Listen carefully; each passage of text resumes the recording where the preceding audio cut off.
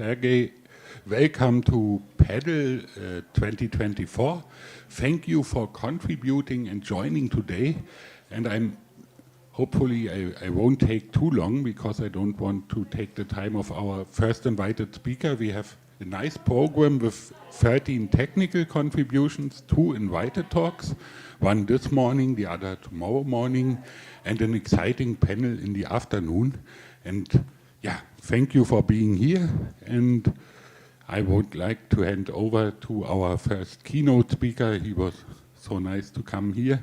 And Niklas Wu will tell us something about modular higher order effects. The stage is yours. Thank you. Great, thank you very much for the invitation. And good morning to everybody here. It's a nice, cozy room. So hopefully, without too much mic assistance, you'll hear me at the back. So I'm here to present higher order effects. This is really work that has been going on for quite a few years. So let me introduce you to, well, first of all, we're in the UK, which is well known for its literature and its great writings. And so there are some characters that my children really like that I want to introduce to you. So first of all, there's this fellow here, which all children in the UK know. His name is Mr. Hoppy. And then there's this little fellow here, and his name is Alfie. Now, this is part of a book called SEO Trot by Roald Dahl, which is a great favorite. And SEO Trot is a strange title, and it refers to some text that happens in the book, which is indicative of how great Britain is at writing stuff. It goes something like this. SEO Trot, tag Regib, emok, no SEO Trot, which is complete nonsense. Why this nonsense? Because Mr. Hoppy is trying to make Alfie the tortoise crow quickly, and the trick is to talk backwards and all in capitals. So what he's really saying is something like, tortoise, tortoise, get bigger, get bigger. And so how can we help him to achieve this? Well, we can use modular higher order effects. Okay, so what we're going to do is we're going to teach him a little bit of code. So Mr. Hoppy really wants to write something like this. He wants to say, hello, Alfie. He wants to say something to the tortoise. He wants to say, get bigger. And then he's going to say goodbye. So in this piece of code, what we see is that there are various operations that construct the program itself. So we have several tell operations, and they are all there basically to do something with this code. And then what we want as well is a way of indicating which parts of this conversation we want to have backwards and in capitals. So a priori will make sure that hello Alfie is not in capitals and goodbye, hello Alfie and goodbye are just normal, and it's the stuff in the middle that will be backwards and in capitals. So to do that, we're going to have this censoring, and we're going to censor backwards the text inside these brackets. So there's a bit too much lag for this to work. Okay, so we're going to do backwards tortoise, which is going to give us the SEO trot. And then furthermore, we can censor something within that context so that we get in capitals and backwards the get bigger, which corresponds to the tag regib of that text. Okay, and because this is an example of what we call effects handlers, we're going to have a handle function here which handles away this program using 2 things called handlers, where censors deals with the censoring and the writer handler deals with the tell operation. Okay, so the way that the rest of this talk is going to unfold is I'm going to try and focus on the different parts of the title. So we've got modular higher order effects. So effects up here in red are sort of the key thing that we're trying to deal with. And the point that I'm trying to make here is that there's this distinction between the pure return value, which is unit in this case, and the tell and censor effects, which is the bulk of this code. So the pure part really just corresponds to the return, and then the rest of it is the actual part that does effectful computation. And the reason that we're focusing on modularity, so we're talking about modular higher order effects, is because there are 2 different kinds of modularity at play in this program. First of all, we've got tell operations and censor operations. And so you can think of those as being 2 small languages, a language that just knows how to tell and a language that just knows how to censor, and we're combining both of these things into a single language. So that's syntactic modularity, where the syntax of the 2 languages are able to combine into a single place. So that's tell and censor combined together. But there's also something that we like to call semantic modularity. So semantic modularity says that the models of smaller languages can be combined into a larger one. So the sensors handler deals just with sensors, and the writer handler deals just with tell, and the combination of the two deals with the whole program. So that's why we have what we call semantic modularity. Okay, and the reason that we call this higher order is because there's this distinction between what we call the first order effects, which are programs, oh, my slides have disappeared, which are things like tell, and where tell and other operations like this are simple and might contain parameters, and more complex higher order effects, which may contain parameters just like the first order ones, but also contain programs as one of their parameters. And that's the thing that distinguishes them from first order effects. So here we've got the body of this contained within the sensor itself. And of course, we could have some nested programs as well. Okay, so that's going to be roughly the structure of my talk. I'm going to focus on these three parts of the title. And so I'm going to just start with effects, by which we mean side effects, which are something that we'd normally like to avoid.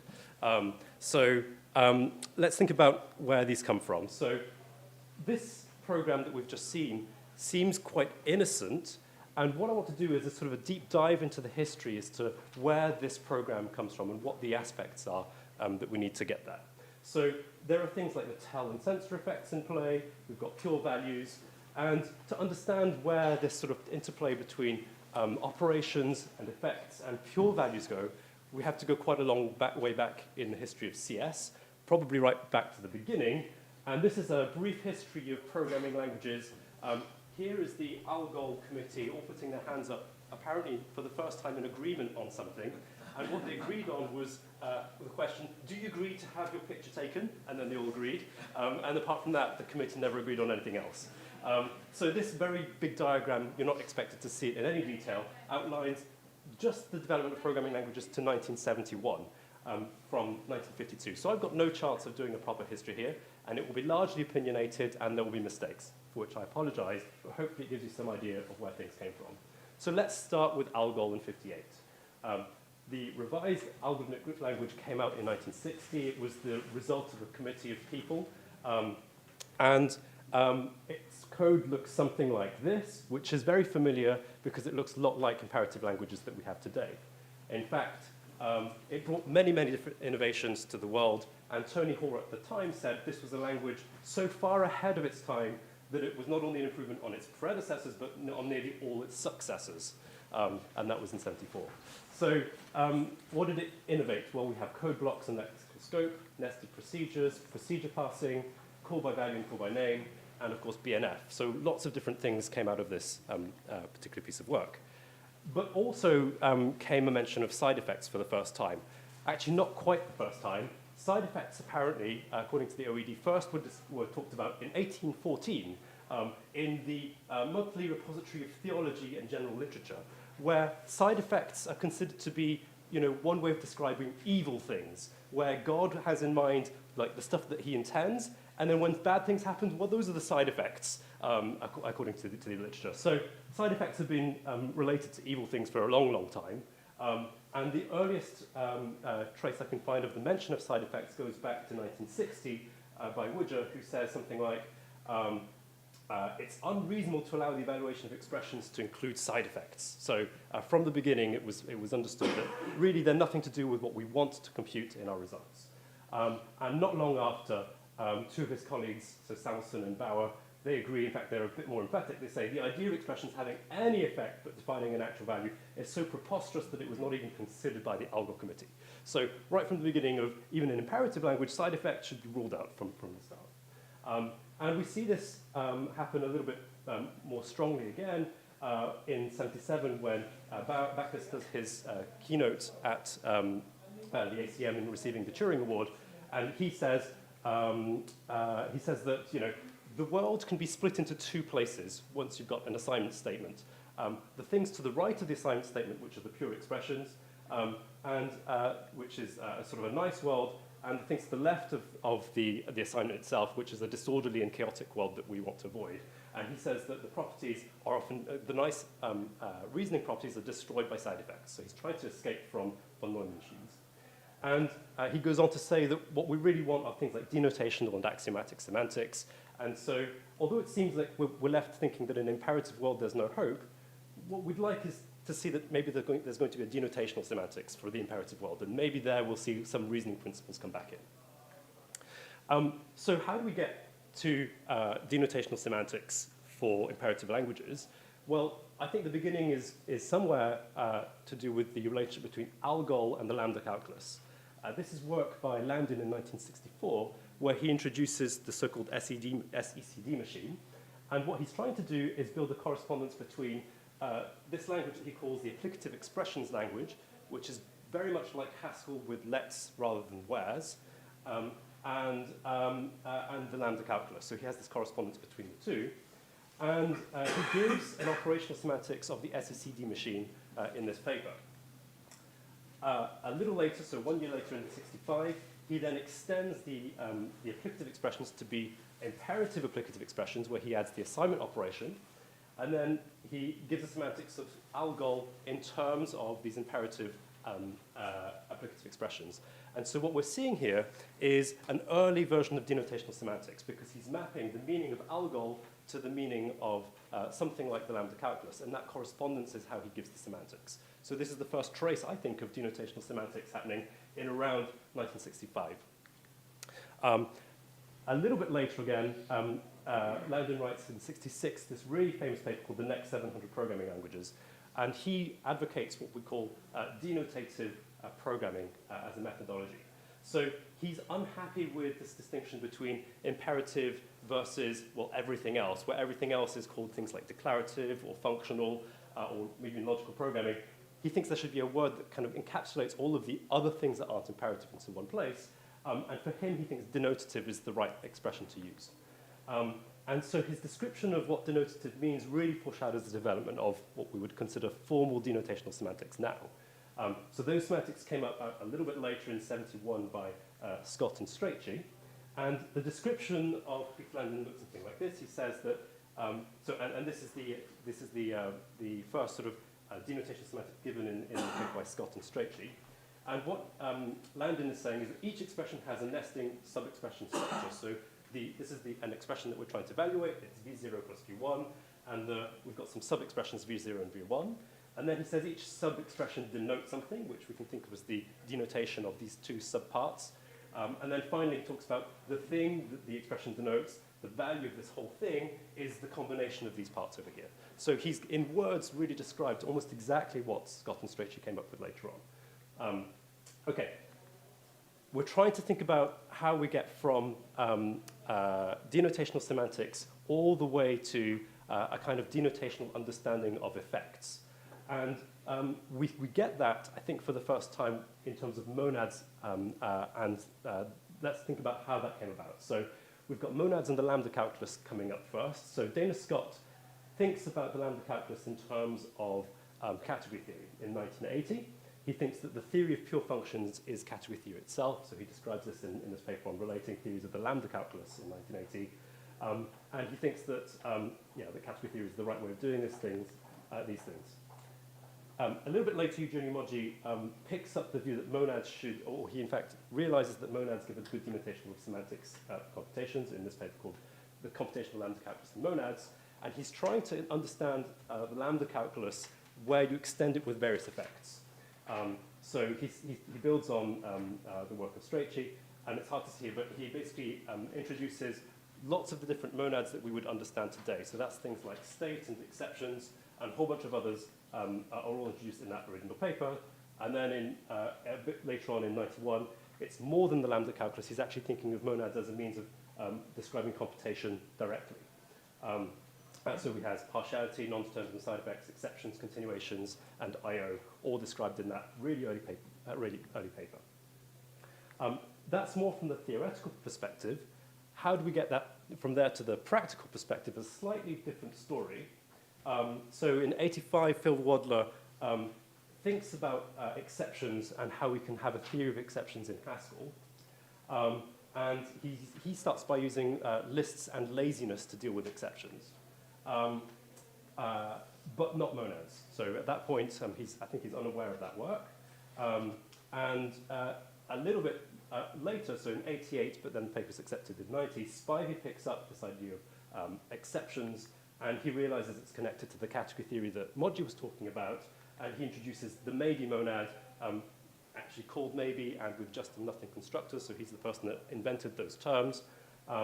And he also talks about return, join, and bind, or Kleisli composition, all in that early paper. So he really is the person that realized that functional programming could be assisted with monads.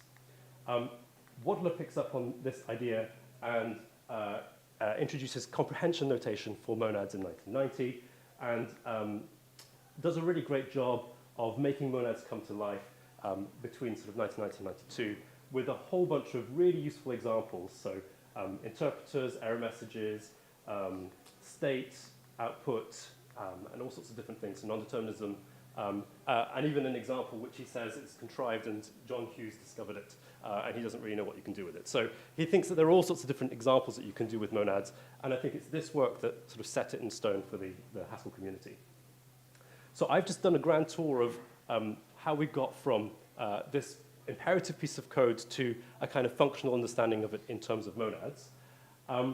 And what we can see in this piece of code is that we have an annotation at the type level of the kinds of effects that we would expect this program to use. So it uses tell and it uses censor. And that's an indication of the effects that we're going to have in the system. But actually, that has nothing to do with monads a priori. So in 86, there was this paper about integrating functional and imperative programming that talks about a type system where exactly this mechanism is in place, but it has nothing to do with monads, right? It's just saying there are various effects in play, and we can annotate these at the type level. It takes quite some time before the relationship to monads was established. In fact, it took something like 10 years. And it was, again, Wadler who did it, and he himself puts it really well.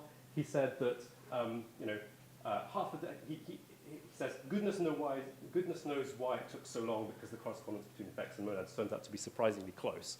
So I think the point that I'm trying to make here is the state of the art comprises many small steps where the obvious might be right in front of you, but it could take a long time before that's discovered by the community.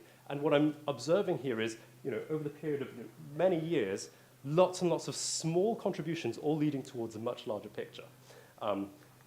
In any case, I want to just focus still more on this simple program and talk about monadic do notation and the origins of that.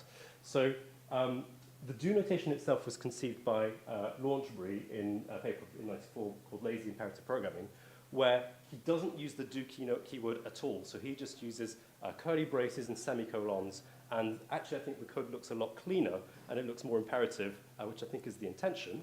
And so the syntax looks something like this. You can't really see it, but the point is that you have curly braces rather than indentation. That's implemented in 94 by Mark Jones, and that's where, for lexicographic reasons, he introduces the do notation as a do keyword, so it just makes things easy to parse. So we can also think of this as a syntactic sugar for monadic operations. So de-sugar from this program into something that uses the bind and return of the monad. And while we're at it, the word syntactic sugar was coined by Landin in one of the papers that we've seen already. So that was coined by him in 64, where he says, we're going to use a syntactic sugaring from applicative expressions to the Lambda calculus. But not just that. The indentation sensitivity that we're using in this piece of code was also due to him in that same paper. So this guy really came up with all kinds of interesting ideas in a very short period of time. Okay. How are we doing? Right, so I want to talk about modular effects now. So what is it that we mean by modularity in this world? So by modularity, there are two kinds of modularity in play going on in this program. So this is the program that we've seen, and these are the handlers that give us semantics to that program. We have something called syntactic modularity, and then we have semantic modularity, which I've described briefly. So syntactic modularity is where the two languages can be combined into one. And so that's where we have sort of the tell and the censor interplaying in a single program, where you can think of these as individual sublanguages. And models of smaller languages can be combined into a larger one. So that's where censors deals with the censoring and Python deals with tell. let's focus a bit more on the origins of syntactic modularity and where that comes from. So for us, syntactic modularity is the combination of two things. Combining what we call initial algebras with coproducts and using a class system to constrain the types. So that tends to be the way that we Haskellers do things and what's done in the library that I'm presenting here. And this is often called the a la carte approach, which was due to Baptista in 2008, who really popularized this idea of using syntax from syntax trees defined as free monads, and then combining these things using type classes. Now, the reduction of a syntax tree is done by using an algebra. And I want to just dig a little bit into where the idea of algebras came from. This is very related to something that Tim Sheard had in mind previously in 2001, where he wanted to reduce things using catamorphisms. And catamorphisms, the history of that is quite long, and I'm not going to go into it too far. But I think the start is roughly in 1968, where Birstall starts thinking about proving properties of programs by structural induction. And that's the first time that we see structural induction playing with programs directly. In 75, Tony Hall goes a bit further and starts talking about recursive data structures in more detail, thinking about why you don't want to have pointer algorithms in play, but rather it's better to have an abstraction over the pointers themselves. You don't want to be thinking about memory spaces, you want to be thinking about abstract notions of data instead. And in 77, we start seeing the adoption of category theory to give a semantics to these kinds of things. So how do we give semantics to trees? How do we reduce these? That's due to Gogu and Thatcher, Wagner and Wright, who started this Bourbaki-style group where they were writing under a pseudonym. They were called the ADJ group for adjunctions, which is a categorical concept. And they think about what we call initial algebra semantics. So starting with what we call a syntax tree, that's an initial algebra, and then how a semantics to that is given by something called the unique homomorphism, which just says that there's a canonical way of reducing syntax, and that's something that they observe in around 77. You'll hear in the Haskell community this excitement of this word called catamorphisms, which really appears only in that subclave. So nobody else really knows what a catamorphism is, and most Haskellers themselves don't know what catamorphisms are, I think. But the story of that starts with the so-called Bird-Mertens formalism, which is often called squiggle, which is a joke on algol because they had lots of squiggly letters in their rendition of these things. Bird was thinking about a theory for lists. Mertens was thinking about a theory for rose trees in around the late 80s. And Mertens dubs the word catamorphism as the unique homomorphism that breaks down the constructors of a tree using an algebra. The word is Greek, so kata means to destroy or to go down, as in catastrophic. And so he uses in his paper, he insists that whenever you describe a catamorphism, you have to use the letter H, because that stands for catamorphism, and he scribbles it out and writes, it stands for homomorphism. But that's kind of the joke that he plays on us. The work by Bird and Mertens isn't originally categorical, so it's purely equational to start with. And it's in 1990 that Grant Malcolm picks up on these ideas and goes, hang on a minute, this is related to all the category theory that the ADJ group have been playing with. And so he puts it into a categorical footing. And then the idea seems to explode in 91, where you've got this famous paper called Functional Programming with Bananas, Lenses, Envelopes, and Barbed Wire. And that describes that there's not just catamorphisms, but in fact a whole family of different morphisms with confusing names that can be used to reduce programs in all sorts of interesting ways. So the problem with that actually is that every time a new morphism comes up, so there are loads I can think of, there's like the mutuomorphism, the anamorphism, the zygomorphism, then the histomorphic prepomorphism, all sorts of combinations of these things. And who knows what they even mean? Well, it takes a long time to figure out all these definitions. What was missing was a way of unifying all of these into a single framework. And that took a really long time. So in 2015, Hintzer, Wu, and Gibbons came up with a kind of a way of unifying all of the prior work into a single thing called the conjugate hylomorphism, which we named the mamamorphism for short, because it's the mother of all recursion schemes. So that is, I think, where we are in terms of the catamorphic story. And the take-home really is that we use what's called an algebra to reduce a syntactic functor, which basically says that there's a way of reducing syntax down in a very structured way. Okay, so what does that mean for our library? So it means that things like the get and put operations can be described by a syntactic functor. It looks something like this. It says that we have a put operation, we have a get operation, and these things are functors that take in some state and take in some continuation that says where the rest of the program goes. And so syntactic modularity means that these two separate functors can be combined using what we call a coproduct into the tree itself to have a single tree that contains both of these operations. And we do that by injecting into something called the prog monad, which is basically just the free monad, using the a la carte approach to do that injection. Okay, and the semantics for these things is given as an algebra. I don't want to go into the details, but roughly speaking, we're reducing puts in terms of the state transformer, for those of you who knows what that is. Okay, so much for syntactic modularity. I also said that I would say something about what we call semantic modularity, so where models of smaller languages can be combined into larger ones. And for some of you, the question might be, hang on a minute, what is a model? What do you mean exactly by that?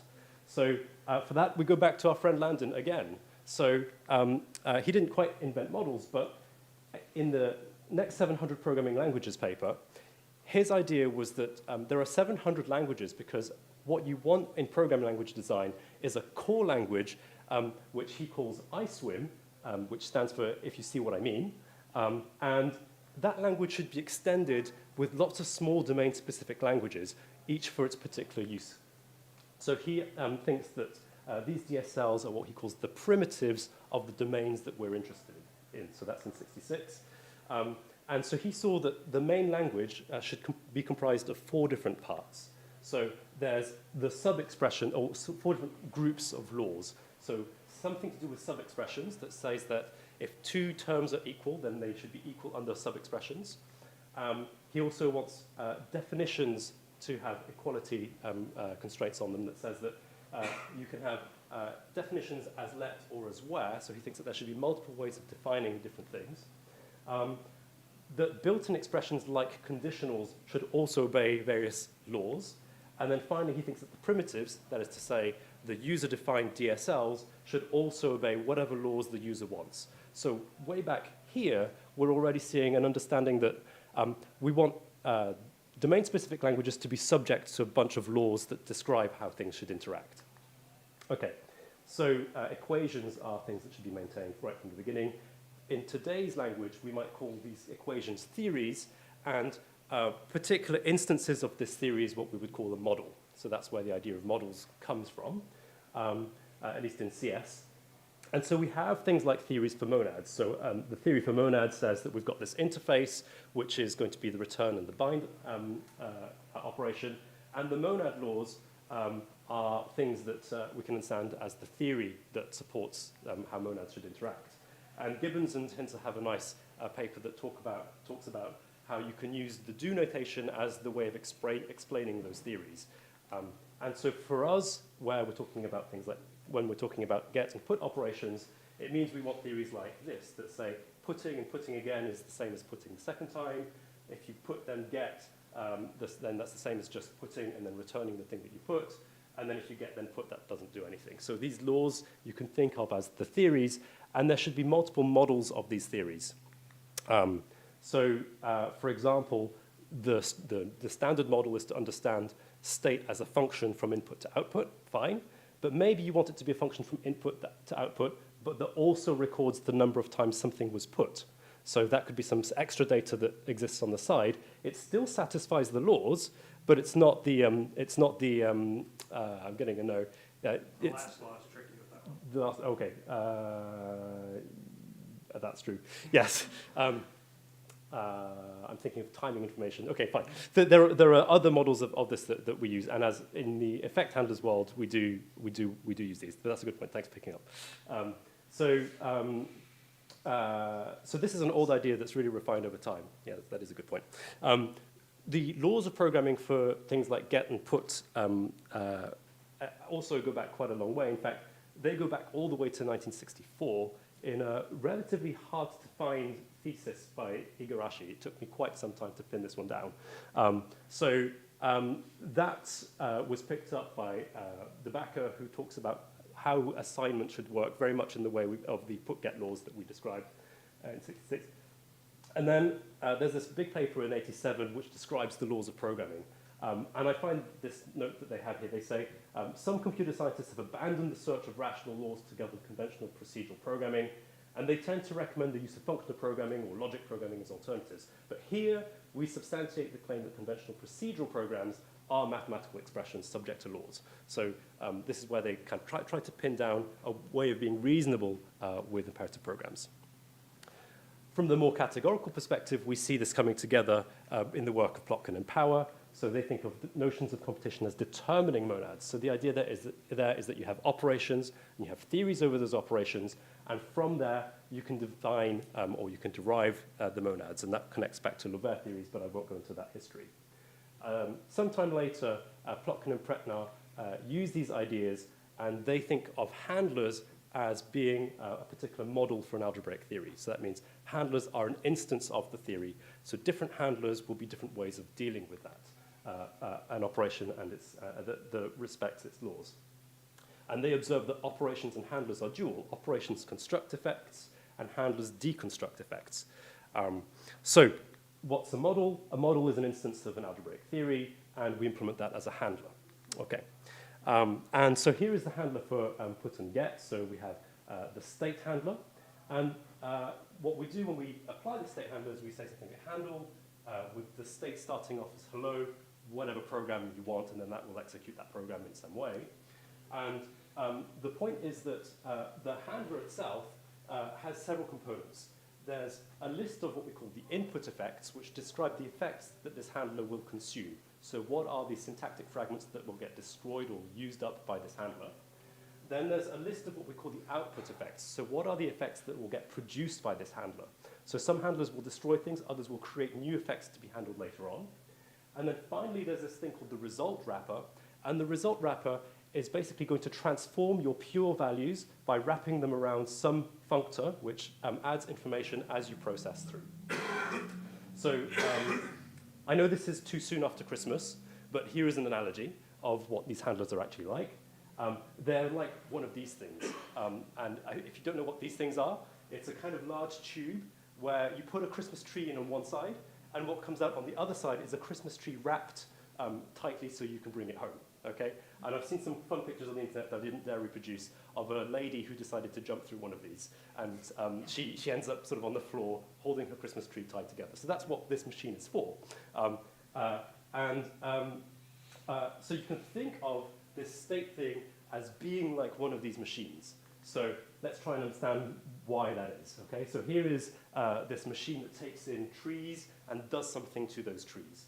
So I've already said that we have input effects that get consumed by this handler. So here is our tree. It's a syntax tree which has things like get and put in it.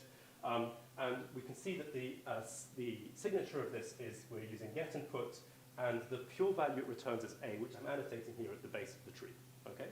Now, this goes through the machine, and then on the other side of this machine, you'll notice that the effects have all been removed by the handler itself. Okay, so something happens to the tree. And what we're also seeing is that the pure effect has changed. And so what we should annotate this program with as well is not just that there are no output effects, but also that the result wrapper is this S cross blank, which comes from here. And so this pure A passes through this part here, and then gets adorned with this extra state information. So two things happen. One, the tree goes through the machine, stuff happens to the effects, things get removed and things maybe get added, but the pure value also goes through, and then it changes so that we have a different pure value at the end. And these two things combined are what I would say is how an effect handler interacts. Okay? So that's a sort of a sketch of how these things work. And when we talk about semantic modularity, we want to say that different handlers can be different sort of models of the underlying theory. So here we have one that does censoring the text that we had with the hello Alfie and the SU regid tag. And here's a different handler for the same program that uncensors things. So it gives you back the original clear text so you can read what was going on in the first place. And the point is that the program, the Hoppy program that we had right at the beginning of this talk, hasn't changed, but the handlers that we're applying to it have changed, and so the output of the program, the semantic interpretation of the program, is modified. Okay, and shameless plug. The models of these things typically have equations attached to them. In Haskell, we have no way of asserting, or at least checking and verifying that those equations hold true statically. But we have a paper that does this in Agda, which you can see at POPL on Wednesday, that Zishan will be presenting. So go along with that if you want to know more about how we can do these things. Anyway, semantic modularity allows models to combine. And what I mean by that is that in this example where we have sensors and writer working on this tree, there were two different handlers at play. There's the sensors handler and there's the writer handler. And these two things have very different signatures.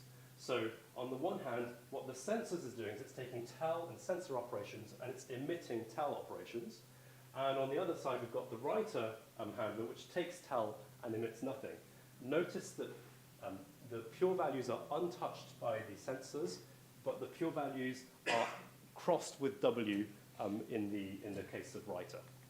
So what we really want to do is we want to take these two handlers and we want to fuse them together to make a different handler that combines all of these interacting components together.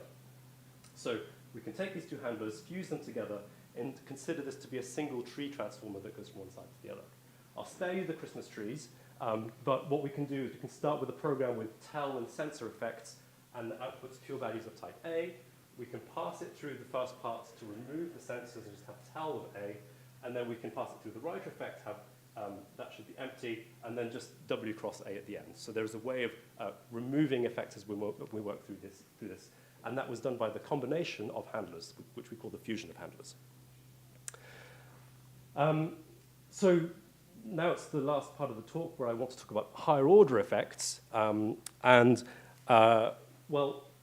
what I want to distinguish are the first order effects, which are the things that are simple operations that may contain parameters. So the first order effects are really the first ones that were studied by Plotkin and Pretnar and Plotkin and Power, sorry, and they obey the algebraicity law. The algebraicity law says something like this. It says, if you have an operation with n parameters, and you can think of these parameters as programs or continuations, and then you continue with some continuation k, then that's the same as adding that continuation k to the end of each of these programs. So for example, if you throw followed by k, that's the same as throw, because throw destroys the rest of your program. If you have or, which is like a non-deterministic choice between n different programs and then continue with k, that's the same as having or, where each one of those programs is continued with k. If you have, that's repetition, if you have put, which continues with p and then by k, that's the same as continuing in the p parameter, and with get, it's the same idea. So note that this is a slightly different rendition of put and get, the ones I had earlier on, where I'm explicitly telling you which program continues after these things. And that's the key insight to why these things are algebraic in the first place. These laws, or the algebraicity law, ensures that semantic modularity exists for all such operations. So what I'm not showing you is the work about monad transformers and how they interact and how you can stack monads together. And there's a thing in the Haskell community called the MTL library that uses that theory to allow you to reuse operations from lower down in the stack, higher up in the stack. And those proofs had to be done sort of handcrafted for each of the operations that were in play. But actually, all of those operations were algebraic, and so those proofs were not needed. They were automatically defined or automatically derivable from this property. So yes, this is how the lift operation works in the monad trans library. So that's first order effects, and they all obey this algebraicity law, which makes them behave very nicely. But then there are these things called higher order effects that contain scoped things. So they don't obey this law at all. So for example, if you have this program catch PQ, so the idea here is that catch runs the program P, and if P fails, so if there's a throw or an exception that happens in there, it will execute the program Q. And if you continue that combination of programs with K, that should not be the same as having K happen at the end of both of these programs. To understand why, consider what happens if K itself can throw an error.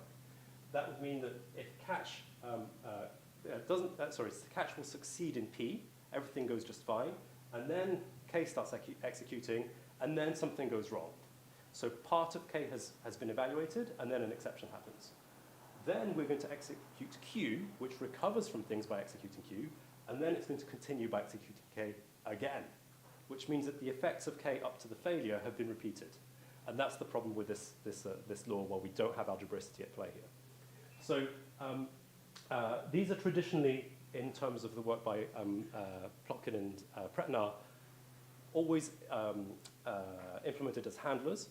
And the reason is that is precisely because this algebraicity law doesn't work. But the problem is that this is a very serious limitation, because things like catch turn out to be useful in programs and useful as operations in their own right. So this is something that I discovered with Shrives and Hintze in 2014, and we said, well, look, it's not enough to just consider algebraic operations. We need to have things like catch in our programs as well. There needs to be a denotational semantics for those too. So this catch is obviously a useful program. So that's where the idea of hydro effects came in. And for example, we can think of accept as being an exception handler that deals with the catch operation. And this departs from the traditional first-order world. So in the first-order world, we think of catch itself as being a handler. And here I'm saying catch is an operation just like everything else. And there's another handler on top of that that deals with the catch effect. And it does so by wrapping the pure values in some maybe. And so things like exceptions and states should be able to combine in sort of natural ways. So one thing that we might want to do is fuse these two operations together. In order to do that, we start with a program that has throw, catch, put, and get. We pass it through this handler that removes the throw and the catch into a program where the pure value has maybe the result that we want. And then we pass this program through this machine that gives you back no more effects to handle. The state is maintained, and we have maybe the final state. So we would call this the global state, because we get to see the state globally after the computation is executed, whether or not an exception has been raised. So we can see that this is going from this program that contains all these different effects to a program with no effects and the state with maybe the pure value. But what happens when we flip these two different handlers round? So what happens when we have a different ordering to them? Well, something different occurs. You start with the same program, you pass it through the machine, and the state gets annotated. And we've removed put and get, and then we pass it through this machine, and this time we end up with maybe the state together with the pure value. And so this is a notion of what we would call local state, because if something goes wrong, you don't get to see the state. The whole thing is terminated. Okay, so notice that the handlers are not always commutative, and reordering them can have a change in semantics. And this has something to do with the interplay between the algebraic laws, but also it makes the higher order theory very difficult to deal with. So we dealt with this using what we call families of algebras parameterized by algebras. And the idea there is that when you define an algebra, you should have algebras as your input as well. So those input algebras are other effects that you don't know how to deal with yet. And when you give an algebra to syntax that's higher order, you use those external algebras in the right place to give a semantics. And that's a technical detail that I don't want to get into. The code that I've been presenting has been all inspired by this paper that we wrote last year. Okay. I think something's gone wrong. Okay, that's funny.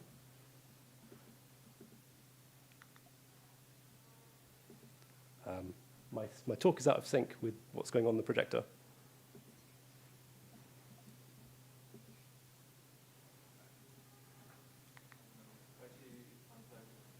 Yep.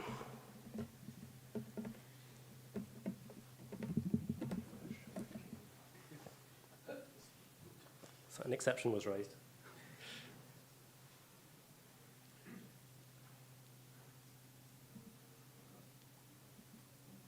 Okay, thank you. I'm still out of sync, I think. I think I'm seeing something different.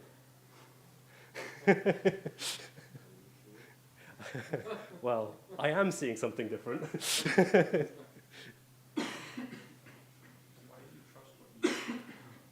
Well, I'm winding up anyway. so let me just finish up.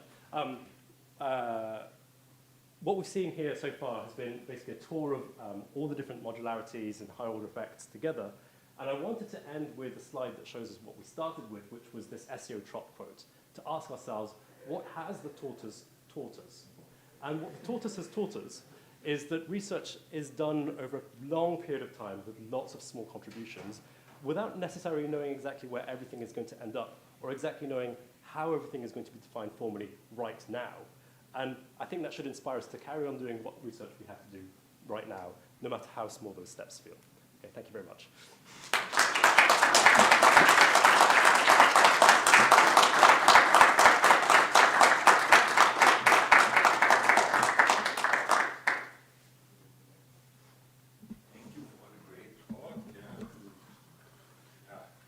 You planned the exception. I hope it doesn't happen too often.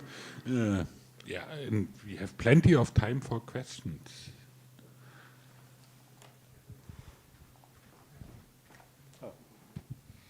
So you showed two ways to combine state and error handling, but which corresponds to two different orders of your higher order handlers. There's actually a third way where the state is not thrown away on an error, but it's backtracked. And is there any? Does this correspond to a combination of some simpler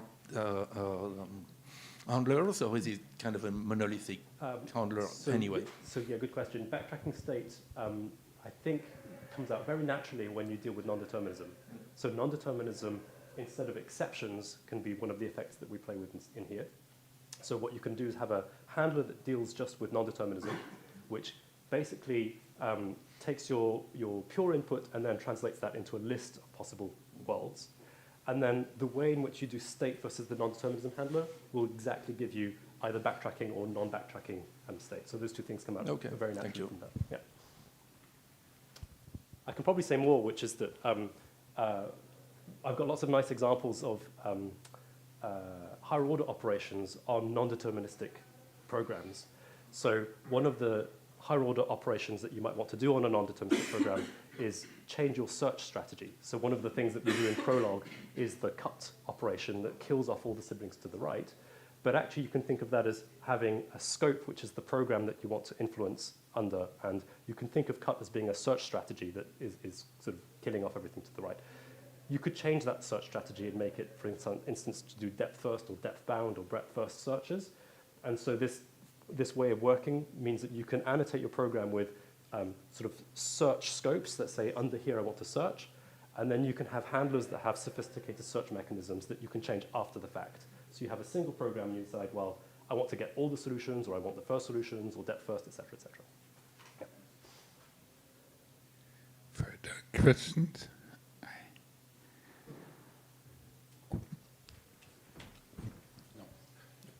Thank you. So you didn't mention type and effect systems in this talk. So do you think they played a role somewhere in this development? I do, and I did mention them in brief in that there was this, there is a fork near the beginning of the literature where initially type and effect systems come into play and have nothing to do with monads, and then that kind of goes off into that direction. So yes, there's an interplay there. I think monads is just another facet of the same problem, really. Yeah. So I think this is kind of a troll, but there's a very nice early distinction, right? We have effects, which are first order and so forth, and we have handlers, which are higher order and so forth. And you say, well, no, but that's okay, because catch can really be treated as an operation, right? Yes. So at some point, isn't handle then just an operation? Good question. I don't know how to do that. So call CC we can deal with. That's okay. But handle itself needs to deal with all the higher order operations. And there's some recursion there that I don't know how to deal with. So perhaps, I don't know.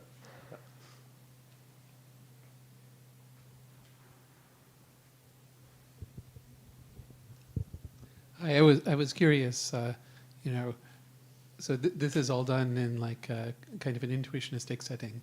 So how does linearity change, like, you know, how we approach effects and handlers? Yeah, so that's a great question.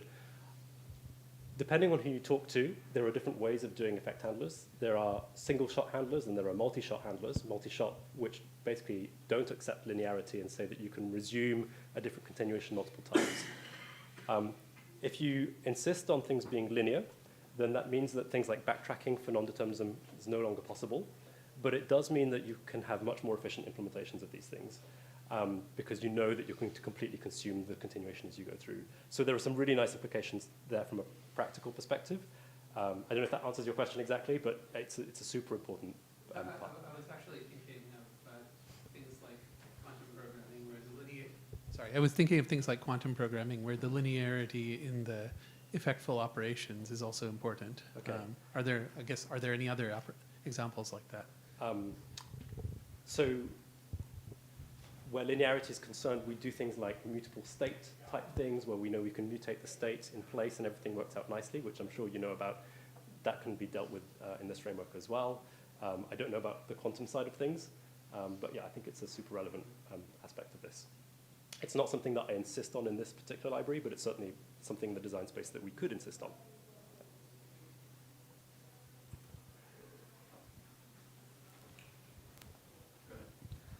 Okay, so hopefully a less trolly question. You mentioned fusing handlers. Yes, So each of these handlers you can kind of think of as a tree traversal. yes. When you fuse handlers, does that lead to also sort of fusing tree traversals? So you end up with only one or fewer traversals of the original syntax tree? Yeah, that's exactly right. And we wrote a paper about that a few years ago that says exactly that fusing different handlers corresponds to fusing traversals. So you can, instead of doing multiple passes over the tree, you can do a single pass that does all the work at once.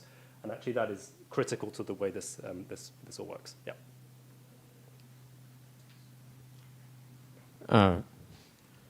So you talked in the section about modularity. You talked a lot, I think, about, you know, we've had a lot of success in, you know, handlers have made it easier to build up larger things from larger semantics from smaller ones. Yep. But another aspect of modularity that we think about in software design is encapsulation. You know, so you know, with handlers, that problem isn't entirely with sort of handlers as they're originally formulated. That problem isn't entirely solved in the sense that you might invoke an operation whose semantics leak into another handler that's installed by a program that's out of your control. So, you know, like, where do you think we are? Yeah. Broadly with this, you know, this encapsulation part of modularity. Yeah. Thank you. What's next, or what do we need to do? That's a great question, and I think that this framework works quite well with respect to encapsulation. So with encapsulation, we want this idea that you know about all of the side effects that are going on, and there's nothing that escapes that control. And in my Christmas tree slide, at the bottom you have the effect on what it does to the pure values. That's the thing that precisely says what the entire scope of this of the effect is, and how things using monad transformers. And those monad transformers fully describe the denotation of everything that could be changed. So there was no leaking going on whatsoever. I haven't shown you, but examples that we can do in this library are things like effect hiding. So we're able to make the handler not see various effects. And that's a nice demonstration that the encapsulation is working perfectly well. So you're able to hide certain operations that that handler would normally see, and then they don't get touched at all by the handler. So that sort of demonstrates that there's no leaking going on at all. So I think this is dealt with. Hi, I have one more question. You said something very interesting a few moments ago. You said you could fuse these tree traversals. Yes. And you know, if I just think about, you know, FNG tree to tree, like if you want to fuse them, they both have to traverse the tree in the same order, like both pre-order or both post-order. Like, does that always happen with handlers? Like, do you always traverse the syntax tree in the sort of the same? Yes and no. So yes, you always traverse the tree sort of in a top-down fashion. But there is the so-called rep min problem, which says that suppose you have a tree of values and you want to replicate the minimum value in that tree. So you might be thinking, oh, well, the only way to do that is to traverse it twice.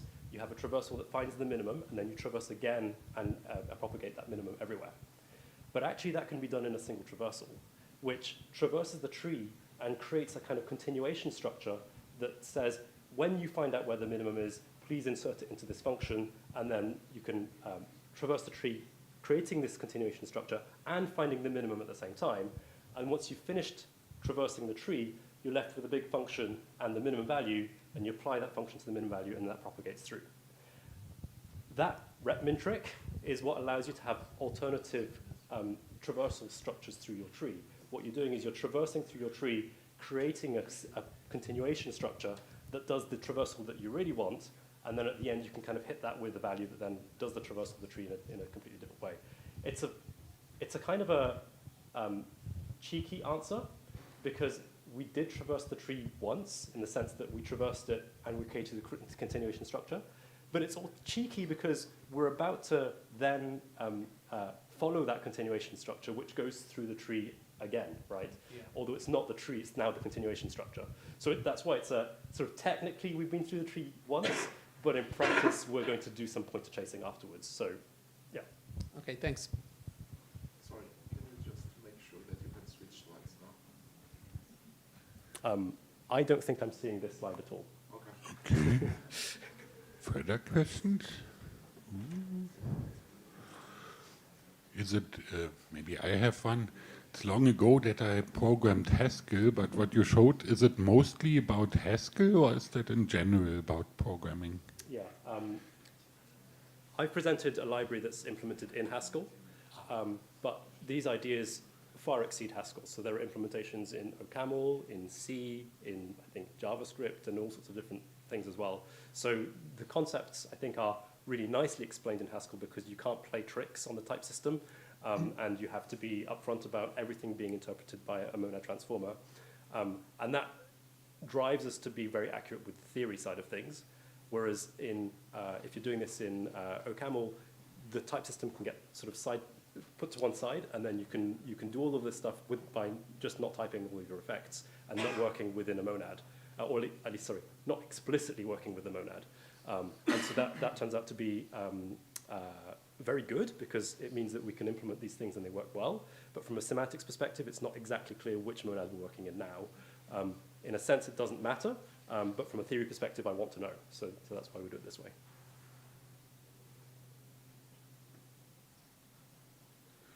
Okay, and say if you have this theory and a framework that is able to explain all this, is it in the first place for proving properties, or being more efficient from the execution side, or for the user to write better code? What's the... Yeah, the motivation, for me at least, is, it seems to be working now. The motivation for me at least is to have Haskell programmers be able to write code that works, that uses effects. There is something called the MTL library, and that does that perfectly fine, but it's restricted to exactly a particular set of operations, and extending that beyond that requires work on proving various properties of things. This framework allows you to add new operations without that proof obligation. And so in that sense, it's more modular. Sounds great. Okay. There are no more questions. Now, due to this interruption, we are slightly ahead of time. And let's thank the speaker again for this great talk.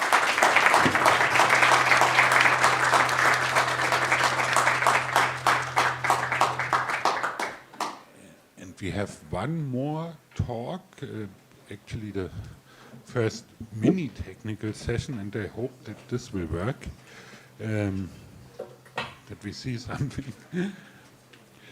And the topic is, we have with Haskell asynchronous reactive programming with modal types in Haskell. I hope the setup will work. And paper is by Patrick Bahr, Emil Holberg, Gregers Thomas, Gerd Rohrdamm. And now we see that we get the projection running.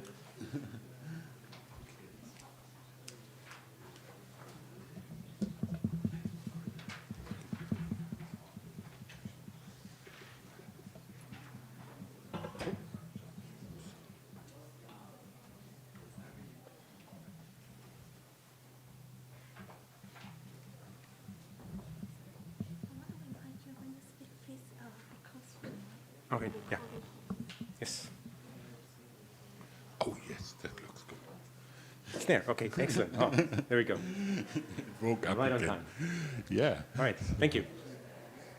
Yeah, Here we so go. I'm presenting joint work together with my students, Emil and Gregers, who unfortunately couldn't be here, so I'll present the paper on their behalf as well. So the title is a bit of a mouthful, so let me turn it into a bit pieces to start with. So the paper presents a reactive programming language, and I'll tell a bit more about what that means. And it uses a modal type system to do so. So using types inspired by modal logic, in particular temporal logic. And with this language, we can build asynchronous systems. And finally, we have implemented this language as an embedded language in Haskell, which comes with its own set of challenges. So let me start at the top. So what is reactive programming? So you can think of a reactive program as a program that sort of runs continuously, and it continuously gets input from the context, from the environment, processes in some way, right? So it traverses the data through here, and then in the end it produces output, but also continuously, right? It runs continuously. So you can think of it as for example, a robot, right? So that receives input from its sensors and then reacts accordingly by sending instructions to the motors to make the robot run, right? So that would be an example of a synchronous system, right? Because you get synchronous input from the sensors by some kind of sampling rate.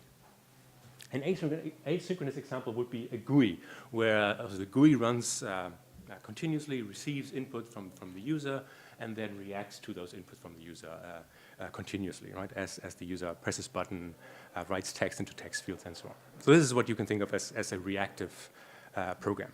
And what we want to do is we want to program these things in a functional setting, right? Using functional programs. And so these boxes here, these are now signals, right? So you can really think of these things as functions from times to values, right? So here is a signal float. So this is really a function from time to floating point numbers. And we want to manipulate these signals as we also manipulate high-order functions in function programs, right? So we want to compose them, manipulate them, and so on. Right, so let's give an example for this. So I just give names for all of the inputs, x, y, and z, and all the outputs, and this is how a functional program, a function reactive program might look like, right? Where we combine the signals x and y using the zip width high-order function, right? That we give a function as an argument here, the plus that combines the two signals, right?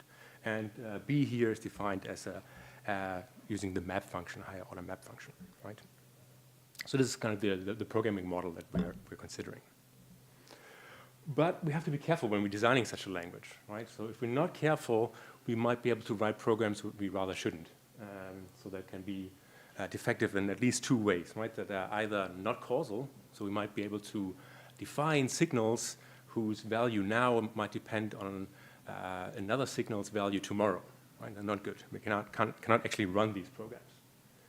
And secondly, reasoning about memory is very difficult, but it's a very high-level programming style. So it's very easy in this sort of high-level compositional programming style to consume more memory as the program runs, right? So eventually the program will just run out of memory and will stop, right? So we have to be very careful about this. And so there's a couple of ways to avoid these problems. And a particular elegant one is using types. So it was first proposed by Neil Krishnaswamy a decade ago now, and that uses an idea sort of drawn from linear time logic using this modal type operator, this circle here, which we pronounce later. And we use this to sort of capture the passage of time. So how does data pass through our system over time? And so now we can express a type like this later A here, right? So that says now, this says now we have data of type A, but it's not necessarily available now, but in the next time step, right? So we can make more precise statements about when data is available. And now we can define our type of signals like this, right? So it's a recursive type that says a signal of type A consists of a current value of type A, and then in the next time step, we get the future state of the signal, right? And if you unfold this recursive definition, you really see how time goes on, right? We start out with a value of type A now, and then in the next time step, we get a new value of type A, and in the next time step, we get the next new value of the signal of type A, and so on and so on. But, so here I talk about the next time step. Right? So we need some clock that tells us, well, when does the next piece of data arrive, right? And in this system, this is a global clock. So all signals work according to this global clock, right? So all signals are synchronized so that they also interact in this way, right? And this works well, for example, in the robot. We can program these things using a synchronized system, no problem. But what if we want to actually build GUIs where we have to deal with asynchronous input streams? And so how do we make this all asynchronous? And there's different approaches, and here I'm going to show you a particular version of this. And it was presented last year by a colleague of mine, Rasmus Möhlenberg, and myself. And the idea is to have this later modality, the circle, to have an additional component that tells us something about the timing information. So intuitively, what this means, now a value of type later A now consists of two components, right? It consists still of a value of type A that is available at some point in the future, but it also consists of this clock theta that tells us when this future actually will arrive, right? So there's this explicitly in its value also this timing information. And so now we have to have some introduction and elimination form to interact with this later modality. Right? So we have this delay that tells us that allows us to move a computation t of type A into the future according to some clock theta. Right? It says, please evaluate t as soon as this clock theta ticks. Right? And then conversely, we can observe a delayed computation like this using advance. Right? So given a delayed computation t of type later A, we can turn it into its value of type A, assuming that we know that the underlying clock has ticked, right? We have to be careful about this. And this is why we have these additional things in the context here, these tokens, that tell us something about the timing information, right? So the way that you can read this is, so normally in the context, right, we only have typing information about variables having a particular type, X has type A and so on. But now we also have this timing information in the context here. So this tick of theta means that a single time step has passed on this particular clock theta, right? And so this is a sort of evidence that this time has passed. And T can now use this information, right? And it makes sense because down here we say, well, delay T until theta has ticked. So we know that as soon as T is actually evaluated, T must have ticked, right? Otherwise, it wouldn't have. So we can use this information. So we have this evidence available to us. And we can use this evidence then to call advance, because we can only advance the term T if we know that the underlying clock, so this is the clock here of T, if that has ticked. And here we say, oh, we have to have this evidence in the context. Right, so here this typing system makes sure that we interact with this later modality in the right way. So we avoid this problem of non-causality and also time leaks. All right, so there's a very brief way of telling you about this type system. So let's see this in practice. So here is this example of a signal that we define, again, as before, as a recursive data type, now using this new modality, this asynchronous modality. And we can implement this increment function. It takes a signal of integers and returns a new signal where we have incremented the value. How do we do that? Well, we decompose the signal into its head of type int and its tail of type later signal of int, right? And then what we do is we construct a new signal. It has, again, a head that we increment. So it's x plus 1. And then here, this has to be something of type later of signal of int, right? So first, we start out with delaying the computation, and then we recursively call our increment function. But increment takes as an argument a signal of integers. So we have to first turn this xs here from type later of signal integers to just a signal of integers, right? So we have to remove the delay, the later modality, and that's why we have the advance here. Right? So here we can sort of see how delay and advance interact. And we can do this advance because we have delayed according to the clock of this delayed signal. All right, so this is how we interact with this later modality. Okay, so now how do we do all of this in Haskell, right? How do we implement a language like this as an embedded language in Haskell? And so traditionally, if you look at implementation of FRP languages, these are typically shallowly embedded, right? So that allows you to have seamless integration with the whole software ecosystem without any kind of extra syntactic overhead or marshalling. And you have systems like Yampa that ensures all these nice properties about your FRP program using only signal functions as primitives. You cannot directly manipulate signals, but only sort of construct signal functions. And another library is FRP Now, and what they do is they sort of only give you a sort of careful selection of combinators to construct and combine these signals. Here, things are a bit more difficult, right? So here we are relying on the type system to ensure that our programs are well formed and don't go wrong in a temporal sense. So it's not easy to embed this as a sort of shallow embedding in the host language. In particular, we don't have typing rule like this, which might seem silly, right? So this says what we would expect is that if we have a variable of type A in the context, then we better be able to use it, right? But this x might actually refer to a value from the future, right? So we shouldn't be allowed to use it necessarily, right? Because we would risk having a non-causal system. Or it might refer to a value from the past, right? So if we use it, we run the risk of introducing a memory leak. So we have to be very careful about this. So this is one issue. Another issue is that all this clocking information that I told you about, right? When we delay a computation, we have to say according to which clock we want to delay. Now, in this example I showed you, the programmer has to do this explicitly, which is a bit tedious. So we don't want the programmer to actually do this in practice. So we need to find a way to do this. So that's what we did in this implementation of a language that we call asyngratis. So this is based on this calculus called asyngrad that I mentioned earlier.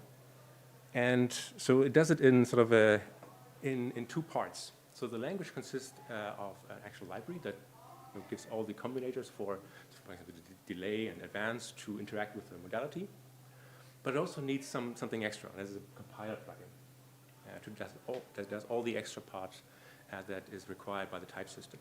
So it does these two things. First of all, it checks. So the compiler plugin has access to the AST, to the Haskell syntax tree, right? And so it can check the type system of asyngratis.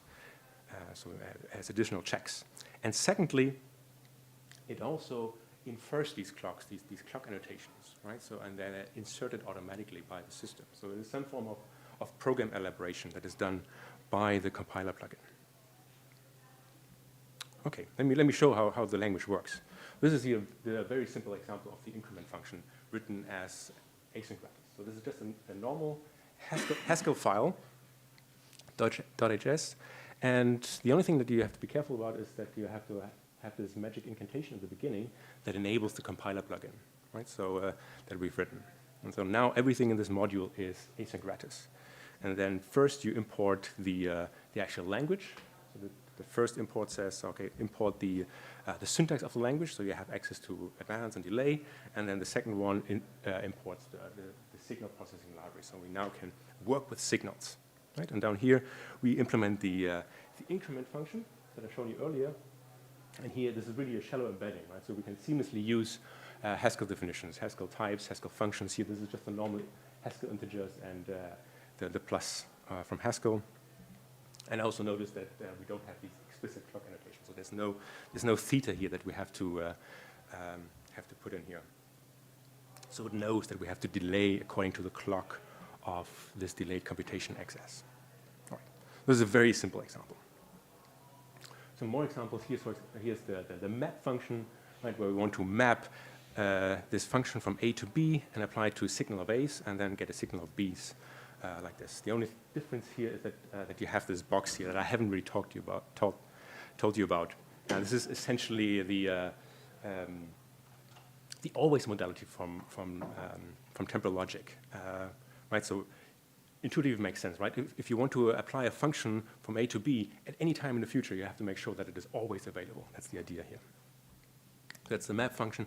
We also have dynamic switching, right? So that when you have a signal first behaves like another signal, like the first argument here, and then at some point in the future, you want to switch behaviors to a different signal. And that's the second argument, right? So this is a delayed signal. So as later, we get a new signal. And as soon as this new signal arrives, we switch to that signal. That's how the switch works.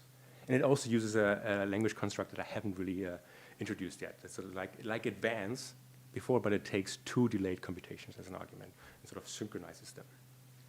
I don't want to go too much into details about that. I want to talk more about the how we actually implemented the language.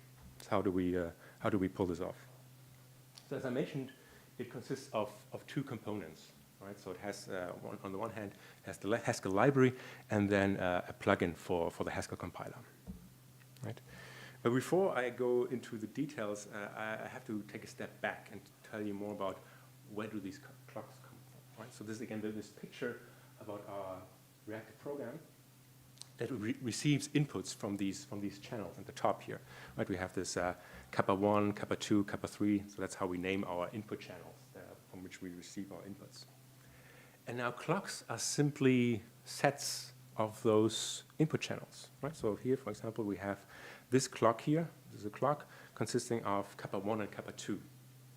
And intuitively, a clock ticks whenever we receive input on one of these input channels that are in there, right? So this clock here will tick whenever either kappa 1 or kappa 2 will receive a new input, right? And you can think of these clocks as telling us when to update our signals, right? So this says here, oh, this signal here needs to be updated whenever we receive an input, a new input from kappa 1 or kappa 2.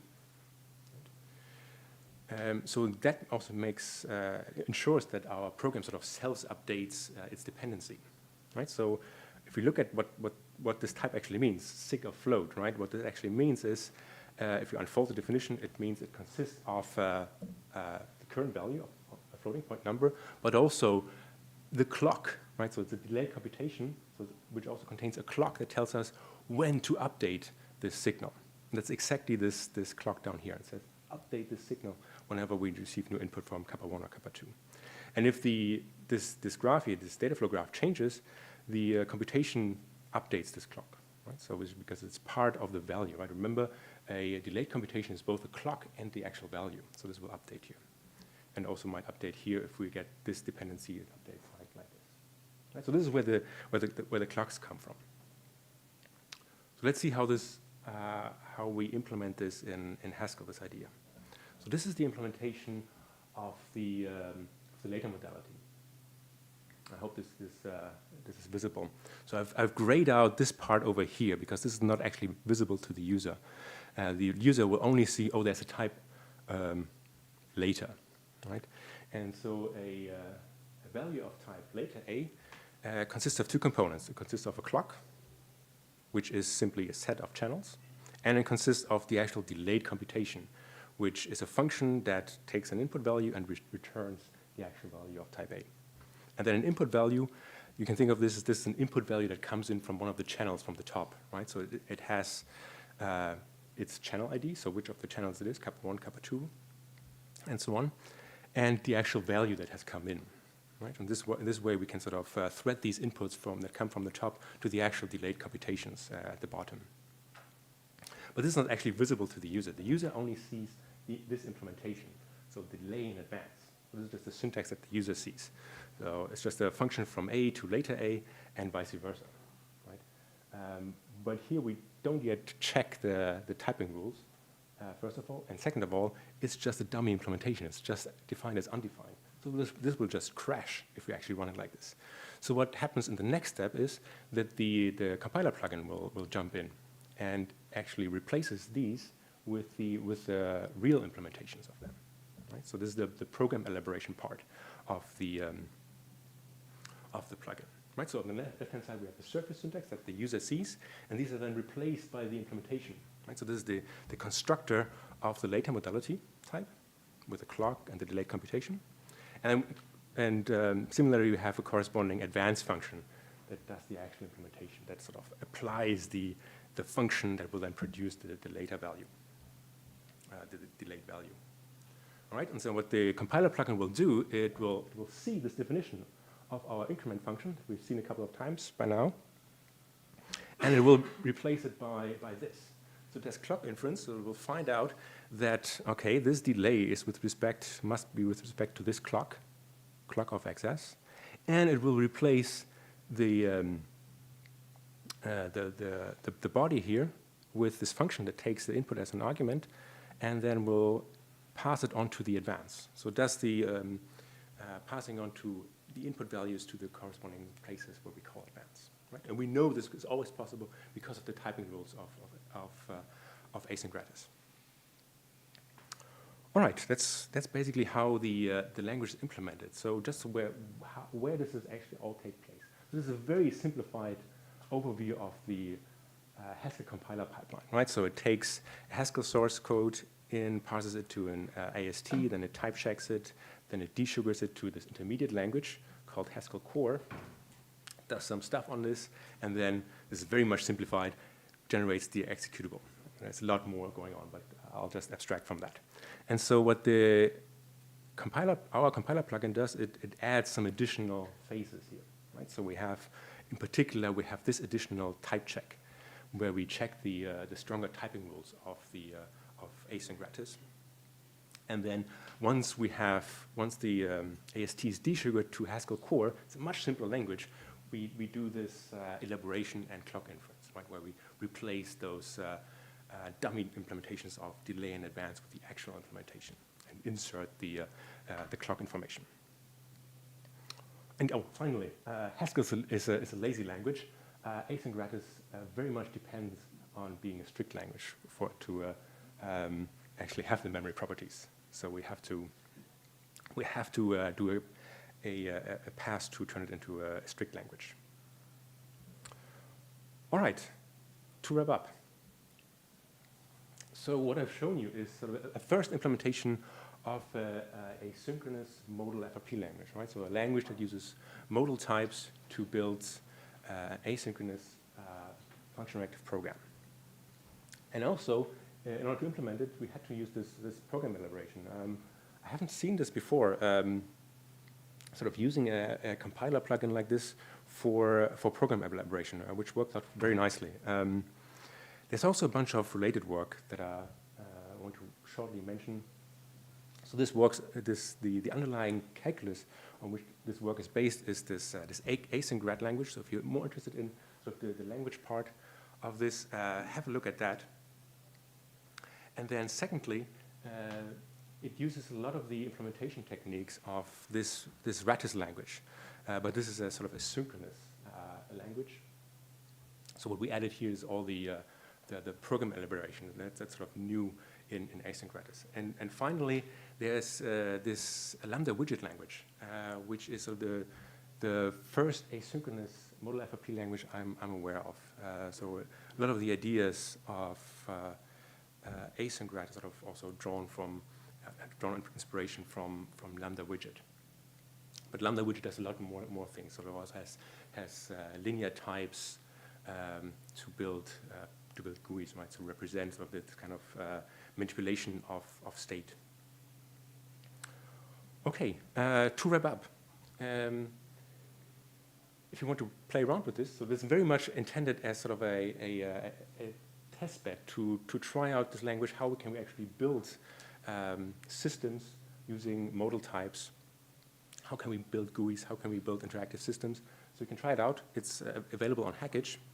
You can also find more examples of how programs look like in this language. So check out the paper and also the repository. There's loads of more examples of programs that use async gratis. Thank you very much.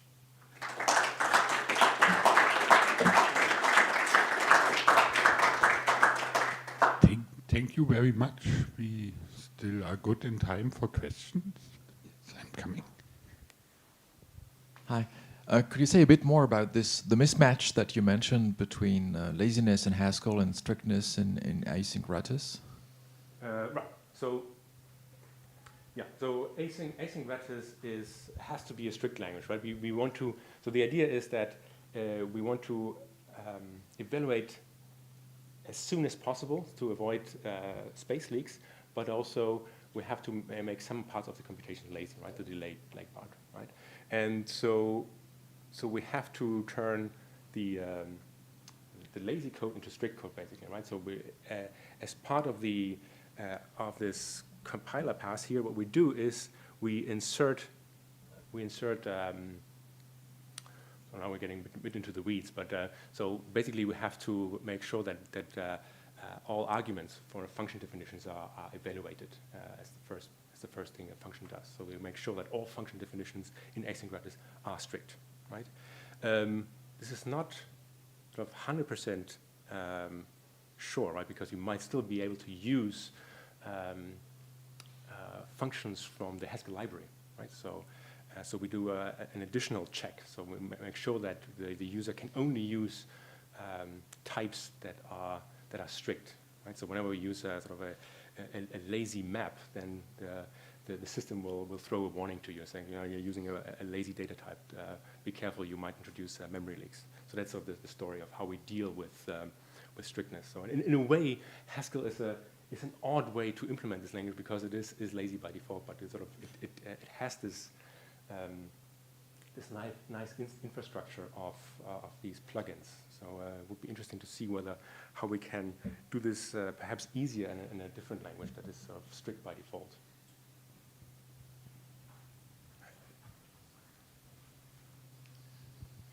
I was a little curious about your implementation. You had this input value type, and on your slide it sort of existentially quantified over the type of the data. So how can you actually look at it? Is it actually more complicated in your implementation? Oh, there's an unsafe course. Okay. Yes. Yes. So and we rely on the fact that we hopefully have implemented the type checker correctly. So that we actually, because we know if the type checker is correctly, then we know that this will be the correct type. Okay. Thanks for a nice talk. Could you go to your definition of map? Yes. Yes, there we go. Right, so there's this pattern here where you delay something, then apply a function, and then do advance on the argument. That's also often called map, like DMAP. So could you define DMAP as doing delay, your function argument, advance, and your other argument? So can you say DMAP again? DMAP. So DMAP of f and x is delay of f of av of x. And could you do DMAP of f? On a delay, I mean. Sorry? So on a delayed computation? Or Well, you've got this pattern, right? Yes. You take your argument, you do av to it, then you apply the function, then you delay it. Oh, yeah, right? yeah, yes. Right. So could you turn that into a higher order function, and does that work?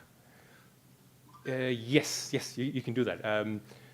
So that you apply f to a delayed computation like this. Well, an advanced computation, I think, and then you delay the result. That's right. I mean, but the XS here, right? So this XS here, this is delayed computation, and then you move this computation into the future. You say, okay, this computation happens in the future, Mm-hmm. right? And once we arrive in the future, then we advance it. Sort of we pull it back from its delayed. Right. Yes. I'm not sure what you mean by DMAP here. So literally, DMAP or circle map of f into x would be delay apply to F, apply to advance, apply to X. Yes, so that you have, that you take in a later of A here as an argument. No, I don't want to change the type of map. I just want to rewrite map. I want to factor out that doing of delay in AV. So I write that as a higher order function. Oh, yes. But you have to be careful. Because if once you delay this here, the F, for example, right, and so you want to do something like an applicative action maybe, right? Uh-huh. That doesn't work. Because if you have two delayed computations, Why are there two? you have to somehow delay F into the future, right? You want to say, okay, this F, I want to have it in the future, so that in the future I can apply it to my SS. So all I want to do here is the simplest kind of textual refactoring, right? So I've got this pattern, I apply delay, I've got the thingy, I apply adv, I've got the argument. Yeah, Right? I think want to that's possible. refactor that into a higher order function. Yes, I think that's possible. Yes, and what I was saying is that this is essentially a map that now works instead of working on signal, it works on the later. Yeah. Later A. And then I can use that in the definition of this map. Yeah. What I was saying. Yes. So short answer, yes, you can do that. But it only works in this setting that you have an F that has this box modality, so that it's available always. Yes. Right. And then you can apply it in the future or any other future. Right. Yes. Okay, and you mentioned that the rule, right, if X of type A appears in gamma, then X has type A, that you can't use that rule. So how did you have to change it, and where does that show up in your implementation? Right, so this is the typing rule that I've why did I have this? So this Because I the haven't- next I slide, I haven't- think I you have haven't- the I rule haven't you sh- didn't have.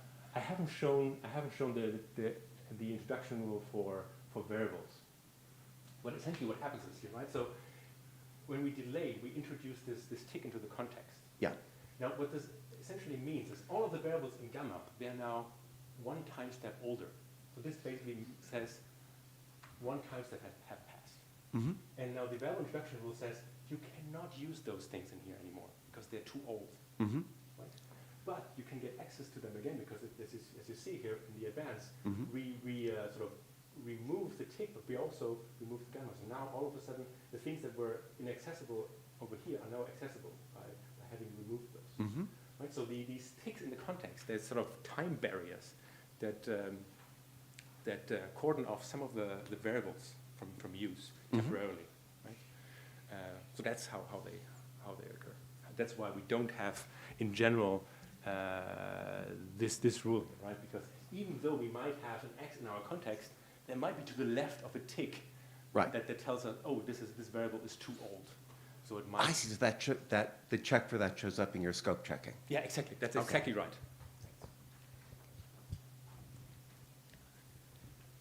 Hi, I'm returning to the question about strictness and laziness. So you implemented that as a plugin. What's wrong with using strictness annotations? There's nothing wrong with it. I actually changed to that now. So this is an old picture, but now on the latest implementation, I actually did change to strict. One thing that is not so good with this, just a strictness language extension is that it sort of works on the whole module. Yeah. Right? And I might still want to have a module where part of it is asynchronous and some part of it is still normal Haskell. Sure, so there's the extension that makes the entire module strict, but there are also strictness annotations you can apply to particular values. Yes, you can do that, yeah. Right. But then the programmer has to write them, right? And I Okay. don't want, I just want to have sort of idiomatic Haskell-looking code that just is interpreted as, oh no, now we are in strictness land of asynchronous. And I was wondering if there was a way of making those strictness annotations be solely in your library so that forces values as far as you're concerned, so the user can still be free with what they want to do. Yeah, but the user might still write functions Okay. that are not strict, right? And then pass them on to map, right? And then we run into problems. And then I was wondering how this would relate to multi-threaded programs. Does it work? Yeah, I mean, yes, it works, right? So in the sense that you can use this model for a very sort of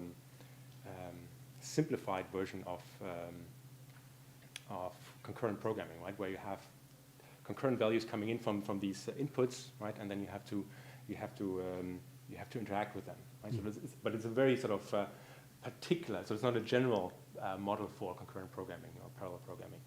Yeah, I guess I was concerned about having a kind of stop the world going on your clock synchronization, as well as the stop the world going on for garbage collection and how that all interacts. I don't know if that's. I don't know. Yeah, thanks. Hi, I have a question. What happens if there's a type error in the custom type checking pass that you implemented? Do you have to generate your own type error messages, or would this be caught in the previous type checking pass? Yeah, we sort of you can. It's very nice. Sort of the compiler plugin API is very nice. Allows you to give error messages. You just give an error message and give here's the position information, and it gives you very nice output as if it were a normal Haskell compiler error message. So I mean, it might not be of the same quality, but at least sort of you get the same kind of integration with the IDE and so on, right? Right. So and they're also at the level of the source language, so they're not as sort of given as on the level of the intermediate language. So it has at least the hope that we can achieve good error messages. Okay. Set up. Yeah. Thanks. Yeah, thank you again for the great presentation and the discussion. We are 5 minutes into the coffee break, so we have to be quick now and thank the speaker again.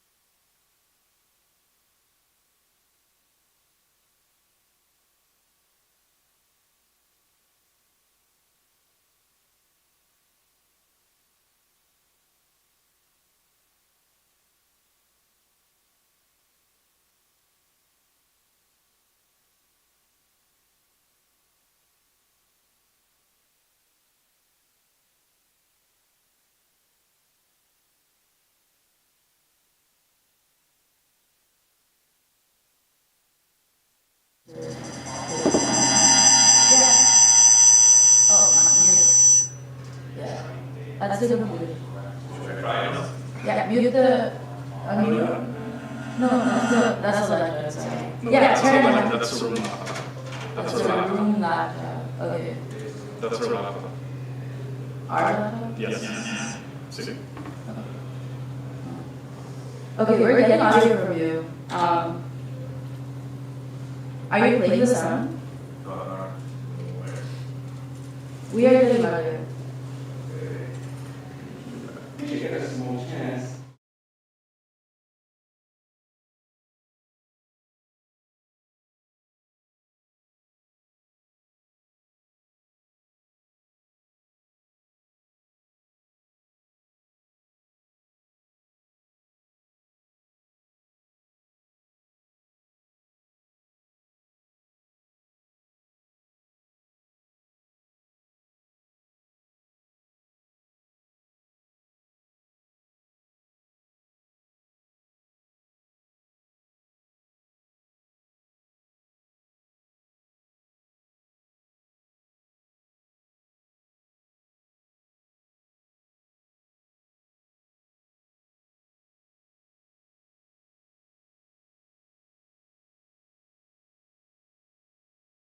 Can you mute all the mics? That's what. Okay. So it's someone. It's getting on. It's getting audio here.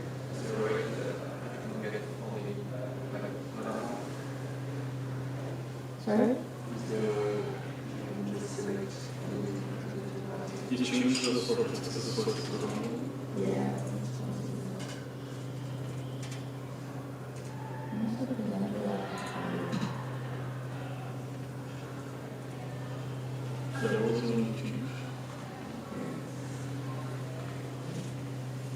Can you let it continue playing?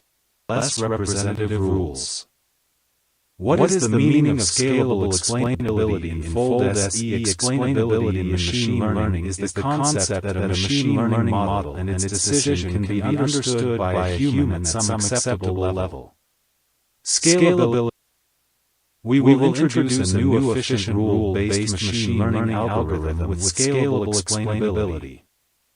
Fold R++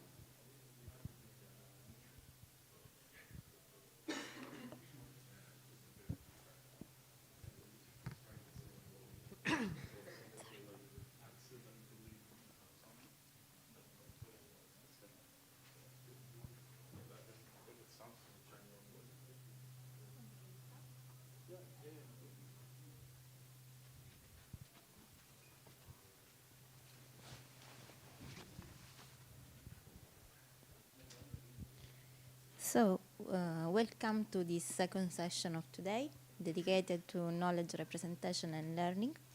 We will have 3 talks in this session. The first one is about ad hoc teamwork, that is the problem of enabling an agent to collaborate with others without any prior coordination.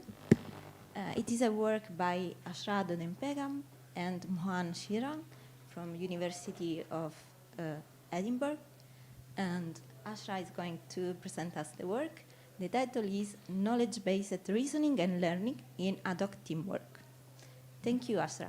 Thank you. Thank you. So today,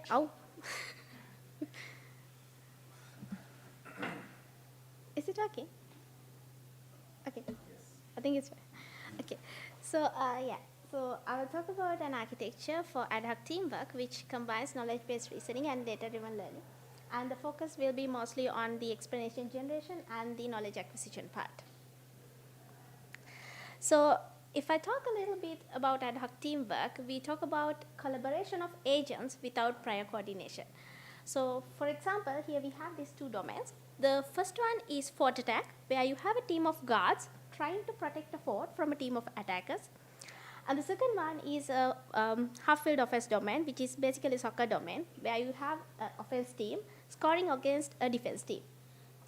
So the idea behind ad hoc teamwork is that the agents in these domains, they have limited prior knowledge of each other.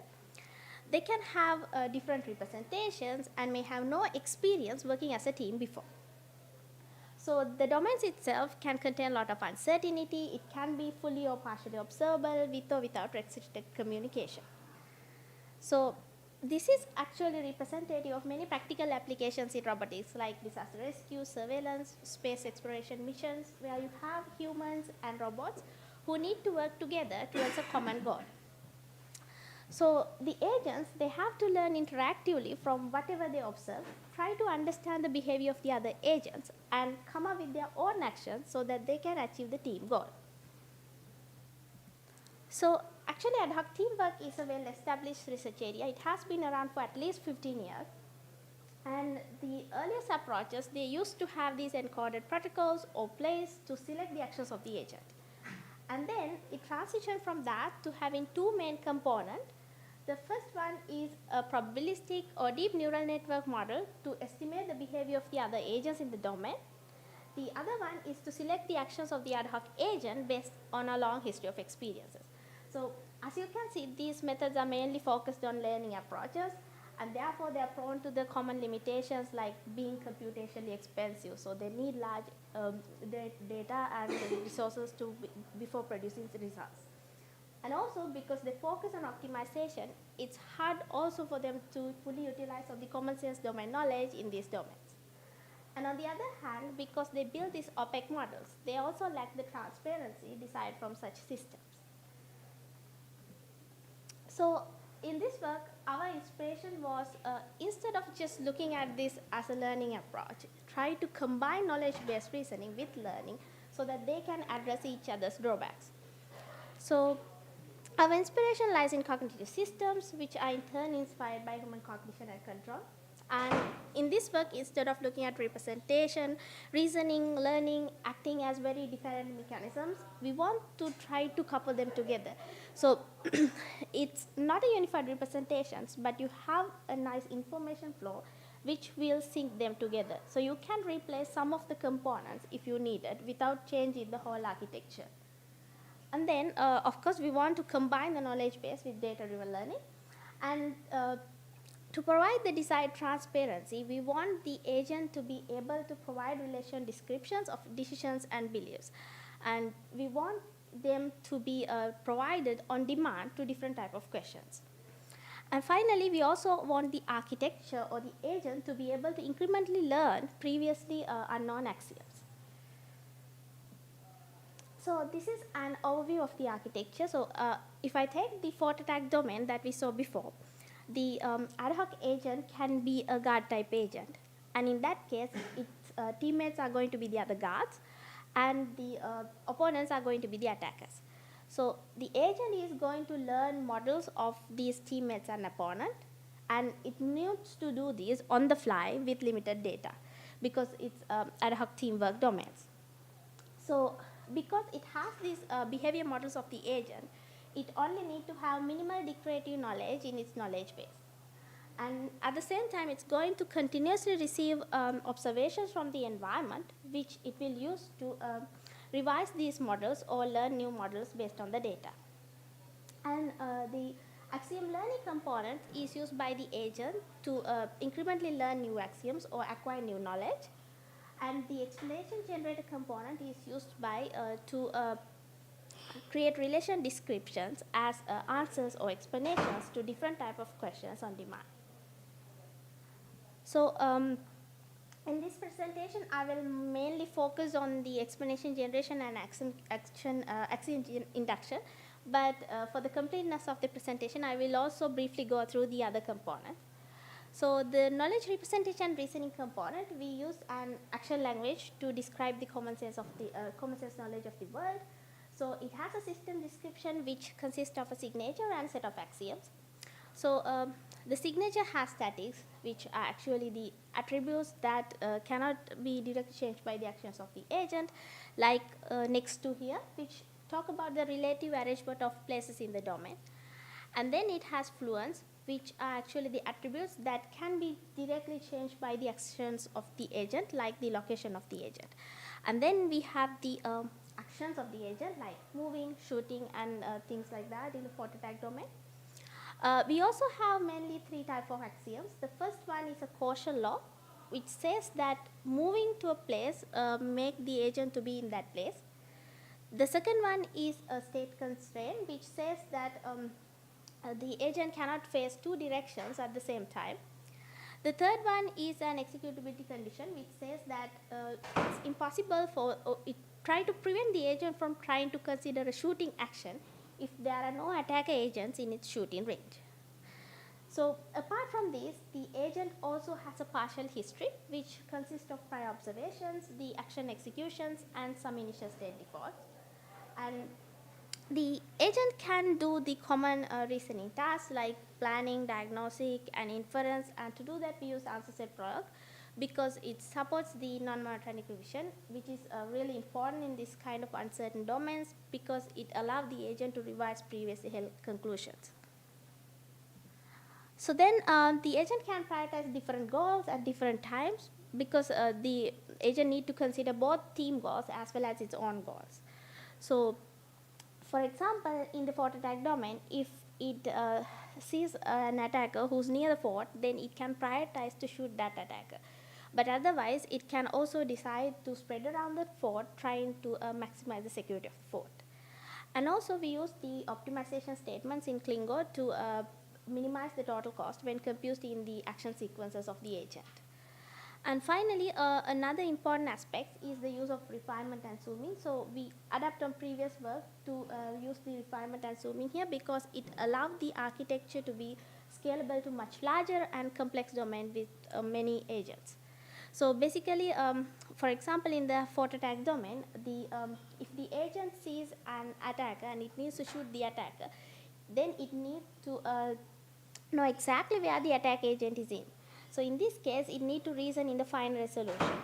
But if it only needs to know a general idea of the location of the agent, then it can do in the Cosa resolution.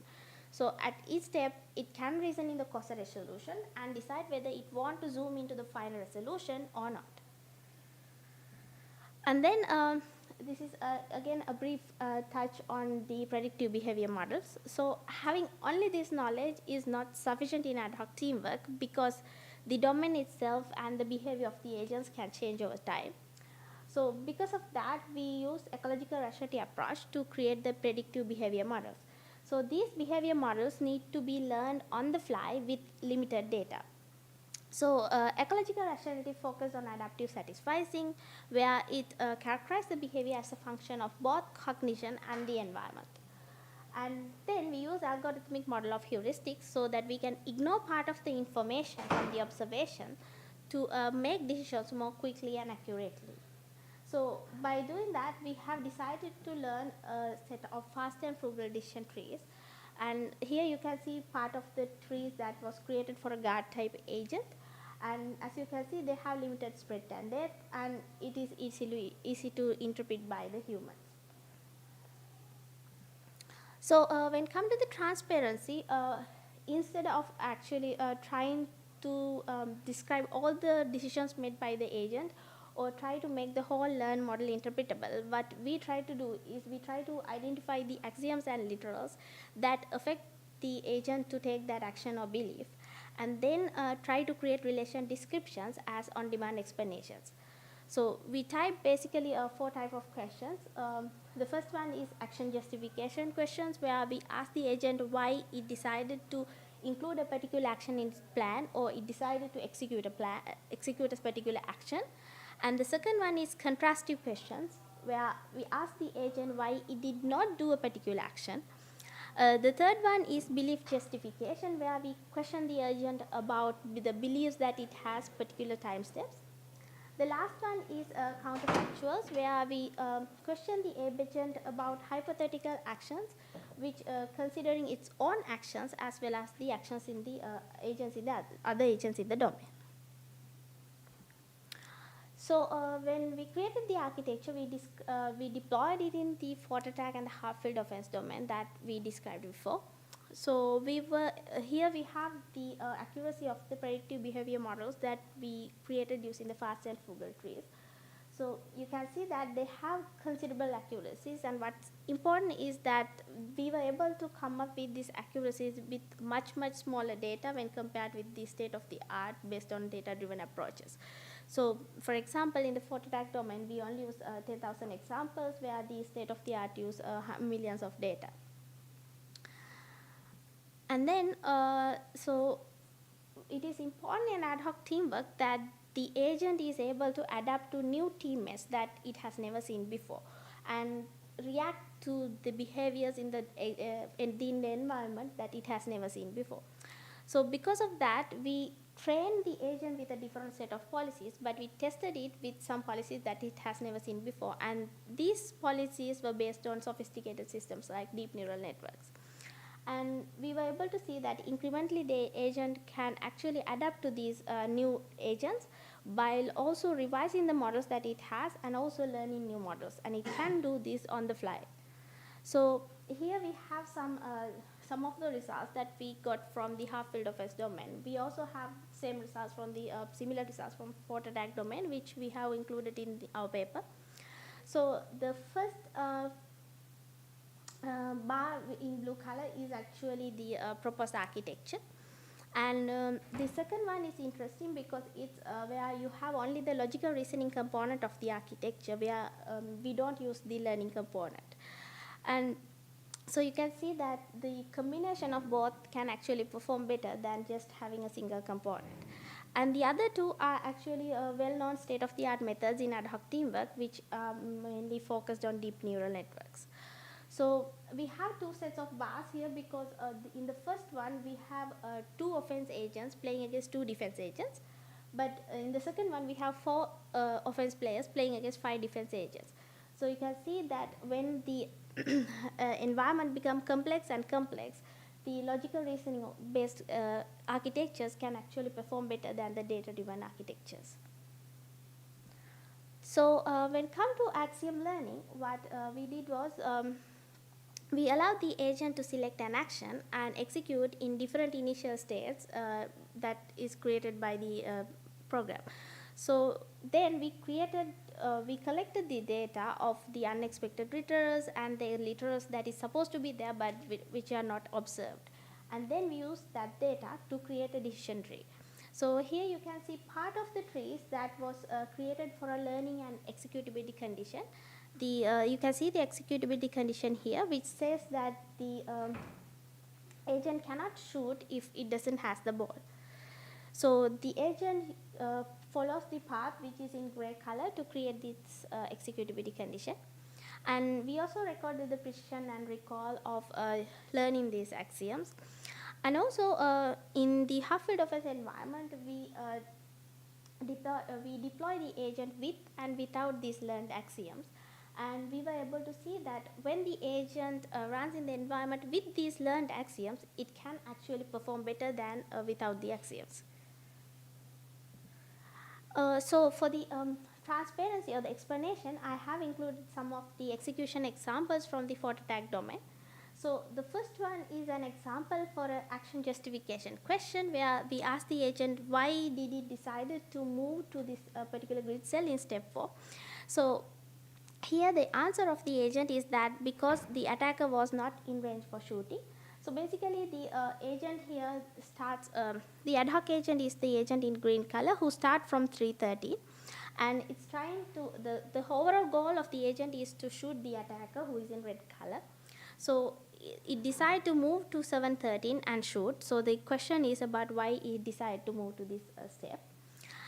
And the second one is an example for a contrastive question where we ask the agent why it did not decide to move the attacker in a step before. And here the answer is because the attacker was not in shooting range at step 2 as it moved toward fort in step 0 and 1. So here the agent tried to identify the active literals and the executability or preconditions that prevent it from doing the shooting action, and it come up with this explanation. And also it used the output from the behavior models to take into consideration that the agent was supposed to move in step 0 and 1. And finally, so we also have the belief justification question, which is why did you believe the attacker was in shooting range? So here the answer is that it observed the attacker was in this location and also the location of the ad hoc agent and the orientation. So if you keep on asking questions about the state, it can also give you the more details about how it calculates the shooting range and what information has been used. And the counterfactual question is where you ask, what do you think the attacker 1 will do in step 2? So here we can ask questions from the agent about its own actions as well as the actions of the other agents in the domain. So here the agent says that it thinks that the attacker 1 will move up since all the attackers are alive and the attacker 1 is in front of the fort.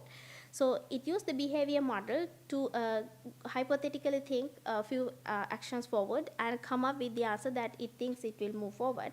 And it used the transparency of the fast and frugal trees to come up with the explanation. So to summarize, the contribution of this work is an architecture for ad hoc teamwork which combines non-monotonic logical reasoning, probabilistic reasoning, and interactive learning, where they inform and guide each other. And then we have a clear separation of concerns. So each of these components can be easily replaced by others. So it is not something that is applicable for these two domains, but it's a common methodology.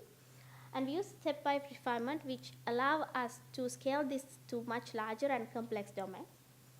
We use ecological rationality for much reliable and efficient reasoning and learning. And we also provide interactive explanations of the agents, which are constructed on demand.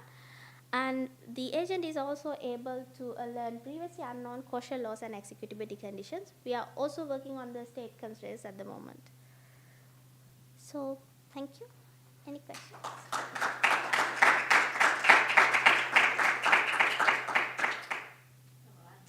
Questions?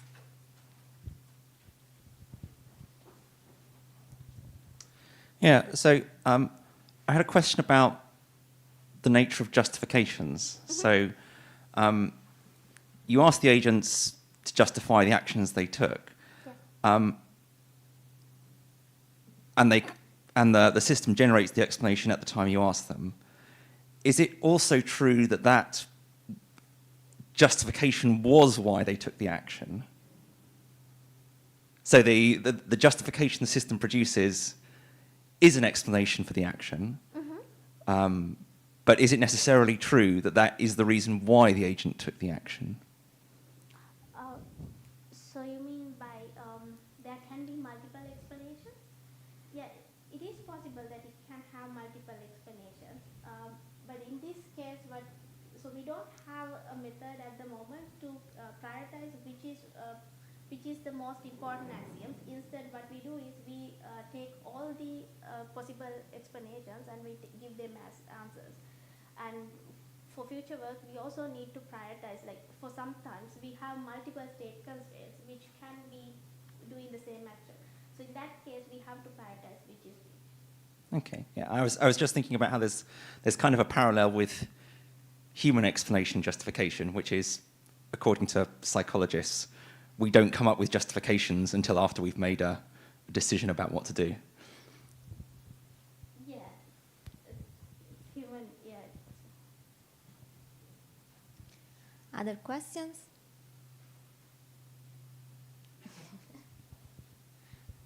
Just a quick one. When you gave statistics of the accuracy of the agents you were training, you know, what would 100% mean? Not on that one. A few slides earlier. Oh, this one. Yeah. What would 100% mean? What were you measuring it against? So 100% would mean that we can, the behavior model can accurately predict all the actions of the agent. So it actually doesn't give you 100% because there are some deviations from what it actually does. So to improve the accuracy, what we do is when we see a different behavior, we try to revise the model. Yeah. So can you tell us a little bit about the photo attack and field offense, half field offense? So actually the fort attack is like a team of guards who are trying to, the first one, a team of guards who are trying to protect a fort from a team of attackers. So you have two teams, an attacker team and a guard team. And half-field offense is a soccer domain. You have an offense team and a defense team, and they are trying to score goal against each other. So there's a question of how generalizable are these techniques because they're very specific domains. Yeah, I think so. When I was doing this, I was able to apply most of the axioms that I learned from the other one, the fort attack, for the half-field offense domain.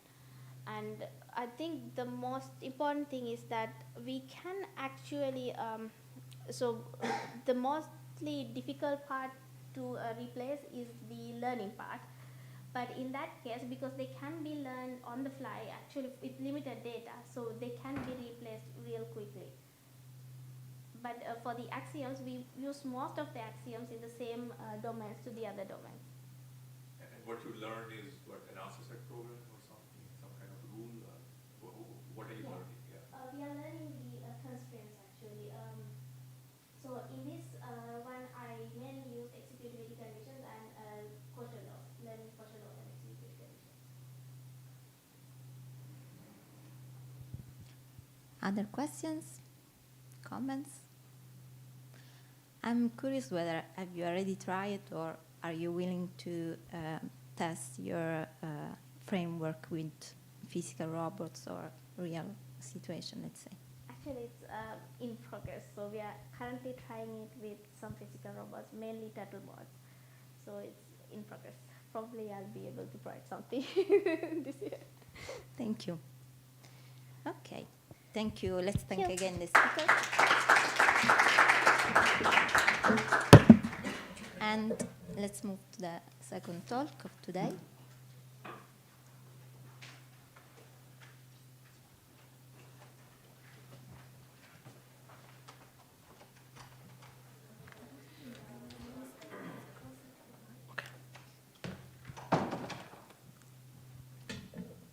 So the second talk will switch to knowledge representation, and in particular we will talk about ontological reasoning via the PADL system.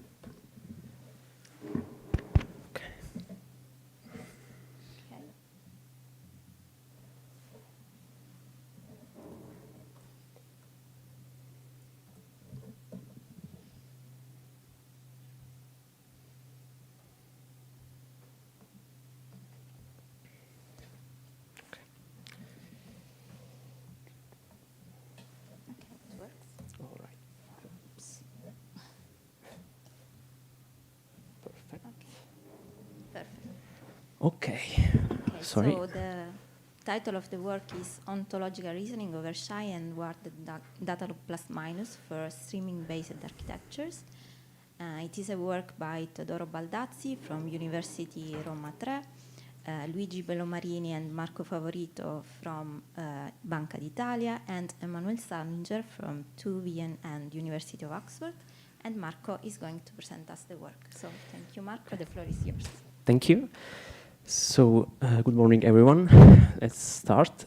So the topic of this work is ontological reasoning over knowledge graphs.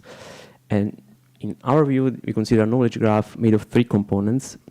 The extensional component, represented on the left, which consists of factual data and real-world entities. The intensional component in the middle encompasses the ontology modeling of the relationship between facts. And on the right, you see the derived extensional component, which emerges as a result of applying the ontological reasoning over the initial components. However, the actual reasoning task depends on the knowledge representational language used for modeling the ontology. In our work, we consider tractable fragments of data log with existential quantification. The reason behind this choice are the high expressive power given by data log, support for full recursion, joins, and existential quantification, and decidability and tractability of the query answering task. So on the left, you can see how existential quantification can be added to a data log syntax. So for example, sigma 1 has a quantification in the head of the rule, and z is the variable which is existentially quantified. So this introduces the syntax notion of affected position, that is place where a null value can appear while reasoning on this model. And the affectedness, this concept, basically can propagate according to the rules, like in sigma 2, where z can be populated with a null value, and this null value can propagate to the head. So a naive addition of existential quantification will lead to undecidability in general. And on the right, you can see a Venn diagram showing the relationship between some of the fragments of data log with existential quantification that has been studied in the literature.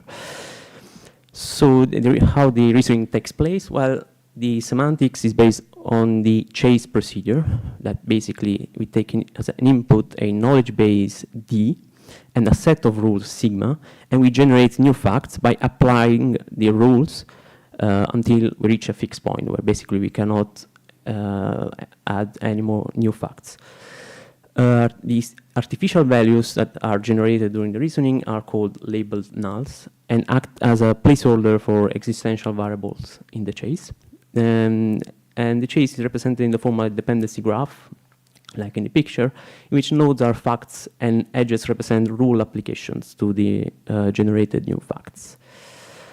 So here is a simple example to show how the chase procedure works. So consider the program with rule sigma 1 at the top, person X implies exists Y such that there is an ancestor. Basically, Y is an ancestor of X. And consider the database made of two persons, Alice and Bob. So we can first activate sigma 1 by assigning X to Alice, the constant Alice, and we get a new fact, ancestor new 1 Alice, where new is the new null value generated. We can do the same with Bob, assigning X to Bob, and we generate a new fact, ancestor new 2 Bob, and so we end up with with 2 new facts. Okay, now I'll talk about the data log ontological reasoner, which is a state-of-the-art data log-based reasoner that effectively addresses relevant and challenging tasks from a plethora of domain, from finance to genomics. And it features a streaming-based data processing architecture in which reasoning is poll-based and query-driven. That is, facts in the chase are materialized only at the end of the evaluation and only if they contribute to the answering of the query. While more scalable and memory-bound than their materialization counterparts, such as DLV with existential that supports existential quantification, they are based on bottom-up evaluation. And streaming-based approaches are inherently more incompatible with chase procedures. Okay, shy data log is one of the 2 fragments of data log exists which we focus on. and this fragment is called shy, the other one is worded, we'll see later.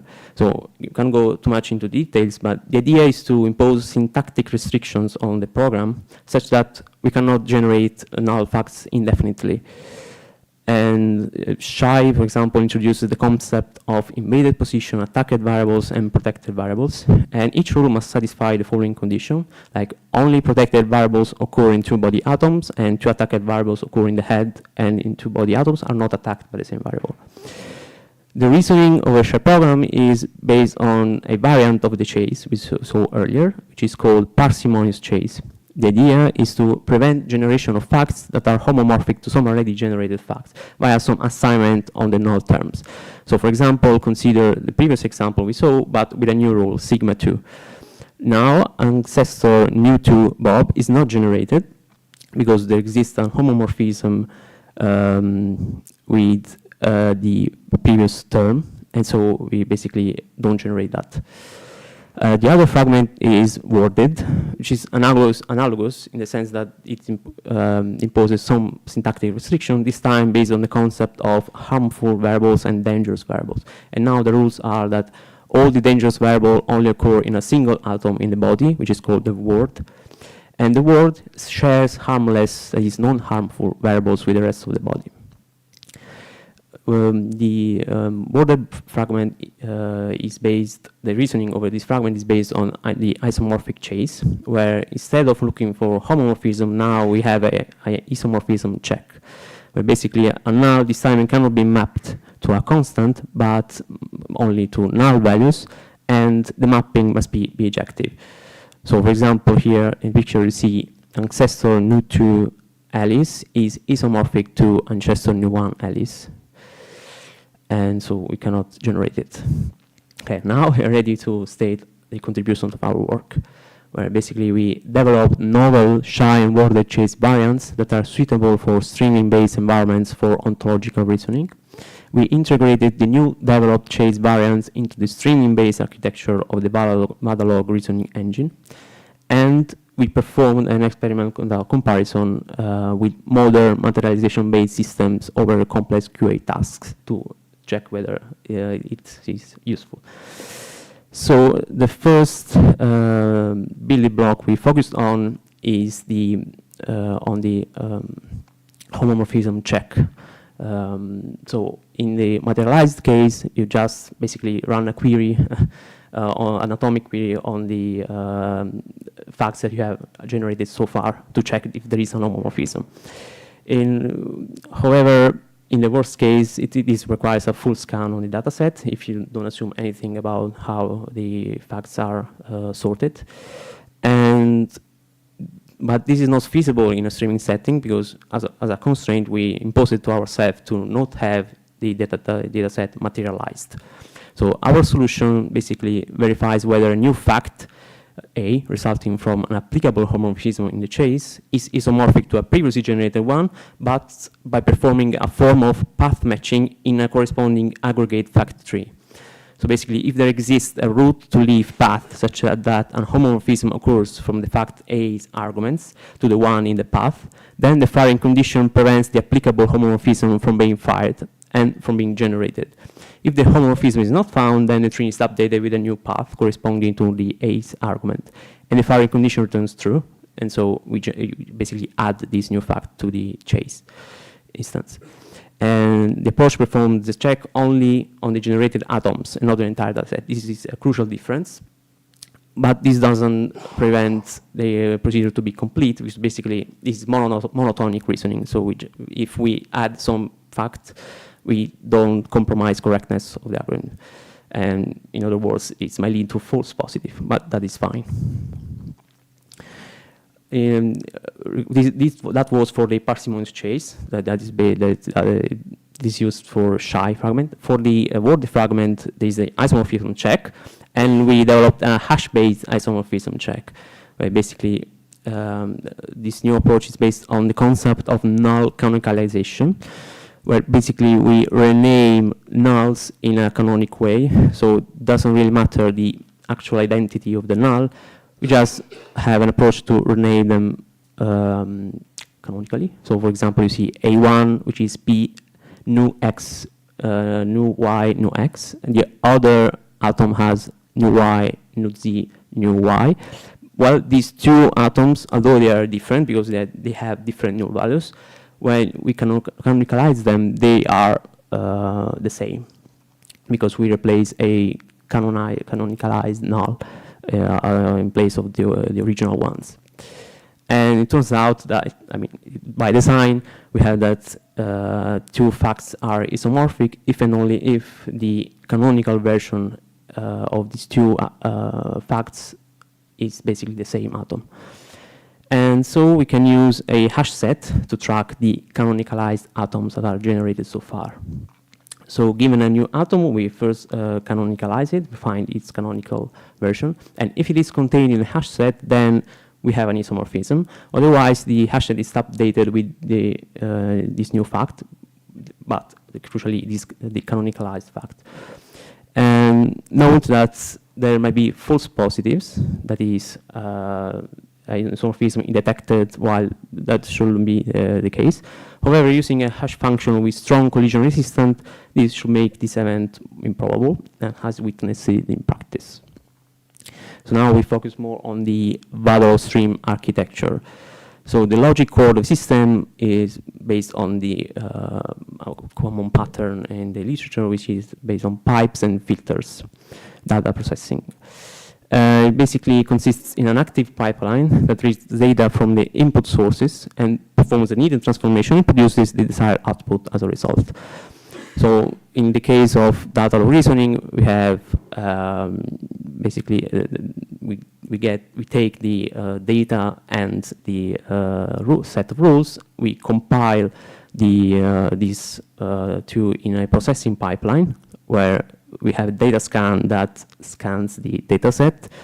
And for each rule, we basically add nodes and connection based on what they are defined. And basically, we connect a scan beta to a scan alpha if the head of rule beta unifies with a body atom of rules alpha. This is the formal definition. The reasoning then is performed in a pool-based, query-driven fashion that generalizes the Volcano iterator model. Now references on the slide. And interactions between scans occur via primitives such as the next, which asks the parent scans whether there exists a fact to read, and employs specific routing strategies to determine which interaction occurs first. So as you see, you don't read the dataset in advance. You iteratively pull facts from these sources. And this is, of course, not just from the input sources, but we treat each node in the pipeline as a source for other rules. Okay, now let's focus on another concept, which is very important. Basically, to guarantee completeness of the reasoning procedures on these fragments, in particular the shy fragment, is the resumption, where basically this is needed whenever there is a Boolean conjunctive query in general, that is a query with more than one atom. And it is a way to resume the chase procedure from where it stopped due to homomorphism or isomorphism.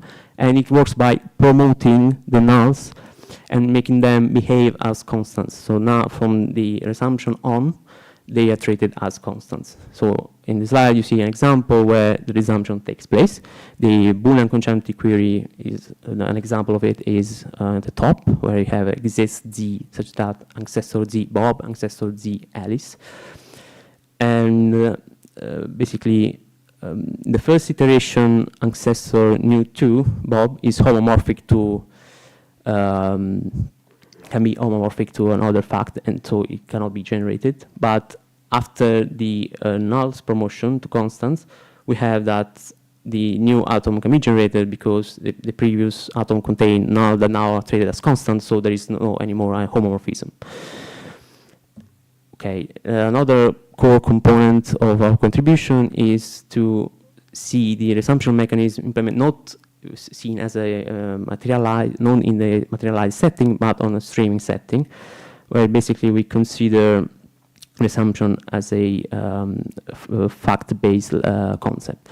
So an alternative approach, a naive approach, is to split the conjunctive query into an atomic one, just taking the head as the query as a atomic query, and add the rule that defines the query, the conjunctive query, in the program. The problem is that the new rule that we add doesn't follow the syntactic constraints given by the program that we're considering. And in fact, this may require the so-called harmful join elimination, which is a way to remove the harmful joins. It's a concept again in the case of in this setting, and this is needed because otherwise the correctness is not guaranteed anymore. But the problem of this approach is that it requires an exponential increase in the number of rules, so it's better to avoid it. Instead, instead of relying on full materialization as the previous cases, we try to see the resumption as a fact level property. Basically, each generated fact in a chase belongs to a specific iteration of resumption, and it can experience a label null freezing, in quotes, up to the maximum number of resumption, which is guaranteed by theoretical results on the fragment. So the core of this idea is in line 12. If there exists at least a null in A that has not already been subjected to freezing, and we still have some resumption to do, given by the theoretical guarantee, then A is frozen, meaning the frozen nulls now are tagged as constants, and the resumption iteration belonging, which is a fact level property now, is increased. And then the reasoning can proceed, continuing. So this is a practical example of how this works for a shy program. On the left, you see the reasoning pipeline built by the value reasoner, starting from the program at the top right.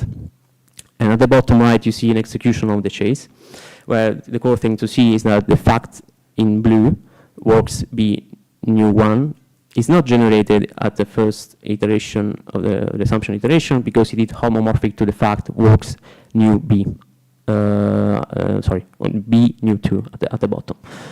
However, after the freezing of new 1, the atom works B new 1 cannot be any more homomorphic to the previous fact, and so now we can continue reasoning, generating the facts knows AB and knows BA. So we implemented the approaches I showed and in the PADL reasoner, and we performed some experimental evaluation. We tested 4 configurations. One is for the isomorphic chase for atomic query answering, where basically we perform a harmful join elimination to guarantee completeness for Boolean conjunctive queries. We do the same for parsimonious chase.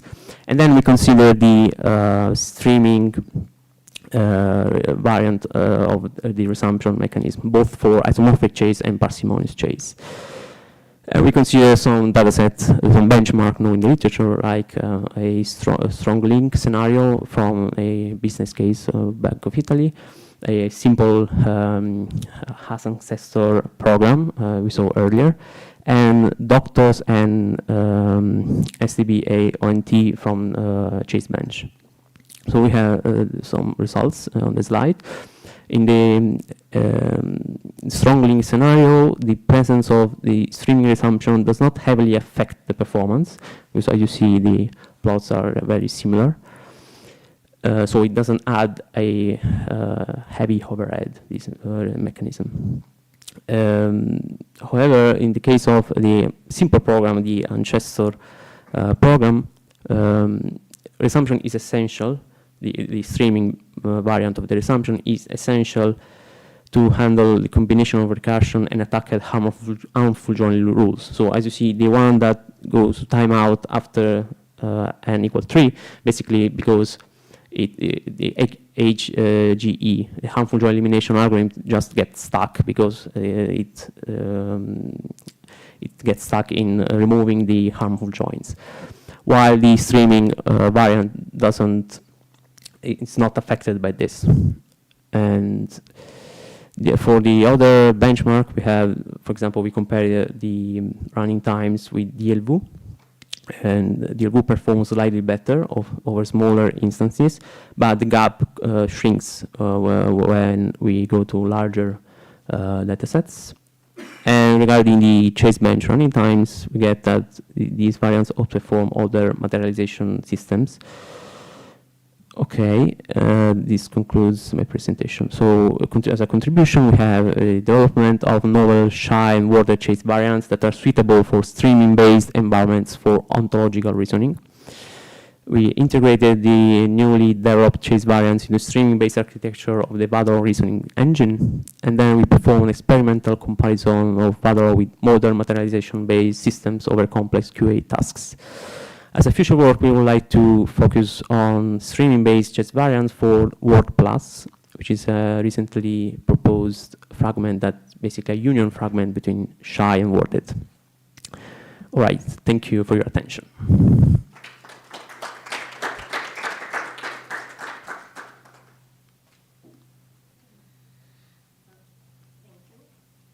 Other questions? Any question? No question? I have a question, actually. And what about memory? So you showed us some results mentioning time. Have you even an intuition about how the new chase variants that you introduce in this work behaves in terms of memory with respect to the previous ones? Since the reasoning is pool-based, basically you don't have to hold the entire data set in memory. So intuitively, I mean, in the worst case, it has to read the entire data set. So in the end, you have to keep something in memory. But you are much more flexible in how you manage the data set, right? Because you don't have to keep the entire data set at the beginning of the reasoning. You have to, at the beginning you don't need anything, you just need to pull facts, then you continue reasoning, and you can swap the data that you cannot handle in the main memory. So I think since it's not based on materialization, you in general have a better memory handling. Okay. Further questions? So what about scalability working with large ontologies? So in our experiments, there are not such a big data, but the reason why we focus on streaming-based architecture is precisely for scalability, right? Because in case of materialization, you have to handle somehow the entire data set. You have to store it somewhere and perform the homomorphism check, for example.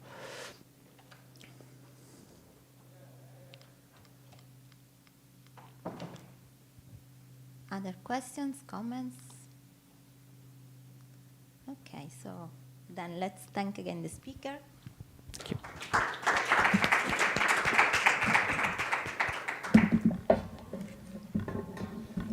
Sorry. And let's move to the last talk of this session.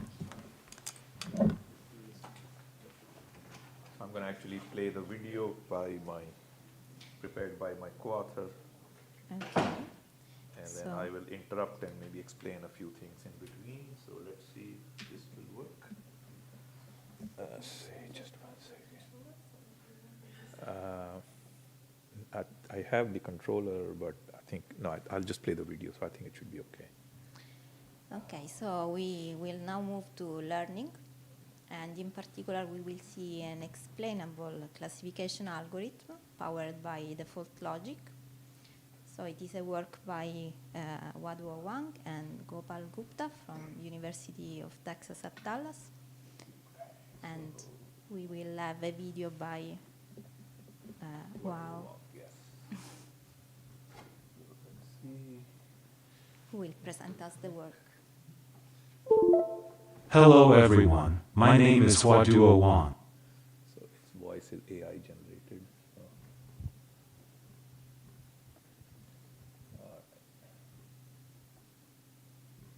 Hello everyone, my name is Wadhwa Wang. My co-author is Gopal Gupta. we will introduce a new efficient rule-based machine learning algorithm with scalable explainability.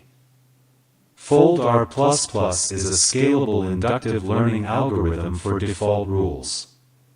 It generates an explainable normal logic program rule set for classification tasks.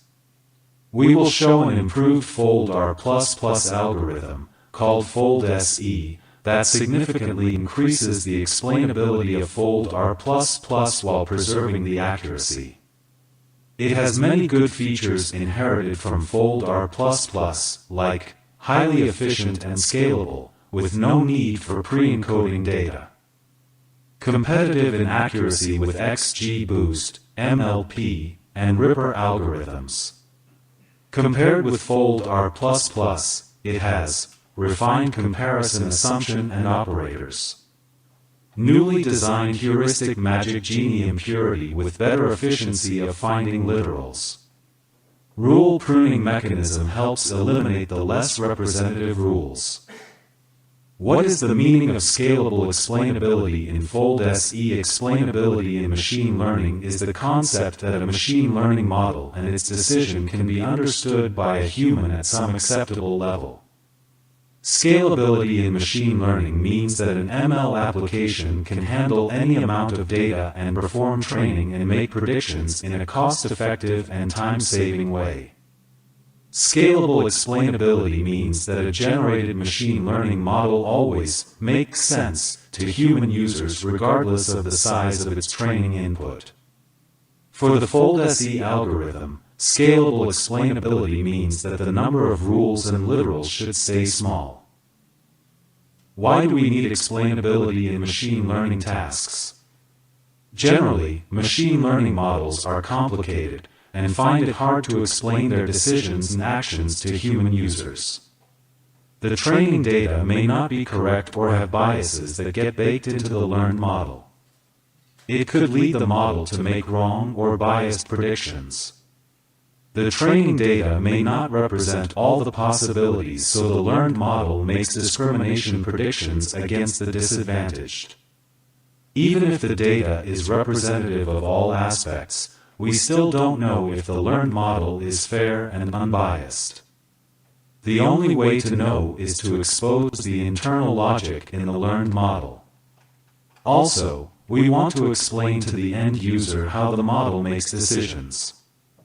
The GDPR in Europe requires companies to explain. And there will be more regulations for the explanation of machine-made predictions. The users may also want to know what to do to flip the decision delivered by the model. Here is an example. John is a bank customer and applies for a loan. But his application gets rejected. John needs to know why. The bank executive needs to know the reason too, perhaps to make business-related decisions. But the model is a neural network and uninterpretable, and the data scientist cannot provide a justification. These responses leave John and the executive unsatisfied. The explainability of a model, therefore, is very important. It can help refine the learned model, follow the law, and expose the deficiencies in the data. Our approach is to generate default rules as the learned model. Default rules with exceptions can closely model the human thinking process. Common sense knowledge can be represented easily with default rules. We will use answer set programming, an extension of Prolog, to represent the default rules. Our algorithm outputs default rules with exceptions. The default logic can express the facts that are true in the majority of cases but not always. For example, birds normally fly. Or, by default birds fly, but there are exceptional birds that do not fly. In rule set 1, AB0 means abnormal case 0. It can be translated as follows: normally, a bird flies, unless it is a penguin. In rule set 2, we assume that there exist some super penguins that can fly. So, a super penguin is an abnormal case of a penguin. This rule set can be read as follows. First rule says, birds normally fly but penguins are exceptions. Second rule says, penguins are abnormal birds that cannot fly, but super penguin are an exception. Default rules can be realized in answer set programming, which is Prolog extended with negation as failure. Answer set programming can reason with incomplete knowledge and can model human thinking. The default rules with exceptions allow us humans to represent inductive generalizations and refine them as we continue to see more examples. As we learn more by seeing more examples, we continuously adjust the decision boundary in an elaboration-tolerant manner. We still use the bird fly example in the diagram. First, we observe that many birds fly. We have a simple idea that X flies if X is a bird. Then, we found many penguins do not fly. They are exceptions to the first rule, then the rule has been adjusted to X flies if X is a bird except X is an abnormal bird. And X is an abnormal bird if X is a penguin. However, we notice that there are some super penguins who can fly. They are abnormal penguins. Therefore the abnormal bird rule has been adjusted to X is an abnormal bird if X is a penguin except X is an abnormal penguin. And X is an abnormal penguin if X is a super penguin. We also know for sure ostriches do not fly. Another rule can be added as X does not fly if X is an ostrich. The fold algorithm is the foundation of the fold SE and fold R++. The fold algorithm by Farhad Shakaran is inspired by FOIL algorithm. Like the FOIL algorithm, the fold algorithm incrementally selects the best literal from residual training examples till it fails to find one.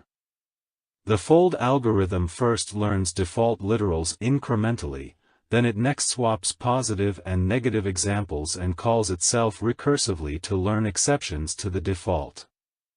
It continues this process to learn exceptions to exceptions, then exceptions to exceptions to exceptions, and so on. It finally merges all the learned defaults and exceptions to produce the final rule set. Here is an example of fold algorithm. The goal is to learn who can fly from the training data. B represents background knowledge. X is a bird if X is a penguin. Tweety and Woody are birds. Kitty is a cat. And Polly is a penguin. The positive examples of birds that fly are Tweety and Woody. And the negative examples are Polly and Kitty. The candidate literals are bird, cat, and penguin. First, we need to find the best literal based on the information gain. First, we try with the bird predicate. It correctly implies two positive examples, Tweety and Woody, and incorrectly implies one negative example, Polly. Next, we try with the cat predicate. It doesn't correctly imply any positive examples but wrongly implies one negative example, Kitty. Then, the penguin predicate has been tested. Like the cat predicate, it only wrongly implies one negative example, Polly. After the first iteration, the bird predicate has been selected because it provides the most useful information. We cannot find the next literal for default because the information gain of all other literals is 0. It's time to swap the residual positive and negative examples to learn exceptions. We start to learn the first exception rule. For now, the positive example is Polly and the negative examples are Tweety and Woody. The literal selected is penguin. It can perfectly divide the positive and negative examples. So the learning stops. And the learned exception case is if X is a penguin. There is one default rule and one exception rule in the final rule set. The final rule set can be translated as X can fly if X is a bird except when X is a penguin. Here is an example of the Titanic survival data set. The task is to make predictions for survival status of unseen examples. A rule set learned by the POPL'24 algorithm captures the underlying pattern of the data. It's easy to translate into natural language. The 0 in survived predicates means X perished. The underlying pattern is: most males and infant females in the third class perished with some edge cases. As we can see, the edge cases with too many details are not very generalized. Next, we will introduce the improvements made by the POPL'24 algorithm. In a tabular data set, there are usually numerical values and categorical values. Hybrid domain features that include both numerical values and categorical values are very common. Missing values and special marks are also common in most data sets. Most of the machine learning models can take only one type of data. Hybrid features need to be processed before training. Here are several common preprocessing methods. First method is one-hot encoding that discretizes numerical values into independent categories. It loses the greater and smaller relation for numerical values among data. Second method is label encoding, which encodes categorical values into integers. It adds non-existent greater than or smaller than relation to categorical values. It is wrong in most cases. Third method is to discard data records. This leads to information loss, especially when most of the examples are hybrid. POPL'24 has its own comparison assumption to deal with hybrid features. POPL'24 generates two types of literals for different features like POPL'24.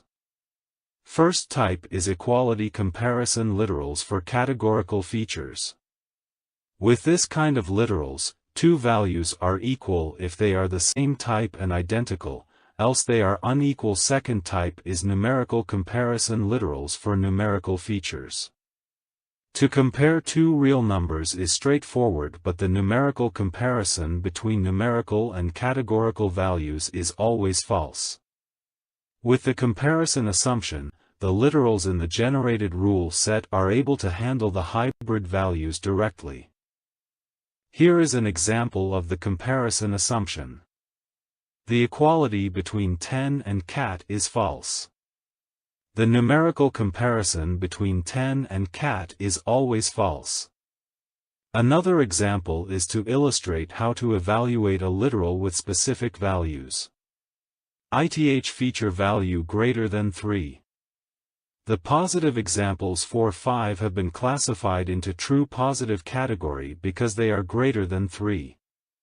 The positive examples 3x, y have been classified into false negative category because 3 is not greater than 3 and the numerical comparison between categorical value and 3 is false.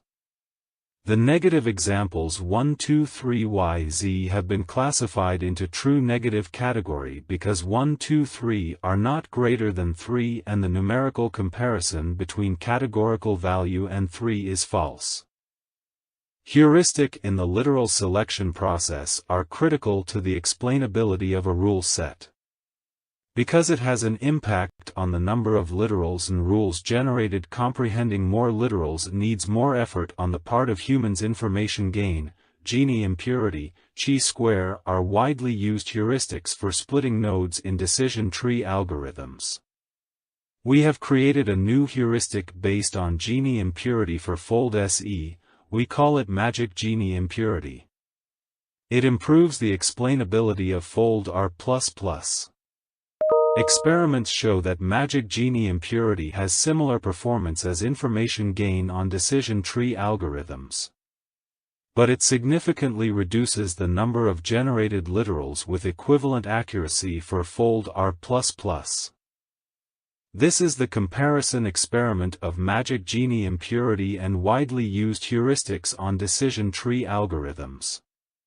As we can see, the Magic Genie impurity has similar performance as information gain. This is the comparison experiment of Magic Genie impurity on fold R++ algorithm, compared with original fold R++ with information gain. The Magic Genie impurity greatly reduces the number of generated rules and predicates, especially for larger data sets. Here is an example of a rule set generated.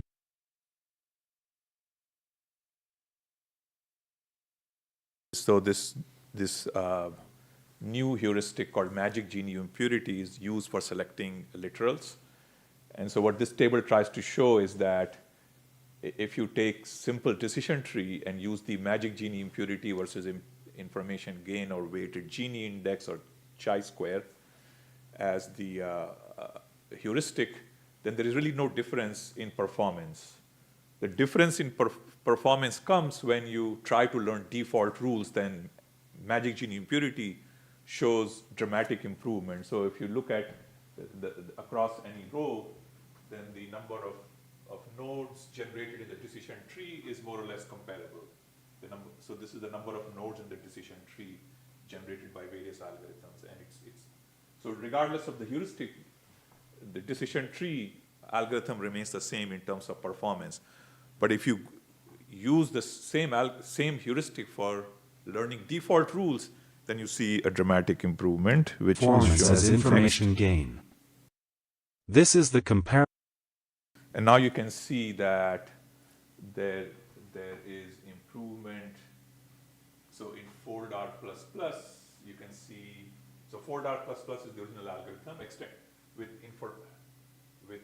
information gain as the heuristic. And this is the one with MGI. And you can see now the number of rules starts reducing, especially for large data sets. So it goes from 69 rules to 18 rules, from 48 rules to 14 rules. So these number of rules have a decimal value because it's an average over 10 runs. You take the average number of rules generated.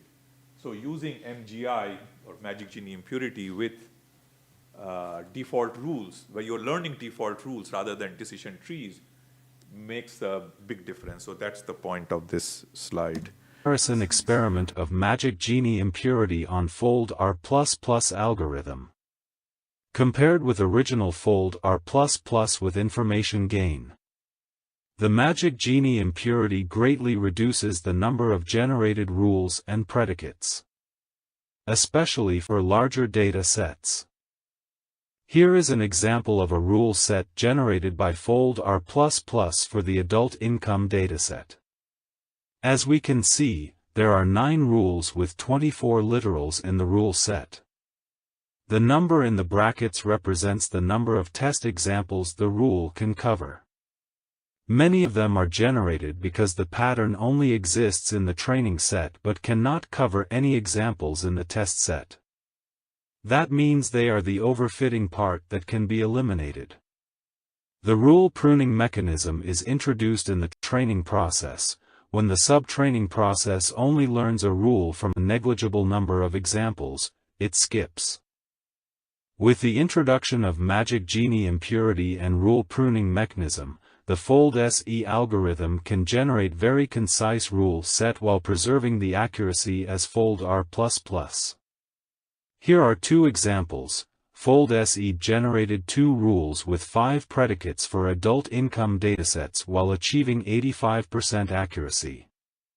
The generated rule set can be understood easily due to the symbolic representation, who makes less than $50,000 a year. Unmarried people with capital gain less than $6,849. Married people with a capital gain of less than $5,013 and an education level not over 12. The other example is the Titanic survival data set. Fold SE generated 2 rules with 4 predicates while achieving 99% accuracy. The rules are very straightforward. Males perished. Females in third class paid fares over $23.25 perished. Here are other 2 examples of larger data sets. As we can see, the Fold SE algorithm also generated straightforward rules. This is the comparison experiment with Ripper algorithm and Fold R++. Fold SE algorithm generates equivalent or better accuracy rule sets than Ripper and Fold R++. Fold SE algorithm generates much smaller rule sets compared with the other two algorithms, especially on large datasets. You can see the improvement that Fold SE brings over Fold R++, and the other algorithm, which is Ripper, has been around for 20, 30 years. So you can see, for example, for the larger data sets, like rain in Australia at the bottom, which has, the data set has 145,000 rows and 24 features. The accuracy is 0.63 for Ripper, but for Fold SE, and the number of rules generated is 180. And these 180 rules contain 776 predicates on average. But if you look at Fold SE, it gives 82% accuracy, only 2.5 rules and 6 predicates. So you see that not only you get higher accuracy, but the drop in the increase in the simplicity of rules is just dramatic, right? Imagine trying to understand a model which is described using 180 rules versus just 2 or 3 rules, right? So you'd see the difference. And I think this was illustrated in the previous slide where these other data sets, the explanation was given just using 2 rules or 3 rules. So, and that's what is meant by scalable explainability, that no matter how big the data set, you're able to explain it in small number of rules. The number of rules does not increase as your data size increases. Like rain in Australia dataset, Fold SE generates only 2.5 rules with 6.1 predicates, while Ripper generated 180 rules with over 700 predicates, and Fold R++ generated 48 rules with over 110 predicates. This is the comparison experiment with XGBoost algorithm and multilayer perceptron. Fold SE algorithm achieves equivalent accuracy to the other two widely used algorithms. However, Fold SE algorithm doesn't need data pre-encoding, it runs much faster and much more efficiently. The credit card data set has state-of-the-art or traditional algorithms. So XGBoost, if you're familiar, perhaps. This is from the machine learning world. It's a popular algorithm for learning. And multi-layer perceptrons are basically neural networks. And here again, you can see that learning of default rules not only produces, so obviously XGBoost and MLPs are not explainable because they just put out a black box model. So learning default rules has its advantage using this method because you don't have to do this one-hot encoding and pre-process the data. And that has a huge impact on runtime. So you can see, for example, that rain in Australia, which is one of the larger data set, the time taken is 385 seconds, and Fold SE will process it in 10 milliseconds, and neural networks will take 244 seconds. So in general, the running time is very low, and that is because of that special comparison operator that Huardo explained earlier that was used, that does not require one-hot encoding and all kinds of pre-processing that is normally done. And then because of that, there are many benchmarks that actually data sets that the other algorithms cannot run because you need much bigger memory. For example, this credit card data set needs 39 GB of memory, whereas Fold SE will only use 53 MB. So you can actually fit this learning algorithm on your cell phone, as opposed to some of the other ones will not. As hybrid features.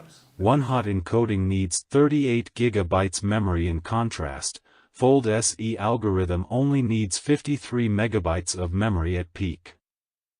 Conclusion. Fold SE generates an explainable normal logic program rule set for classification tasks.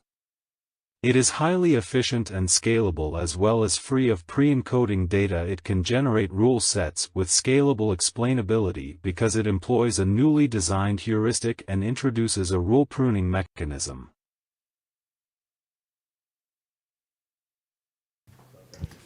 explain, one more slide, and then I'll take questions. So really wanted to show the advantage of using default rules that probably did not come out in the video as a mechanism for expressing inductive generalizations. Okay, right, so you saw this.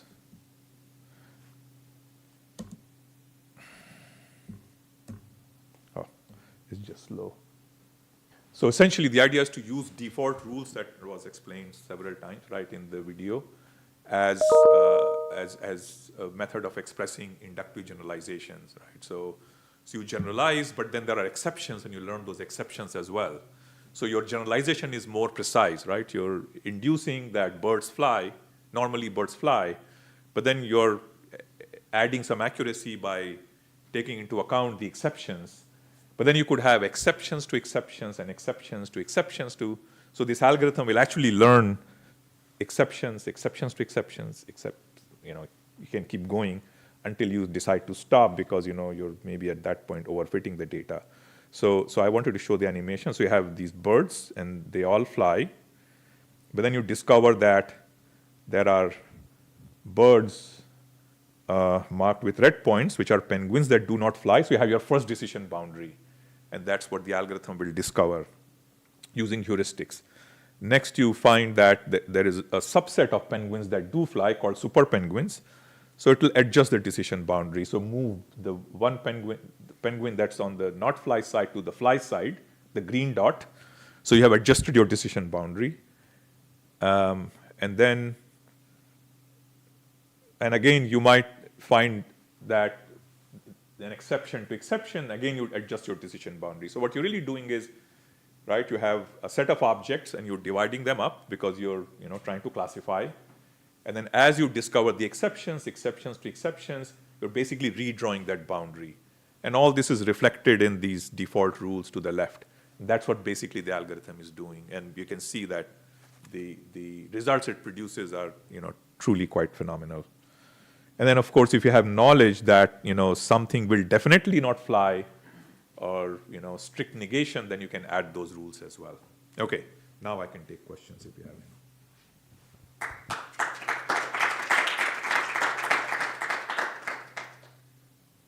Questions?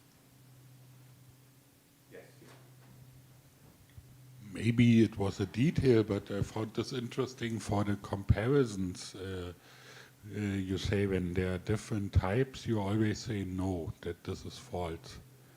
While somehow, at least for Klingo and ASP core, one says one wants to have this total to avoid strange effects when you negate it and stuff like this. Did you observe any important advantages, disadvantage, or how much does it change the setting to? So there was something like 10 is smaller than cat or something where you always say no. So you mean the comparison? Yes. Right. So so that is to do with that essentially you define the comparison operator directly, and that's something that traditional machine learning algorithms, what they do is, so they will somehow map cat to a number or something, or if you have, so one hot encoding essentially is that if you have a categorical value, categorical feature, let's say take three values, cat, dog, and a mouse, then that becomes, three features, where three Boolean features. Is it a dog? Is it a cat? Is it a mouse? So basically, number of features just explode. So that's what it was referring to essentially. So you can directly compare, because we have logic, you can directly compare, as opposed to, or your comparison operator can be more complex. That which is not available to you, I guess, in the general other methods. So that's the reason why. So that's what that slide was trying to explain. Further questions? Yes. So in the Australia rain, you showed that you learn essentially two rules in average. Right. So this means that the data set can be explained with what? A conjunction and an exception in average, let's say? Yeah, so basically, where is that? Right, rain in Australia, you can see it. Yeah, so it's basically, yeah, 2 rules. Right. Set of conjunctions and a disjunction. Correct. So these are just the numbers. I don't know if I had. Here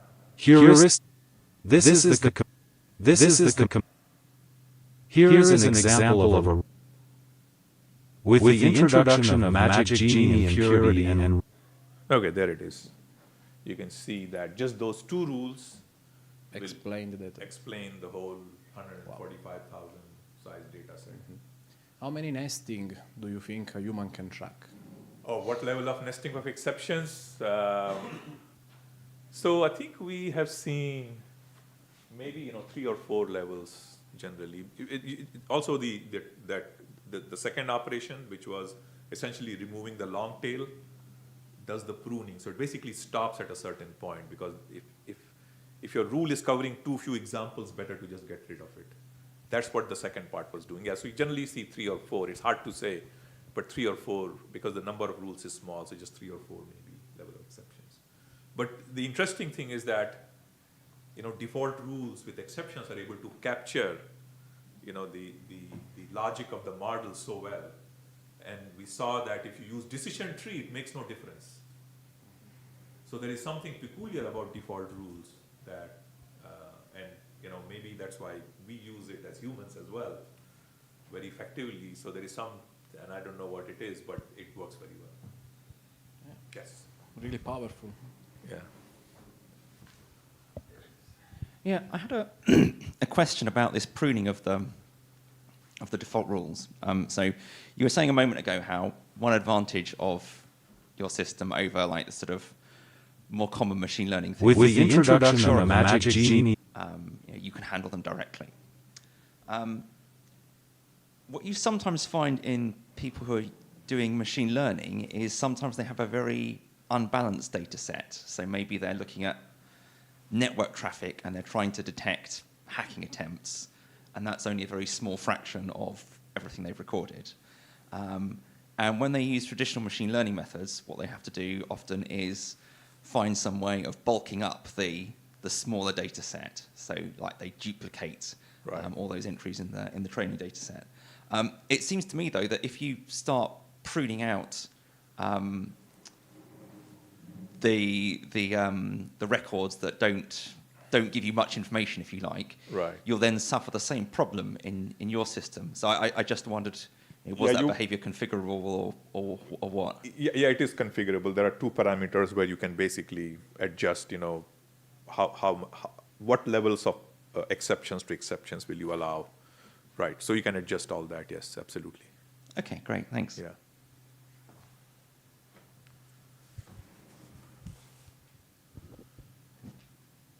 I think there is a question. I'm just trying to understand better the magic of these rules. So a decision tree, any decision tree, can be represented as a prolog program anyways, right? And decision trees can have comparisons. You can set up a decision tree so that it says, yes, if this is greater than 5. So how do these horn clauses differ, like syntax? Where's this level of abstraction that they really bring It's just the representation where what you're really doing is, so if you start pushing the negations into the rule and turn them into, what would be negation normal form, you will get an explosion, right? So it's this representation where you're saying, this whole set satisfies this property, but carve out this exception. Right. And then, as opposed to trying to, decision tree will describe, so essentially if you look at the whole, like that figure, then there are many, the whole thing's divided up into many sets. And the decision tree is describing each set independent of the other.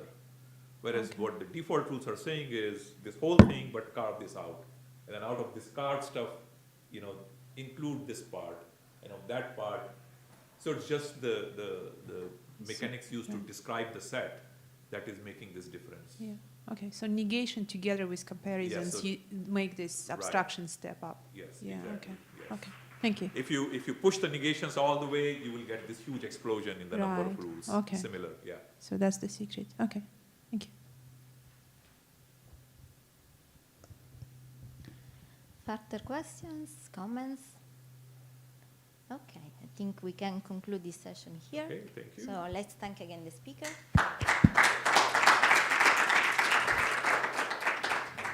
See you after the lunch in this room.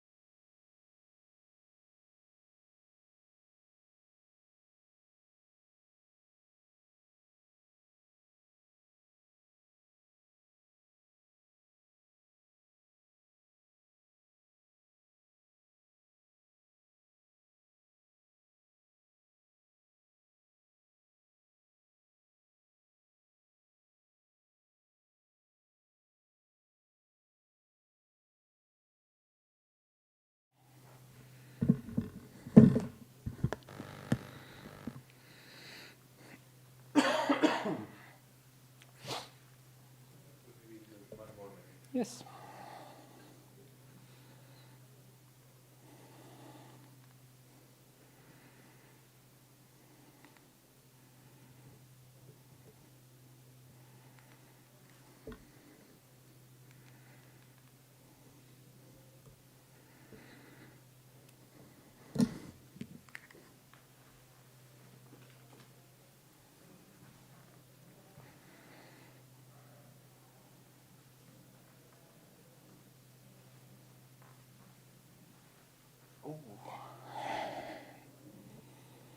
That's a big issue.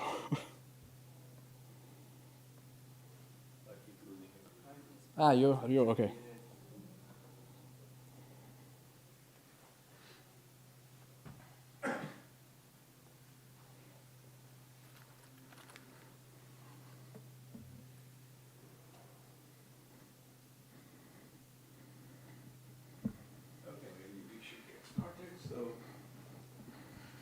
Okay, so welcome to the first afternoon session of PADL.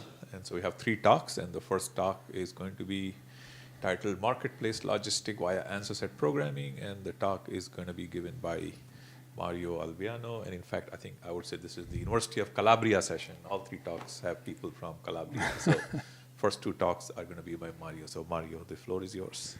So many thanks. Yeah, it's the Calabrian session. So, I work about marketplaces, okay? So what is a marketplace? It's essentially a website where sellers sell products, but there is not only one seller, there are several sellers, several products, and it gives several advantages to the small businesses because they can enlarge the amount of customers they have, because obviously they can sell on the internet, and they don't need to master a website. They don't need to handle the website. On the other side, for the owner of the platform, it's a much more complex website with respect to an electronic shop, because there are 2 different kinds of transactions that must be handled: business to customer and business to business. So who are the main actors of these kind of marketplaces? On the one side, there are warehouses that they want to sell products. On the other side, there are final customers. They would like to buy products. In the middle, there is the platform, the marketplace platform. First of all, the platform must collect products proposal, selling proposal from the warehouses. Then it must accept orders from the customers.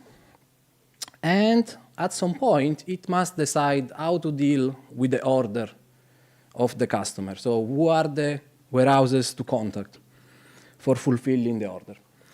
And the big problem is that there are several ways to fulfill a given order.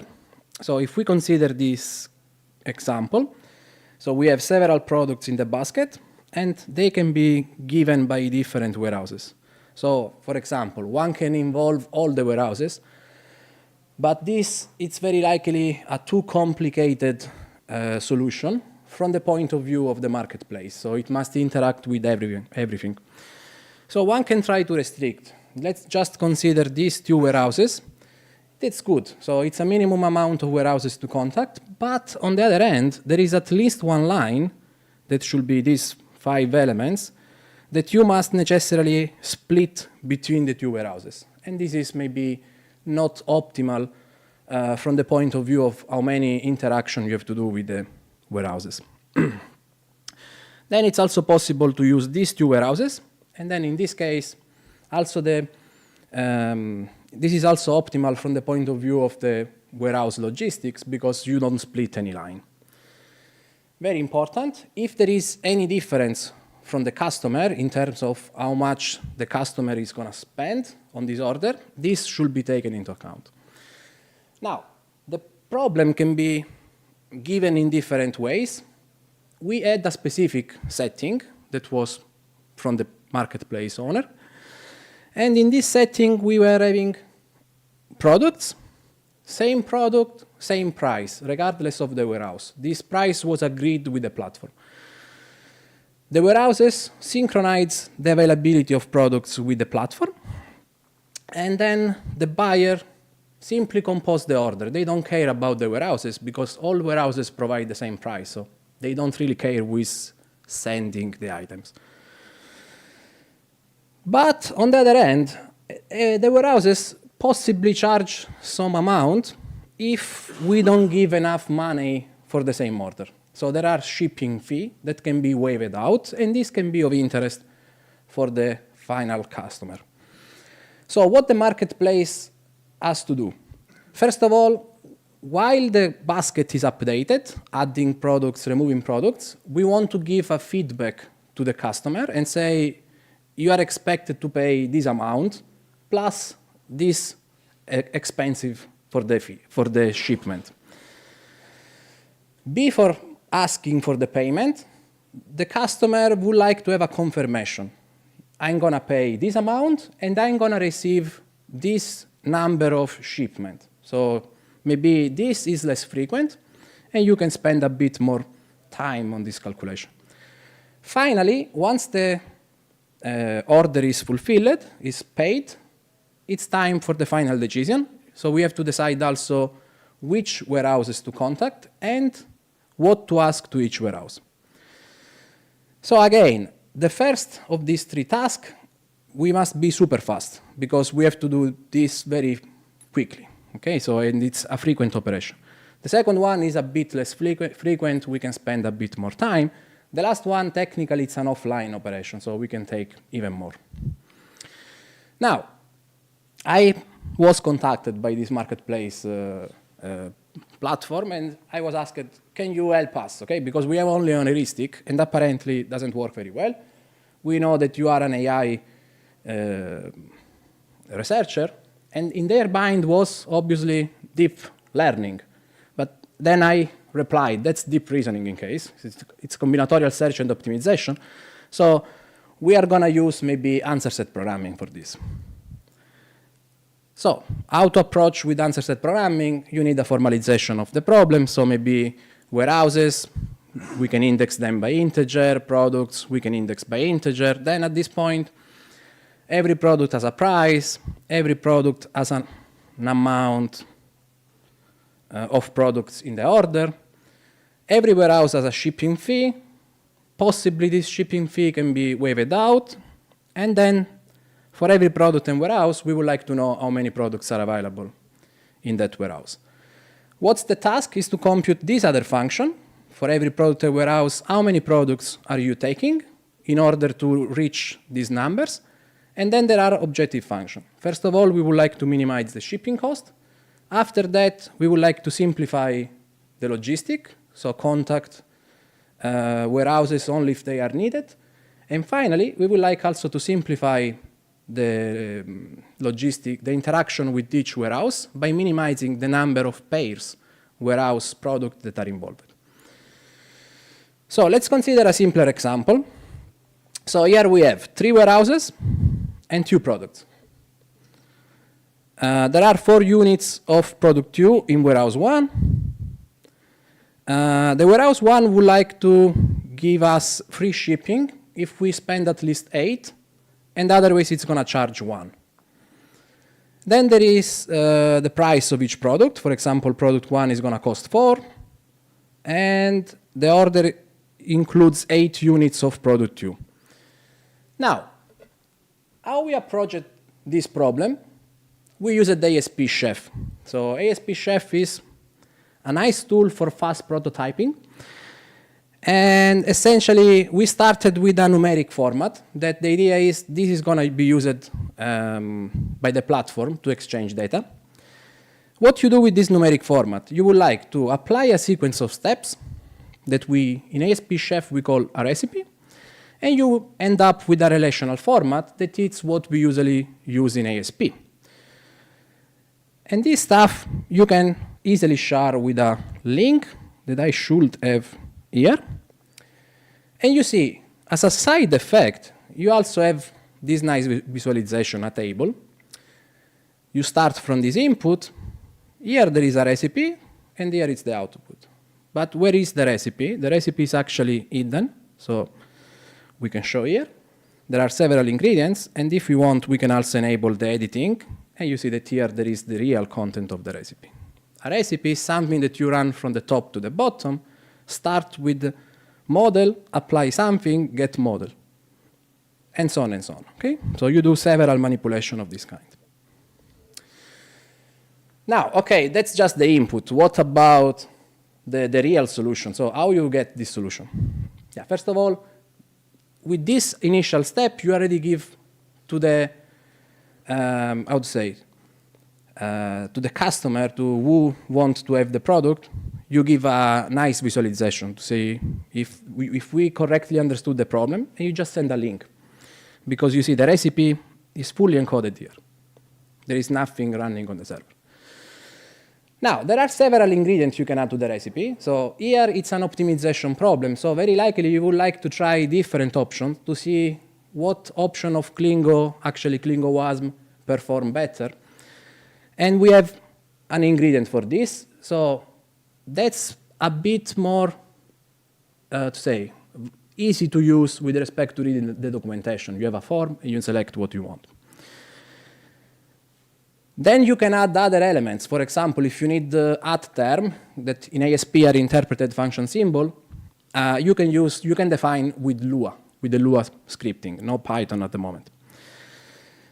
And then you can use the function you defined in a previous ingredient in a program that maybe is going to compute an optimization problem. But without further ado, okay, let's expand the previous example, and I will try to do live. Okay, so I will put this stuff down. Let me move this on this side, and here it's the content of this recipe that I use to share tutorials also, okay?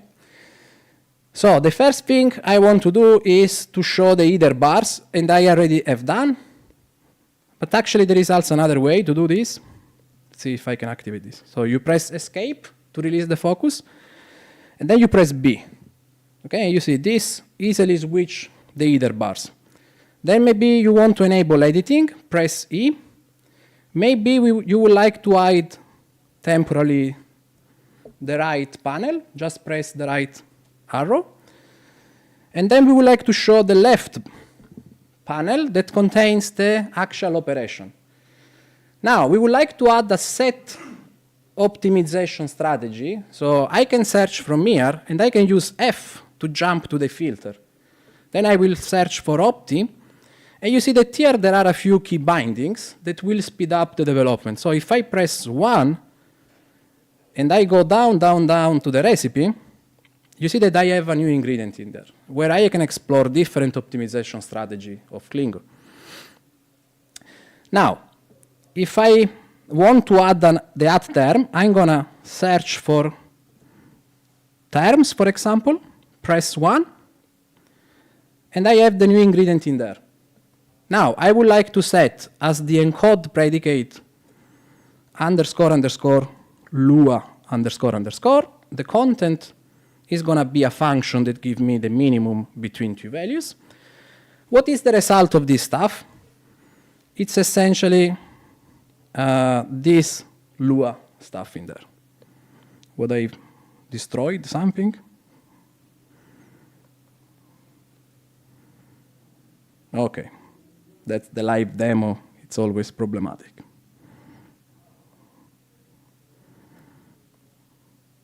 Okay, some strange timeout. Okay, so what you do with this strange predicate, it's a base 64 encoding of this content that we are going to use in another ingredient, for example, the optimize.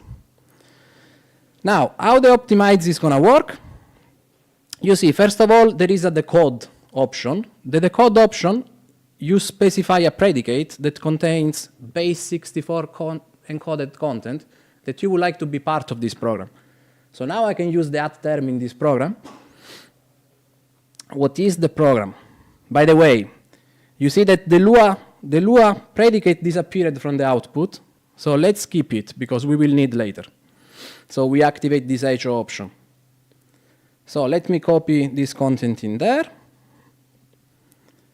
And you see that now we have something down here that is the solution that we will want. So let me go back to this, to the slides. Let me see if I can remove this stuff. What about the encoding? Okay, I just copied and pasted, but it's really easy. Okay, so we are just guessing the select function. We are checking that we fulfill the order. And we have a weak constraints that define the first optimization function. If there is free shipping, we want to use it. Otherwise, we have to pay for the shipment. And I put the weak constraint at the level 3. Why? Because I would like to use the same encoding also for addressing the other two problems, because they are very similar. So in ISP, you approach multi-level optimization with this at something. Now, we have seen that in the output, now we have this select this, select this, select this other, but that's, again, it's a relational format that it's good for ASP, but it's bad for me. I don't want to read this stuff. So what I want is to jump from this table to this other table. How can I do this? Okay, so I would like to highlight the involved warehouses. I would like to highlight maybe in green the, can I? No, I can't.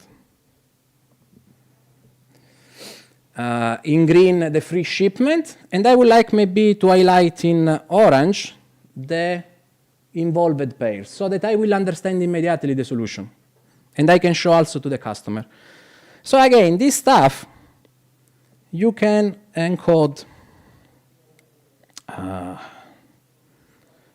You can encode quite easily here. So I'm going to. OK, so I don't want to look the right panel. So let me remove the right panel. I need the headers. I will add the search models. Hey, come on, guys. So if I go down, down, down, you see that I have a search model. It's similar to optimize, but this time you just compute a model, not an optimal model.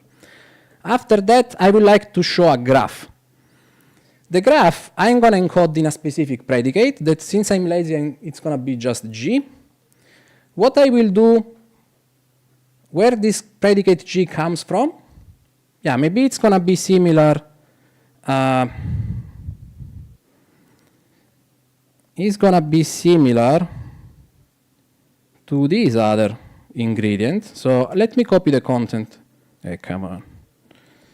The content from here. I will paste in there, I hope.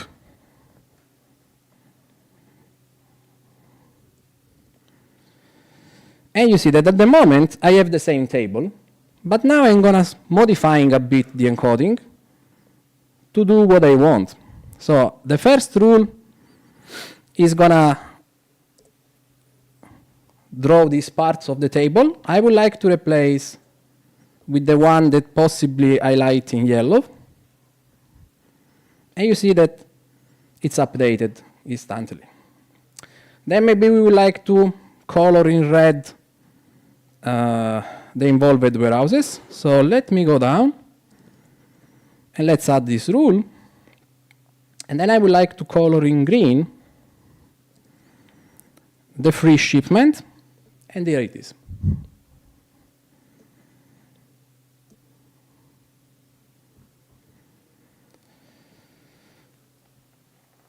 Now, second objective function. We want to also, if there is a tie, we would like to minimize the warehouses involved.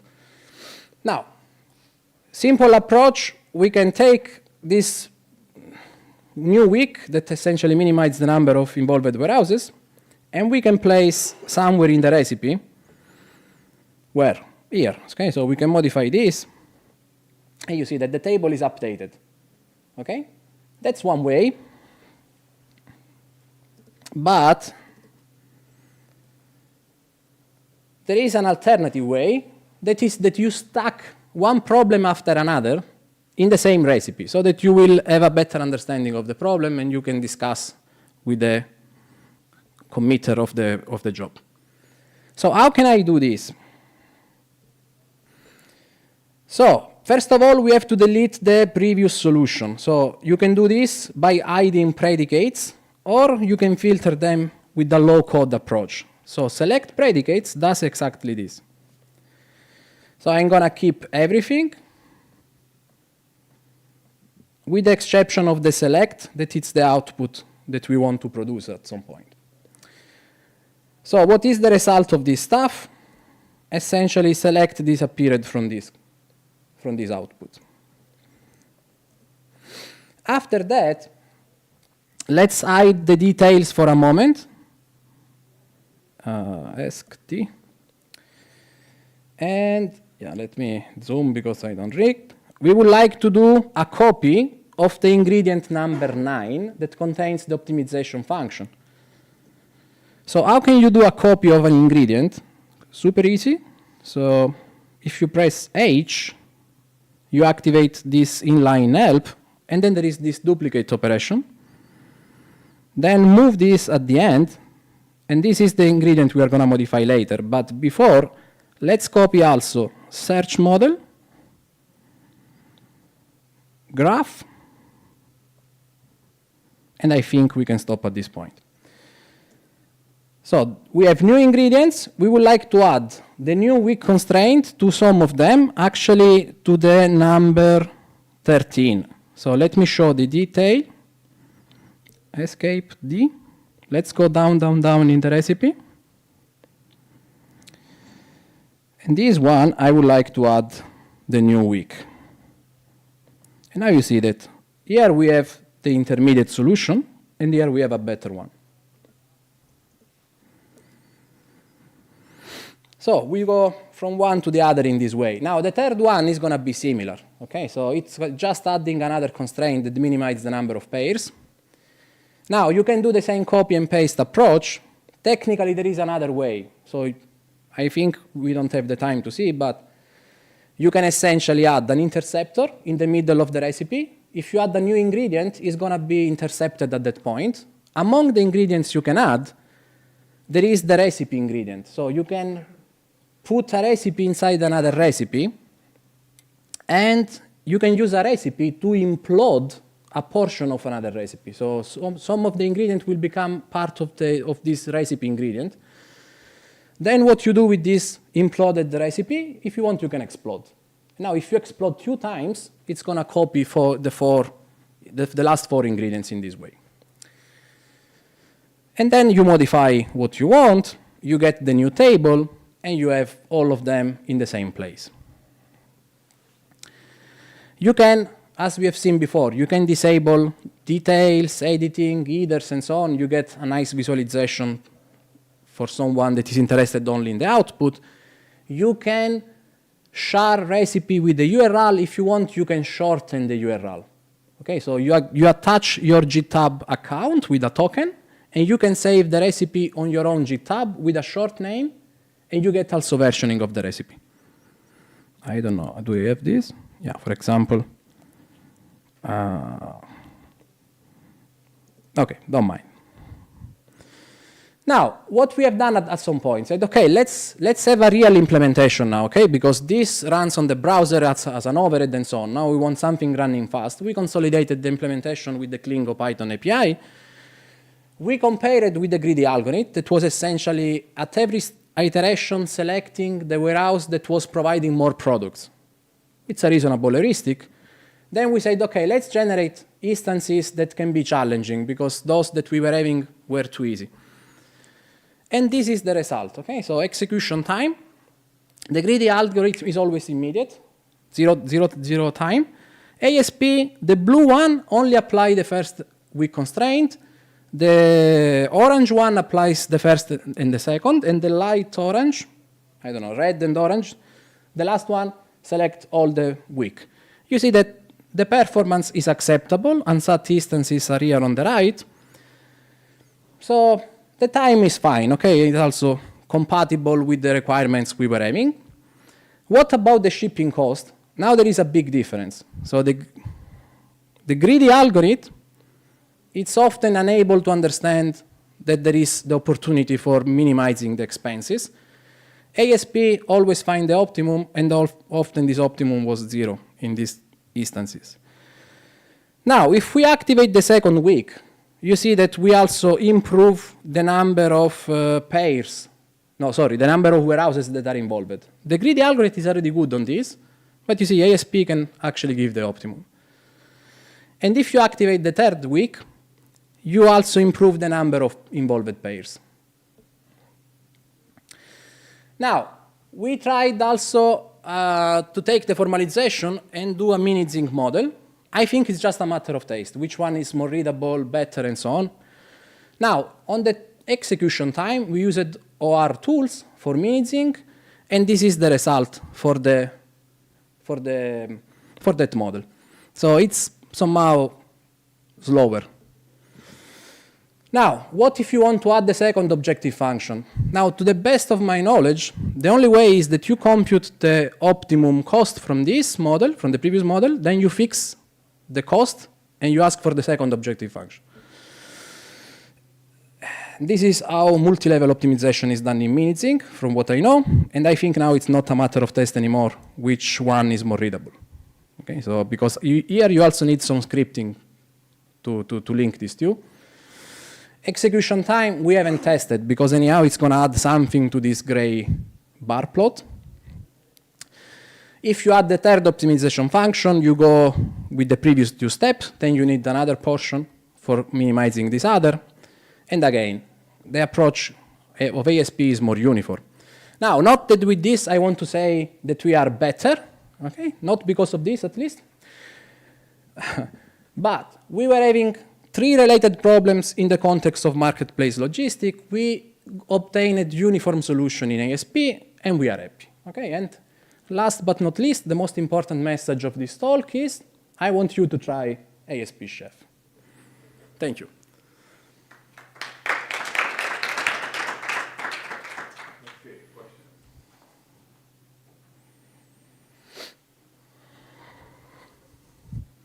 It's a bit too quick for me to read, but when you do this with mini-zinc, you only fix the bound, right? You don't keep parts of the... Yeah, you only fix the optimum cost, because there are several ways to obtain the optimum cost, possibly involving more warehouses than required, and then you would like to reduce the number of warehouses. Okay, so you can't fix the full solution here. You only fix the cost here, okay, with this constant. Okay, so in shipment cost, in the data file of mini-zinc, you have to provide the shipping cost. Interesting. And do you give this as a lower, upper, or exact? Yeah, exactly. Yeah, we went with equal. Okay. Yeah, maybe if you say no more, now it will be maybe just more challenging. What do you think? I have no idea. I only tried this with Klingo, and there it was kind of interesting to see, even if I know the optimum and put it in right from the it's really bad. It almost doesn't help compared to just optimizing. Yeah, exactly. It depends on the algorithm. It can be even worse, because this kind of constraints involves all the products. So this means it's a very huge weight constraint, and the number of clauses that the solver is going to learn from this huge constraint will be a killer. Okay, and this is why when you approach optimization problem, often the unsat core analysis provides better performance, because split the objective function only to where it really interacts. Okay, that it's different from, for example, linear search sat-unsat, where you start with a solution and try to improve this solution. Okay, so in this case, it means that after the first solution, you start introducing a weight constraint that asks for a better solution, but this weight constraint involves all the literals in the objective function, and again, the solver is going to have trouble. He's going to learn very long clauses. Okay, so I think this approach to multi-level optimization semantically is super fine. In practice, it's going to suffer. Anyone has... Okay, well, let's thank the speaker and move to the... Thank you. Okay, and then again, Mario. So rethinking ASP templates. So, okay. Okay, many thanks. So I would like to to start in a strange way. So it's not a paper about chess. If you have no idea about chess, anyhow, the example will serve for what I want to convince you. So if you consider this state, okay, so this end game, let's say, one can say, but the black has a queen, so he's going to win against the knight. But if the white is going to move, the white move in this way, and after the white moves in there, it does a check on the king, so the king must move, and then the knight is going to capture the queen, and then it's going to be a draw. Okay, so even if the king doesn't capture the knight, it's going to be a draw. Now, if we add more pieces, the problem becomes a bit more difficult. Now we have two knights against a pawn and a queen, but again, if the white is going to move, the white is going to move the knight here, and now very likely the black has to capture, or anyhow, even if moving doesn't change anything, because after this move, if the black capture, the other knight is going to capture the pawn, fork the two pieces, and gain the queen. So again, it's a draw. If you add more pieces, one rook and one rook, again, if the white is going to move, here the white is in trouble, so it must go to those states. So try to capture the rook, then the black is going to capture the rook, and you are back to that situation. Okay? Now, chess, it's a really complex game. Why? Because you start with 32 pieces, not 2, 4, or 5 pieces. 32 pieces that you essentially cannot isolate. So all of them can interact with one another. It's different from checker. In checker, all the pieces move in one direction. So there is something you can assume. In chess, you don't have this kind of assumption. Every piece you have in the chess board possibly interact with each other. And then, for example, you have to start studying all the pattern, gambit, tactics, strategies, and so on. And anyhow, so why, even if there are centuries of this game history, there are only around 2,000 grandmasters all the time. What about the other players? We essentially suck, right? So we try to move our pieces in the chessboard. But now, software programming should be different, but it can be very similar. Okay, so software programming, it's like a chess game if you don't have an isolation mechanism, and everything can interact with everything else. So if every line of code you are adding to a program possibly interact with all the others, you are in a chess game. Okay?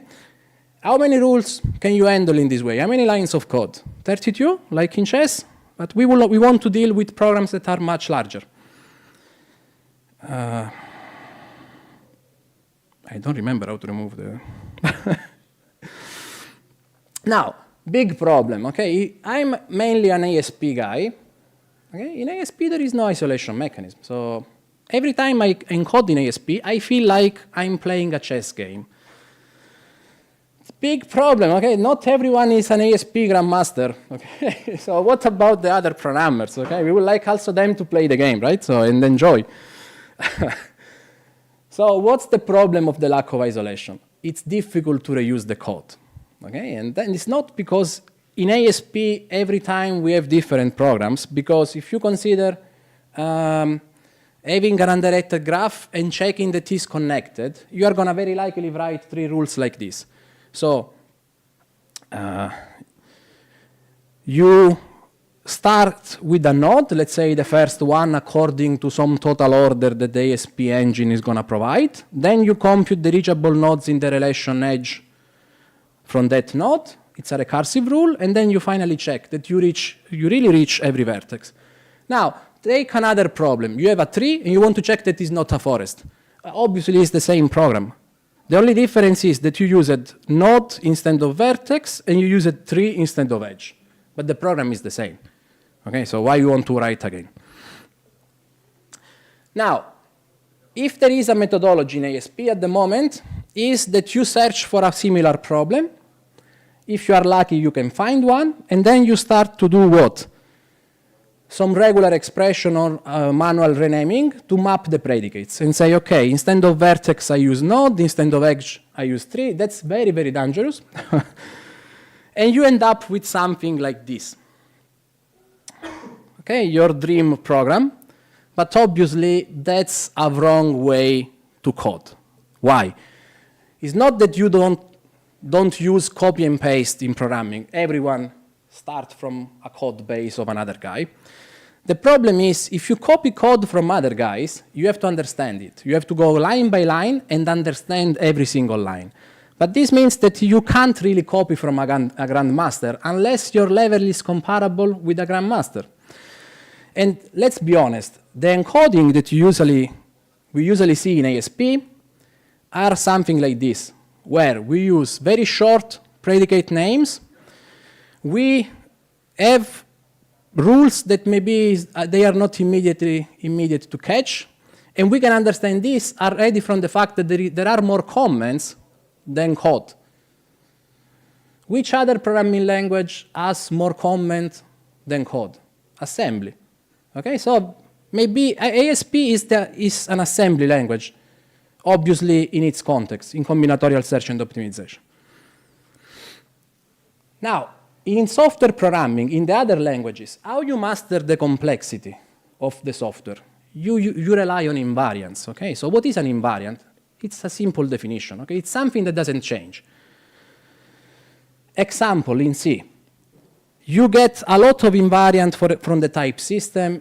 You get a lot of invariants from the notion of scope of a variable. For example, in this function, I know that this function is going to return something that is not negative because the type is unsigned.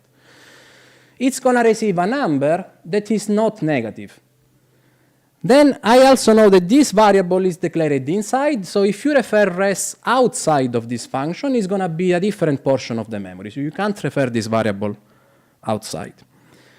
And now you can conclude, after this calculation, the function is going to return the factorial of n, but only under the assumption that n is smaller than 13, because for otherwise you're going to run in an overflow.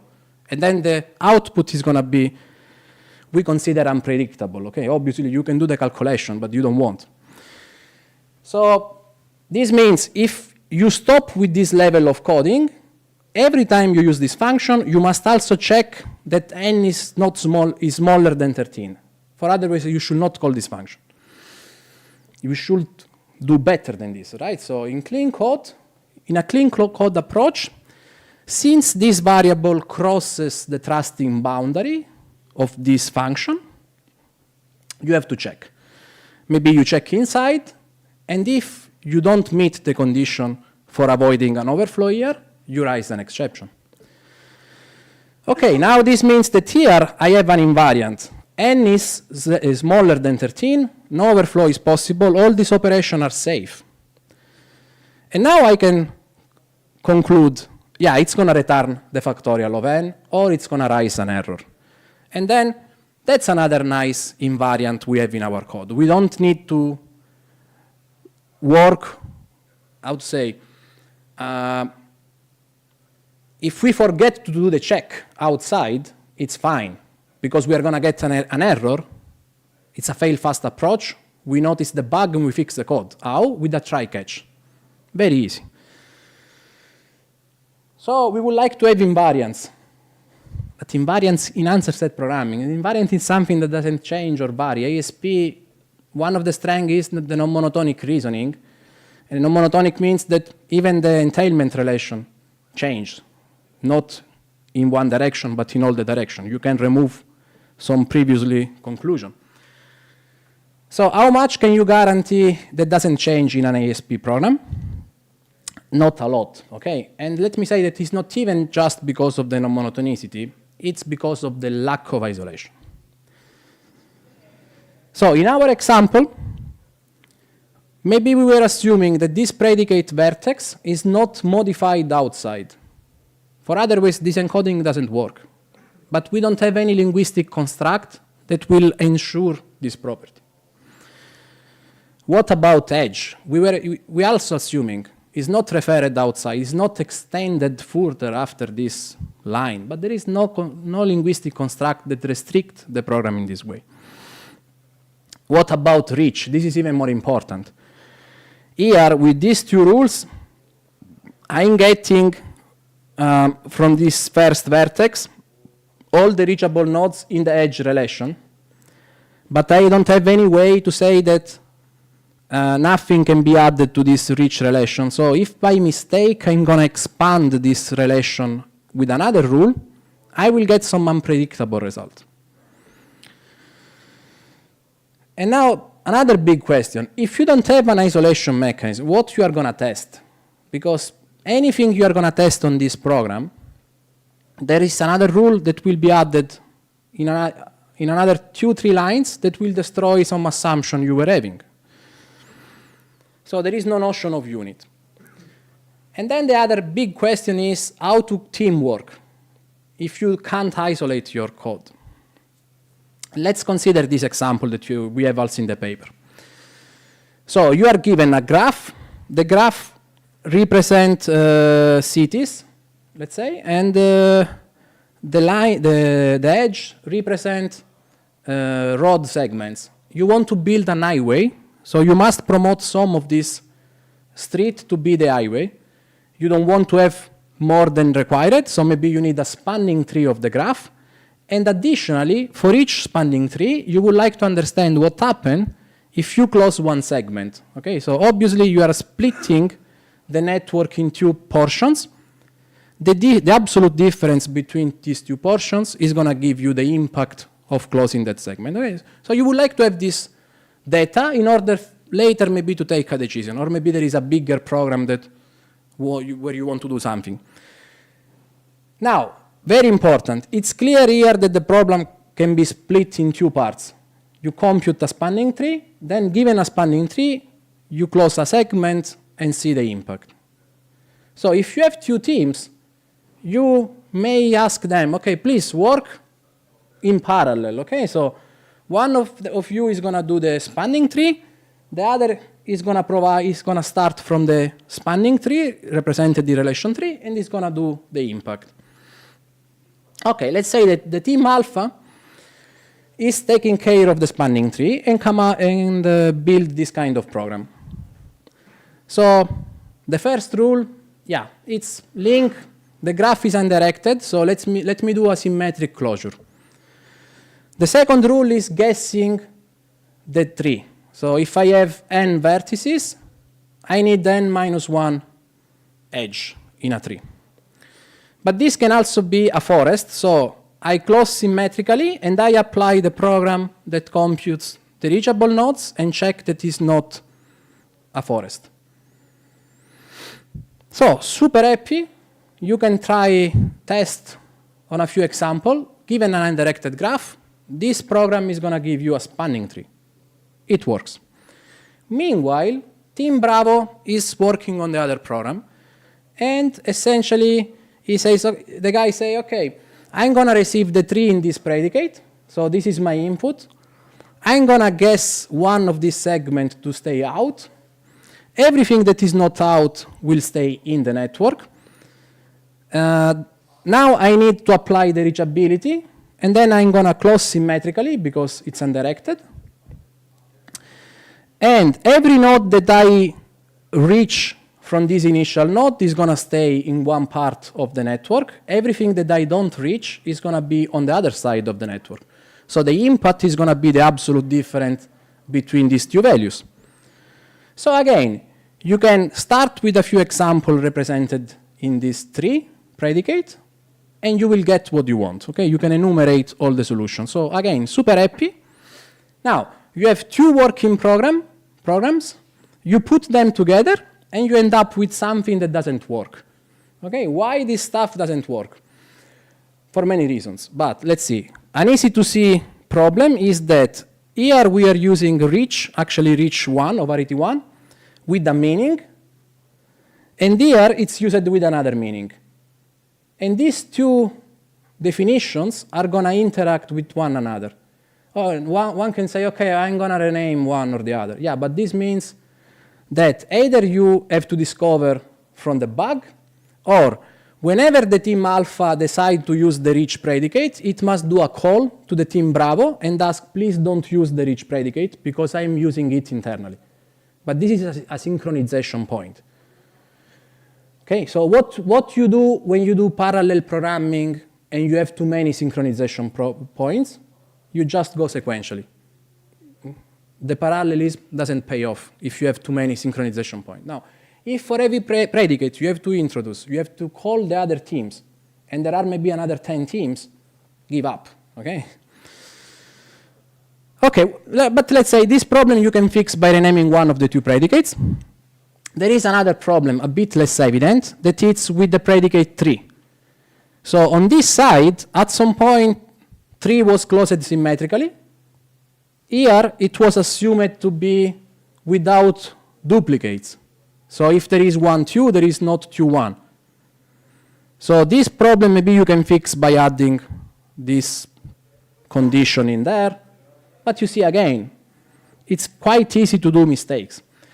Now, how to fix this kind of problem? Okay, so a younger version of me will destroy completely the language and say, okay, yeah, nothing works, let's start from scratch, okay? But now I got some experience, I know that this approach doesn't work. You need something gradual, okay? So you need a fix that slowly is gonna solve the problem.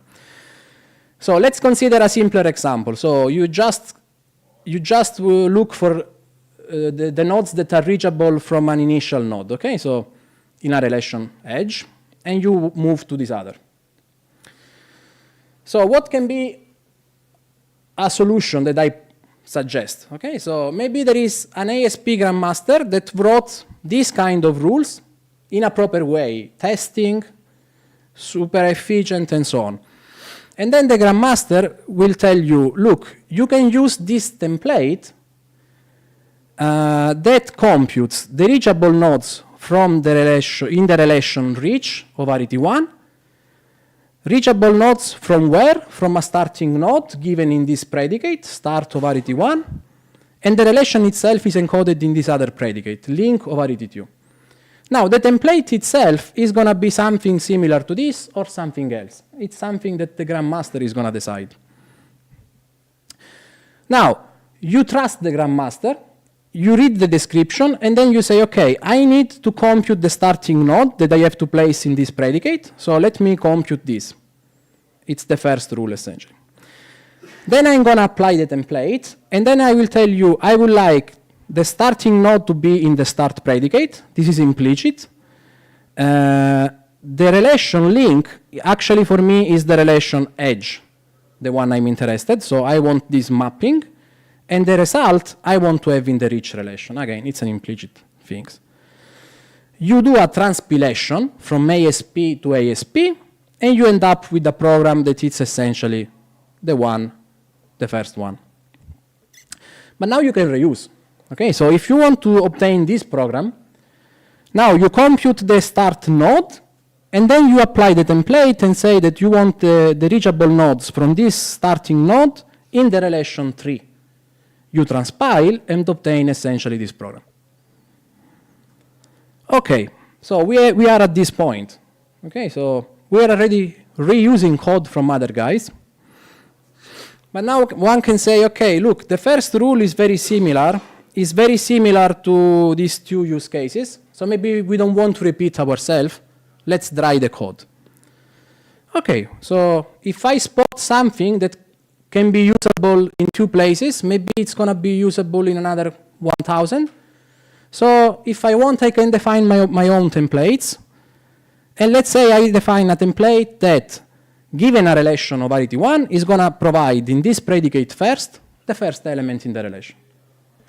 How I implement this with this rule, and now I can reuse and say, okay, look, I want to apply this template, the first the output, the first predicate, for me is going to be the start. The relation I'm interested is the vertex. You transpile, and you still obtain this code here. Similar for the other, okay? So the relation is node. Already in this one-line template, there is something really interesting. There is an aggregate inside the template, and also this aggregate is assuming a property of the ASP engine that every term is comparable with every other term and there is a total order relation. So what's the result? The result is that you can use this template without even having an idea of these details of the solver or the linguistic construct of that it's the aggregate. So there is an isolation of the complexity of the language. And you don't need to understand it. Or if someone wants to change this implementation, and instead of using the aggregate, using something else, all this other portion will stay the same. Okay, so you will have an effect in the transpiled code, but maybe maybe some grandmaster improved the template. It's a one line. Imagine if it's 5 lines, okay, or 10 lines. Okay, now actually, this start predicate, it's very likely an auxiliary symbol, so I don't see in the original program. So maybe I want to avoid external references, so maybe it's time to isolate. How isolation is achieved in Python? So if you start a method with __, it's going to be considered private, and it's actually going to be automatically rewritten. Now, if this stuff works in Python, there is no reason why this should not work in ASP. So if you define in a template a symbol that starts with __, it's local to the template. If you refer the same symbol inside the same scope, it's going to be the same symbol. But for outside, you can't refer because we are going to rename when we apply the template in a random way. And there is no chances that you are going to refer this symbol, unless you see the transpilation, but you can always shoot your foot. Now, if in a different context you use __ start, it's the same name, but it's a different symbol because the automatic renaming is going to assign a different name in the transpiled code. So let's go back, okay, so to the problem of the spanning tree. So to fix this problem, you need a time travel device to explain to myself that something is not working, that we need the notion of template, predicate renaming, locality of symbol, and how to obtain this. And then maybe you can come out with some starting template and say, okay, symmetric closure we already wrote several times, so maybe it's better to define a template. Reachable nodes, why not? We are using several times. The notion of connected graph, maybe you need a starting node, this is going to be isolated. Then you need the reachable nodes, but you compute from this starting node and you compute in a hidden symbol, reach. And then finally you check, okay? So now you see this symbol, if you refer outside, is going to be a different symbol. Spanning tree also, very likely. There are several guys that will need at some point a spanning tree of a graph. Why you have to restudy how to implement in ASP? You can implement a template for this, and then maybe you are going to close symmetrically the link relation on itself and compute the spanning tree. You do the transpilation, and you are ready to send this stuff to Bravo. Now, this transpiled code is plain ASP, so this means that Bravo can use without having the transpiler, and it's very unlikely that Bravo used this symbol in its encoding. Indeed, if we consider the encoding provided by Bravo, and we have to use this because we used that TDD, we went back in time, and we haven't interacted with Bravo, so its line of events is the same, so it's going to end up with this code. This doesn't clash. But you see, already in the code of Bravo, there is a lot that can be reused. So that's symmetric closure. Here, reachable something. Okay, this stuff we can put in templates or reuse some templates. Very quickly, for another problem, fighting with the gang of Billy the Kid, that's a problem from a contest. So you have a graph encoded by these two predicates, a length. You want to guess a number of towns such that every path of the given length touch at least one of these selected nodes. Solution of the winning team, it's something like this. All the paths are materialized with an interpreted function symbol. That's my face every time I look at this encoding. And the interesting thing is this is the winning team. And the solution is actually a solution of mine. Every time I have to restudy. Template-based solution. You want to close symmetrically the connected relation. You want to adjust the length. Then maybe you will have a template from a grandmaster that is going to compute from a graph encoded in these two predicates, all the paths materialized in these two predicates. And finally, you want maybe to discard duplicates. Again, you can reuse a template that some grandmaster wrote. And finally, you check. That you touch in all paths at least one of the selected town. What these templates contains? The answer is not important, okay? It's precisely what you don't want to see. But if you are really curious, I can show you, okay? But most importantly, this encoding I wrote in 2019, we won, period. Nothing more we can do with this encoding. This template solution, I can understand also in another 10 years. And it used an interpreted function symbol, but indirectly, because the interpreted function symbol are hidden here. So this means that even someone that starts learning ASP can already use this template, even if they have no idea about function symbol. And these templates can be reused again and again. Now, for the testing, very likely templates, since they have an isolation mechanism, can be a good option. We have a few properties based on the logic of here and there that we can exploit, but you can use any library, okay? And actually, we want to use PyTest for this stuff. And I don't know, if you want to try this stuff, just create a poetry project, add the dependency Dumbo ASP, and then it's just super easy. Parse a program, get a model, expand the template, and so on. Now, I want you to try the Dumbo library, maybe write template, if you are a grandmaster, also for other ASP user. Local names can give us invariants. The invariants we can use to build up our complex software. And then the idea is that we would like to test the templates. They will be the unit. Okay, there is a lot to do. Maybe in a debugging session, you would like to have a meta interpreter in order to track the program. It will be slower, but for a debugging will be good. We want to build at-term libraries, so maybe also renaming of at-terms, or maybe optimize some predicates that appears only once, or maybe sub-rule templates, like a conjunction, okay? But slowly, slowly. Thank you.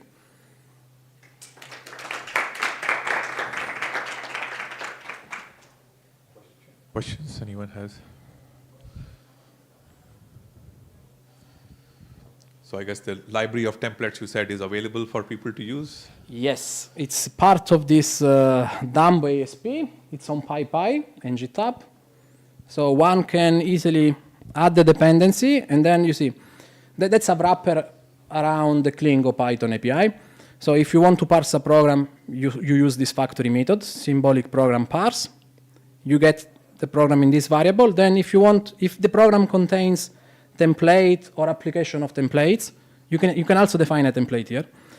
Then you call template expand program, and you get a new program that is the expanded version. After that, if you want to compute the model of the program, you use a factory method of the model class. If you want, you can filter with functional programming. Then, for example, you can print in there. Or if you want, you can also pack a recipe with ASP chef. It's just a URL. You take the URL, you put in there, you give the model, and you get some kind of visualization. Now, my Ubuntu is broken, so I have to copy the link.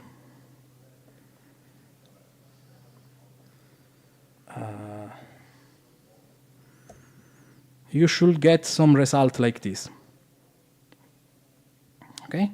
So you see, that's another use of ASP Chef. So you can prepare a recipe just for post-processing. So maybe you can also hide a few details if you want. Where is, okay? Maybe if you don't like to see these other panels, you will hide them.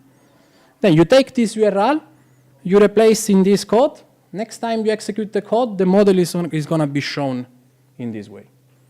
Okay, and then you see, that's, in my opinion at least, it's much more readable than the usual ASP representation, textual representation. 3, 3, 3, 3, 3. You have to draw the tree using pencil and paper. And the alternative is that you prepare a recipe and you see in this way. Any other question?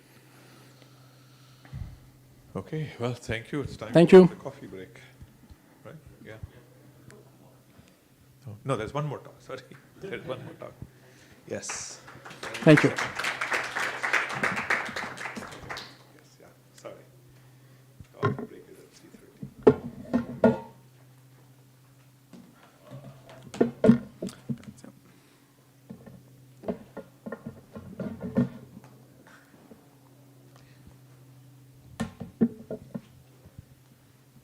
So the next talk, yes, we'll let you. Okay. You got everything connected? Yeah. Yeah, I don't know that. The PDF viewer. Good. All right. So the next talk is going to be on ASP as well, direct ASP encoding for declare. And the talk is going to be given by Antonio Lelo from University of Calabria. So this is indeed a Calabria session. Almost a session because it's also a joint work with Francesco Chiariello, who is from University of Naples. Okay. So thank you. Okay. So this talk is about. No. Okay. So I don't know.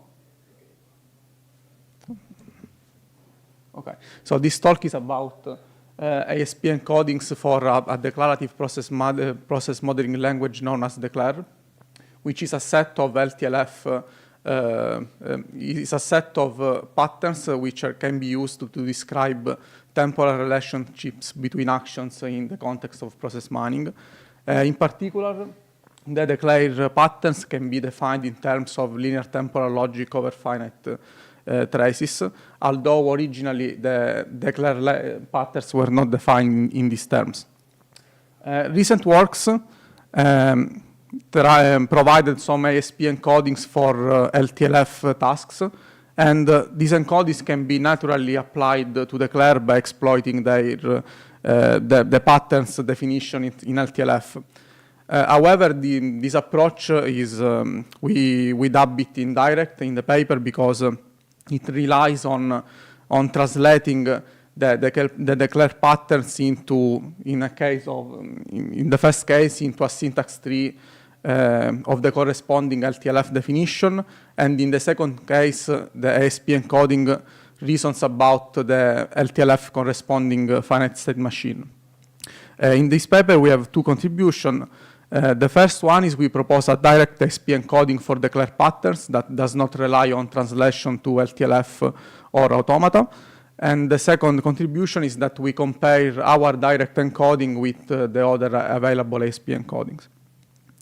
So we start with a background on process mining and LTLF, then move to the encodings and to our experimental section. So process mining is basically a set of algorithmic tools that attempts to study processes. It's a very interdisciplinary discipline that takes from formal methods, data mining, and business process management. And so the object of study are processes.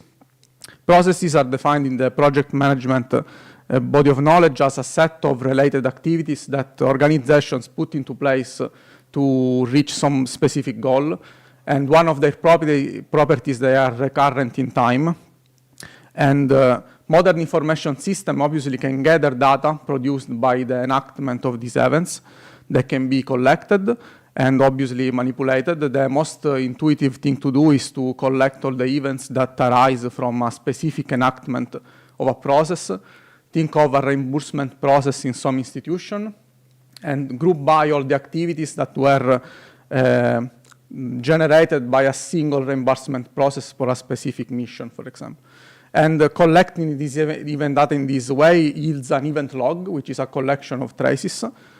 And data mining techniques that in process mining are known as discovery algorithms can be used to get a process model, which is a mathematical abstraction that basically allows to reason over the process. And as in standard data mining techniques, we have a sort of loop between stakeholders that might gain some insight and some actionable things on their domain from the model. And also the model, more data extracted from the process can improve the model we obtained by automatic techniques. We mainly have two flavors of process models in process mining. Imperative, which tries to explicitly describe valid process executions, and declarative process models that instead try to, declarative process models, everything that is not forbidden is valid. And unsurprisingly, the latter type of process models is more akin to logic-based formalism, such as declare. So being declare based on LTLF, we start with a quick recap of LTLF, which is basically a logic which extends propositional logic with temporal operators that allow to reason about a sequence of sets of symbols that are known as traces.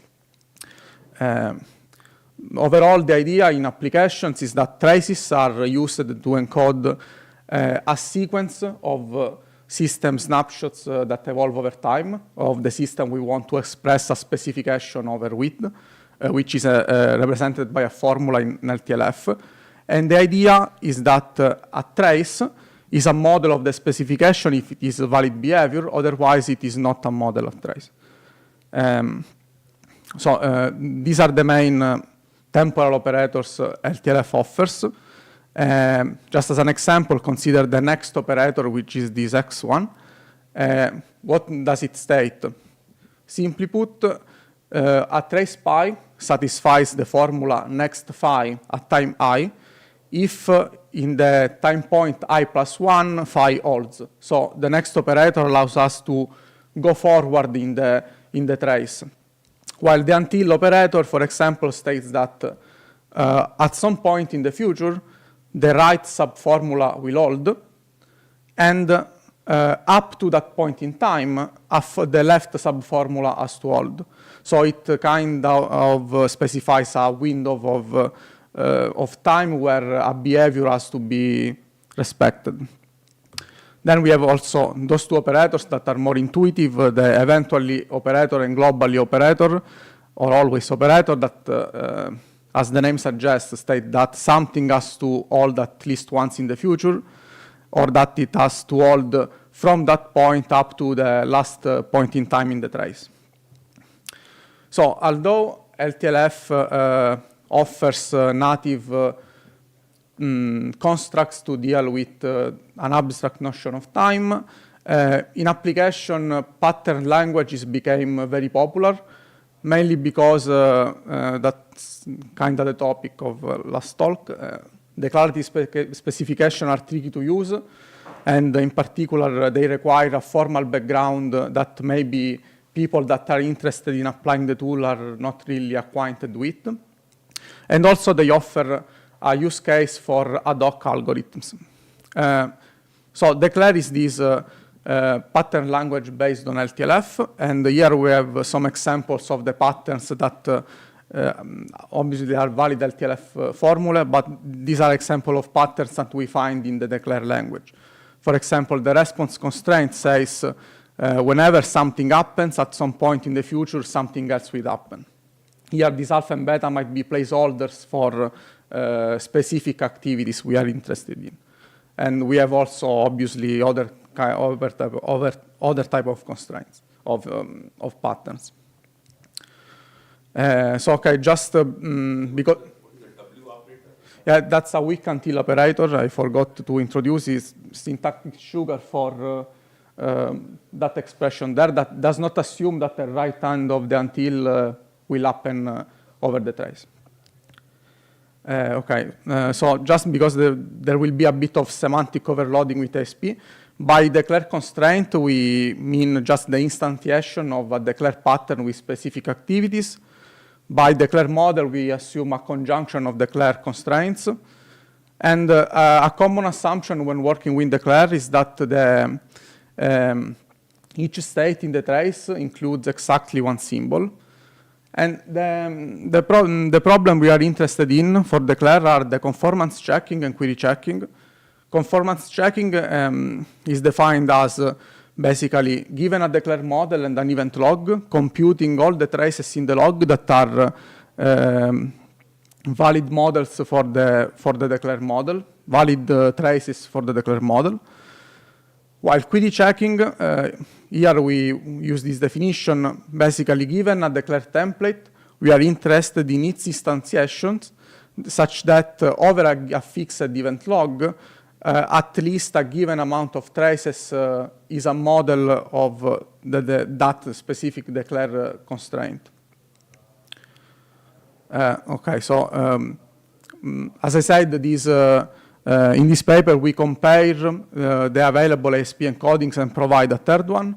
It's also the third talk in the ASP section, so I think we can safely skip the informal semantics of ASP. And the encodings, which we call indirect in the paper, are basically revolve around two concepts. The first one around the manipulation of a reified syntax tree of a given formula. The second one on stepping the equivalent automaton of an LTLF formula. This is just a known result in literature that any LTLF formula can be translated into in exponential time into a symbolic automaton such that a trace is a model of the LTLF specification if and only if it is in the accepted language of the automaton.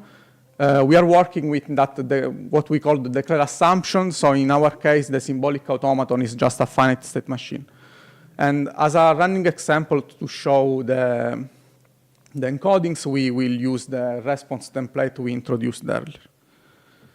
So first of all, we have to encode in a way the object we are interested in, which are event logs and the declare constraints itself. And we adopt this representation where use this ternary predicate trace, where the first index represents a unique index for traces in the log. The second term is just an index to represent time in the trace, and the third term is just the propositional symbols in a specific state. And declare constraints are represented by this constraint atom, where the first term is a unique identifier, the second term is actually a unique identifier for a template, and this bind atom represents what activities we are instantiating the template with. So as I said, we will have two solutions. There are two solutions in literature, the one based on syntax tree and the one based on automaton. So what we do with these two alternative ways is to provide the definition of the templates. So in the case of the syntax tree encoding, a template is just a syntax tree of the corresponding template LTLF definition. Basically, the function symbol name specifies the label of the operator, while we use terms to identify nodes in the syntax tree. And the way the authors of the encoding provide semantics for this kind of representation is to provide a set of rules for each, basically for each operator they wish to support. This is a simple example of the next operator, where basically we see that this true predicate encodes the fact that for a given constraint C, its subformula rooted in the F node holds true at time Ti over the trace TID if this stuff holds, which is just can be easily mapped from the formal semantics of temporal operators. The main point is that the ternary predicate trace is used to model set membership of activities in the states, and everything else quite follows the formal definition. We also have another example with eventually operator, but it's very similar to next. Instead of having a simple +1 referring to the immediately next state, we are referring to an arbitrary future state in the trace. The second encoding, ASP, from the ASP point of view, is very similar. What changes is that we have a different representation for the template, which now is the transition table of a finite state machine. And the semantics encoding is easier because it's basically does not need an ad hoc rule for each temporal operator, because we just need to simulate the stepping of the automaton over a trace. Here, in particular, this cur state is the equivalent of that true atom in the previous encoding. So our direct encoding instead does not rely on this intermediate step mapping to another formalism, which then we evaluate, but tries to implement the semantics of the Claire directly in ASP. In particular, for the case of the response template, what we do is try to understand when the response template is not satisfied, and which we encode in this fail rule. In particular, response says that whenever something, this A happens, in the future of the trace we will see a B. So it fails when we see an A that is not followed by a B, or in particular even the last A could be further simplified. So we write this fail rule, modeling exactly this. There is an occurrence of A at some point that is not followed by a B. And as I said, as really close to that declarative process modeling spirit, a constraint is satisfied whenever we do not see it, we do not have a witness for it failing. A bit more formaling. Yeah. So this is manually written. These rules are. Okay. Basically, the declare language is a set of 20 patterns or more or less. So we did this manually, and we tested it with a bounded model checking approach with respect to the language accepted by the corresponding automaton. I'm not aware of a way to automatically translate arbitrary LTLF to this kind of representation. That's not a syntax tree. So yes, a bit more formally, which might be near what you were asking about. If we start from the initial formula, by applying duality definition of the temporal operators and definition of the implication operator, we get with something like the last formula, which can be easily mapped into rules because conjunctions somewhat look like bodies, and negations we can do by adding intermediate rules. And the color highlight, I try to map what part of the formula are represented by which rule, and I hope it's a bit more clear. So far we talked only about query checking because by evaluating the logic program, we obtain by merging the collection of templates with the input constraints. We obtain, by projecting on the SAT atom, we obtain the satisfied traces, the traces that satisfy the declare model. For the query checking, very similar approach, very similar fact schema and atom interpretation. What changes is that actually we are using choice rules to span over the possible assignments of activities in the log over the placeholders in the templates. We are also adding a constraint to prune assignments that basically do not satisfy enough traces to match the query checking definition. So experiment-wise, what we did is to take event logs from real world. There are these BPI challenges, which are model discovery challenges, where various organizations provided event log datasets.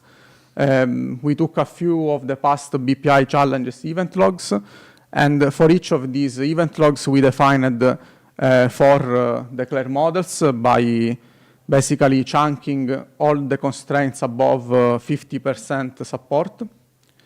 And we defined for each log a sequence of conformance checking and equity checking tasks. In particular, the conformance checking task was to perform conformance checking over a specific log of a specific model, declare model, and for query checking was to query check a declare template over the specified log and with a specific support threshold. And we compared these 3 encodings, and we obtain these results. Basically, the direct encoding, maybe unsurprisingly, results in a faster system because the other 2 encodings are more general because they work with arbitrary LTLF formula, while our supports only the declare constraints. For the query checking, we have similar results. Our encoding is almost always faster than the other ASP-based solutions. This D4PI column is an imperative implementation of these tasks. It's written in Python, might not be the fastest solution, but it's the one that offers clean API to benchmark stuff. But the main aim of the paper was to compare the different ASP encodings for the task. And we tried to conjecture why there might be this gap between the implementation, and our intuition was that basically both the syntax tree encoding and the finite state machine encoding require a huge number of symbols because the solving procedure, the grounding procedure and the solving procedures produce an atom that corresponds to the evaluation of each subformula over each state of each trace in the input log that stacks up quite easily. And we validated our conjecture by running some statistics on max memory consumption for the query checking and conformance checking tasks, for which the previous plot was times. And basically, we see that the automaton encoding and the syntax tree encoding suffer from huge usage of memory, while the conformance checking, the direct encoding is a bit more cheap from the memory usage point of view. Also, unsurprisingly, in the query checking task, we see that all ASP encoding suffer memory problems with respect to the imperative approach, but this is because we are using the common for ASP grounding solve approach, while imperative solutions just iterate over possible assignment and discard unfit solution, while the ASP-based solution hold in memory all symbols that, as I said, are needed to evaluate all subformula over all traces. So wrapping up, there were in literature some ASP-based solution to perform some LTLF tasks which relied on translation to other formalisms. These approaches were general and are able to tackle arbitrary LTLF formula. However, declare is an LTLF-based formalism that is quite popular in process mining, and an ASP approach directed ad hoc for declare was missing, and we tried to provide one, and it results to be faster than the available solutions based on translations. That's it.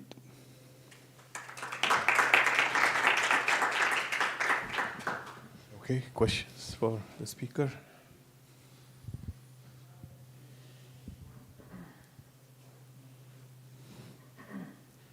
Yeah, I had a question about the performance and also like which bits of LTL you have to deal with. So the worst case complexity of LTL is quite bad, I think. But we are not doing satisfiability. Aha. That's just the problems we are tackling are these. Conformance checking is the process mining lingo for basically evaluating the formula. Okay, so that should be polynomial because it's just tree traversal. Aha, I see. So in this BPI challenge, you said they gave you a trace or an event log. Was that? Okay. The BPI challenge is basically you get a data set which is an event log, so a set of traces, and the aim is to obtain a process model. Also, BPI challenges are not really meant for LTLF. I mean, you can participate submitting a declared model, but especially in the earlier process mining days where declare was not a thing, Patrinet was the target formalism, and I don't know, heuristic miner, alpha miner algorithm, that sort of stuff to get Patrinets. But even in that case, it's not really satisfiability, a LTLF satisfiability task. Okay, thanks. More questions? So have you also looked at, for example, taking an LTL formula and translating that into ASP? Obviously, this slide sort of begs the question because, as I said, we mapped manually all the templates, and at some point, when someone does something 20 times in a row, he starts to think maybe there is a structured way to do this. But at the moment, I don't really have a solution. I don't know if a syntax-driven map. Yeah, I mean, for these specific fragments, that is why the example is this one, because when you limit yourself to the X and F fragment of LTLF, which is also a simpler fragment from full-fledged LTLF, basically the idea is that if you look at the parse tree, the eventually operators is like fixing an unknown point in time in the future. So basically, if you check a node in a syntax tree, and you look up and you look at all the eventually nodes that are above, it's like saying there exists a K, K1, K2, such that K2 greater than K1 and something else, which we might see in that witness rule. That T prime, represents basically something that is under the scope of an eventually operator if we will plot the syntax tree of that formula. But an FNX fragment of LTLF is very simple and not really interesting.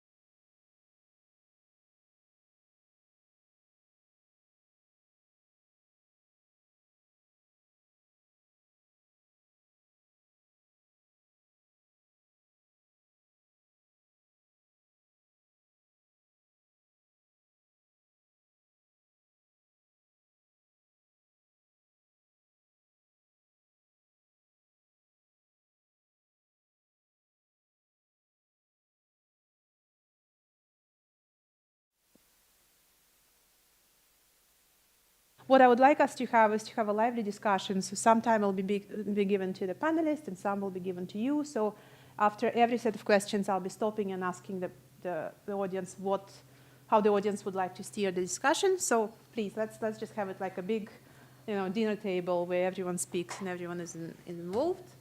Let me see if I can actually. I'd like us to have a lively discussion. Yeah. So let me introduce our panelists today. So it's Gopal Gupta from University of Texas at Dallas. Here he is. Wen Koki, University of Edinburgh. Wen, just wave your hands. People know who you are. Claudia Fagian. Am I correct in pronouncing? It's okay. Tell how. Okay, right. Université de Paris and CNRS. Alessandro Bruni, Copenhagen University, and Younes Kadar online. University of Copenhagen, not, all right. It's not the same. Okay. And Younes Kadar, University of Oxford. We will see Younes in a second if we can. Can we project him now? I'm afraid I can't be able to project him. All right. Okay, I'll finish introductions and then we'll get him in. Okay, so these are our panelists. I'm very excited that they all agreed. Hopefully we'll have a nice discussion. I wanted to make a quick introduction to abbreviations because you will see lots of abbreviations and it will be very confusing unless we actually agree on terminology. So DL, declarative languages, we will put lots of things into this set. It will be functional programming, logical programming, and in addition, some theory improving. So you will see some of the panelists do maybe lambda calculus, some do Haskell, some do logic programming, some do Coq. So this is a big bag, and this is intentional because we want to look at the problem from different perspectives.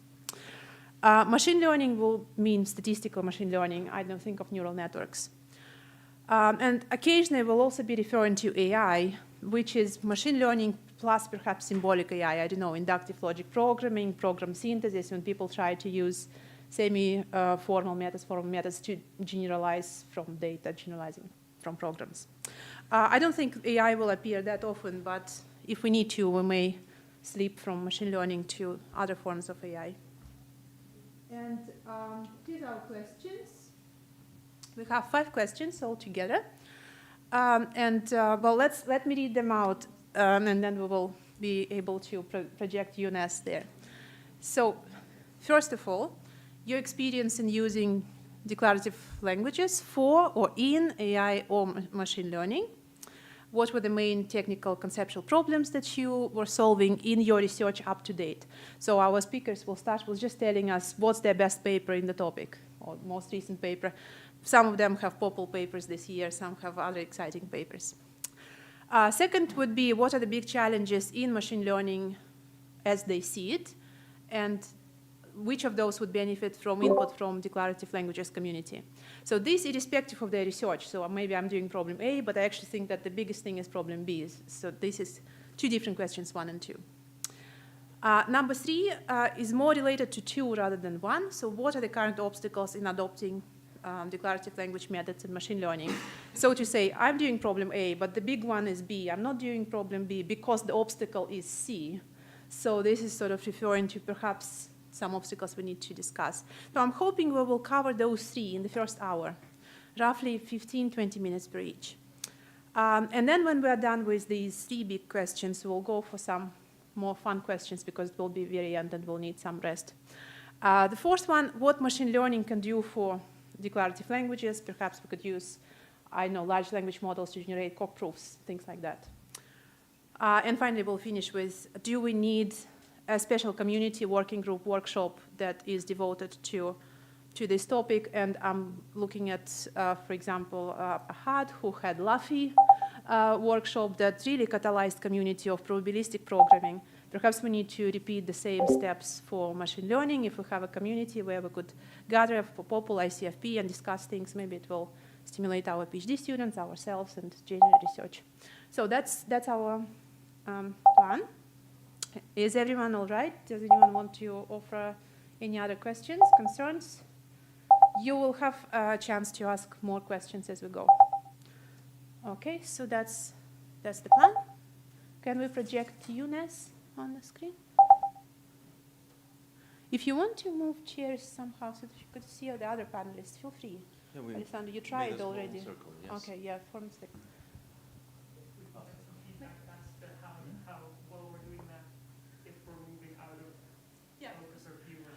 That's a good point. Okay, yeah, that's a good point. Let them fix first UNS, and then we'll ask them about the view for online viewers.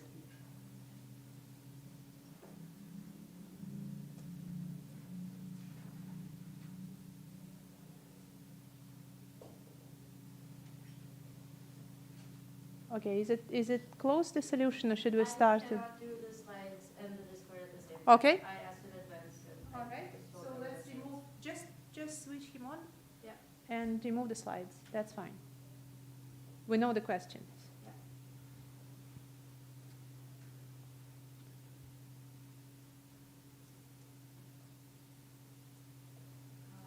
Give me 1 second. Okay.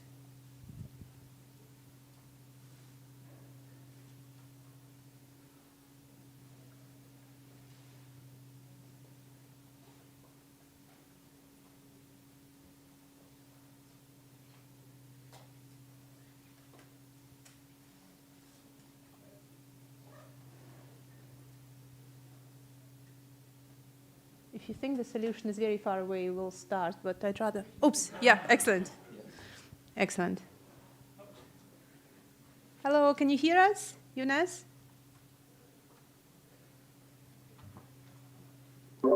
Hello? His mic is muted. Hello, Younes, can you hear us? All right, can you say something? We can't hear you yet. Say something. Yeah, we can hear you. We just need the volume up. I could hear him. It's just the volume needs to go up. No, we can't hear you again. Could you try again?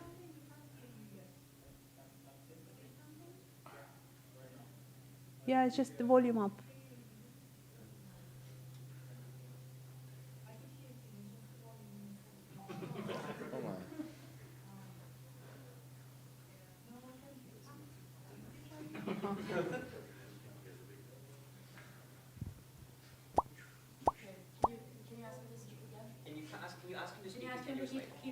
Could you keep talking, please?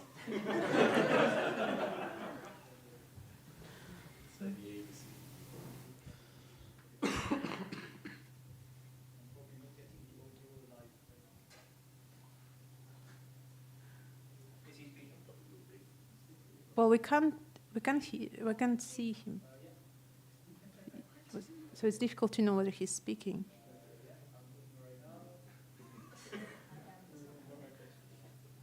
Yeah, we can see you.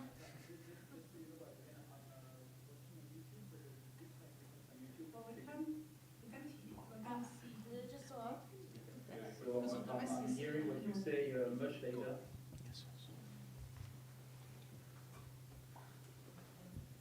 Yeah, we can see you. We can also hear you now, I think.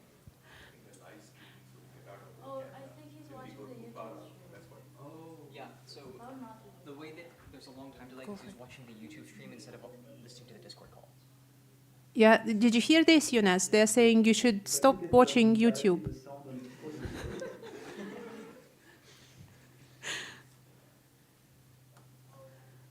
Yeah, so I'm watching the YouTube stream, but there's a big time difference.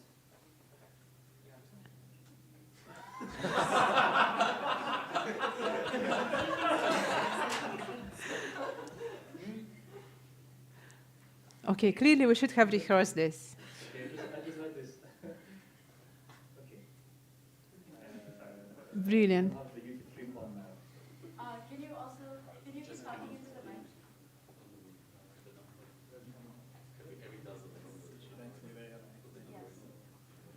Yes. 1, 2, 1, 2. Yeah, I'm talking continuously right now. Brilliant. That's what I'm saying. Can you hear this? Yeah, I can't hear you right now. Okay. Hello, hello, hello. In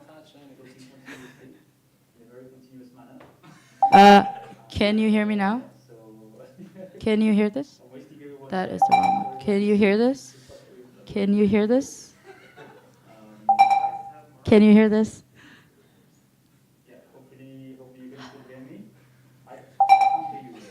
Can you hear this? Oh, he cannot hear us, that's for sure.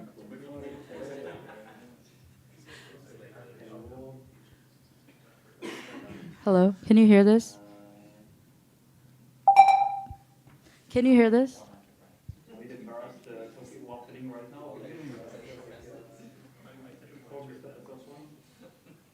Can you hear this?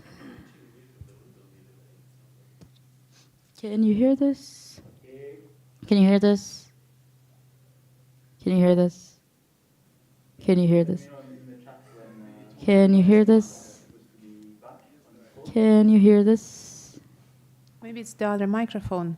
Can you hear us? It's not the microphone. It's something else. Can you hear this? Here, how about this?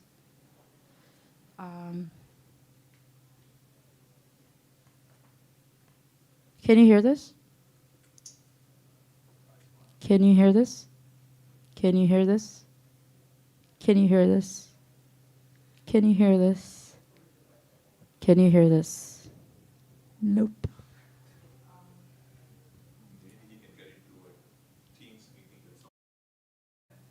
I could hear earlier though, at some point. I don't know what happened, but there was also the sound on Discord earlier, but not right now. Can you hear this? I'm so sorry, everyone. So sorry for wasting everyone's time. It's okay. Let's just go through every device once again and then. Okay, can you hear this? Can you keep talking?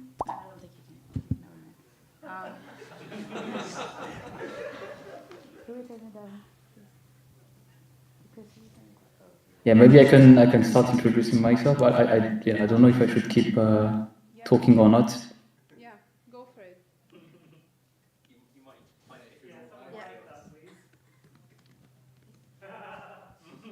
Oh, I saw. Yeah, keep talking. Was it? Yeah, okay, I got the message. Keep talking. Okay, great. Okay, so I'm gonna keep talking. I'm really good at talking. Not a lot of bit of information per sentence, but you know, I can make grammatically correct sentences. I think the semantics is a bit lacking, though. Okay. Yeah, so maybe I should say, I don't know, like I should, is that we can save some time when for introduction for my part. I'm in Montreal right now, so I'm really sorry I couldn't join. I wish I could have come. And yes, and I'm a PhD student at the University of Oxford, supervised by Sam Staton, who's going to be presenting. Oh, another message. Anytime in this session, could you hear us? Yes, I could hear at the beginning, at some point. Yes. Okay, can you hear this?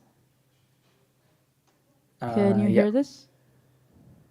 So yeah, but I couldn't see anyone, so I opened the YouTube live stream in parallel. But what we probably shouldn't have done this.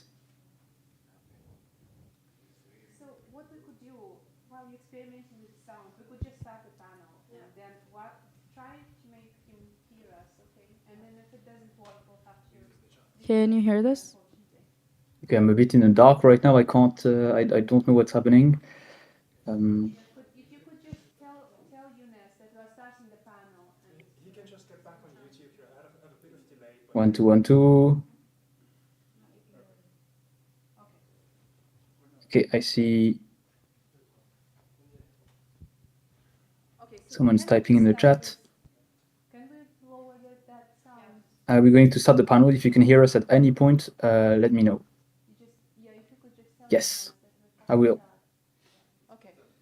Right. Let's start and let's go for your best results in the area. Just apart from my introduction, so where you're from, just tell us about one result related to this domain.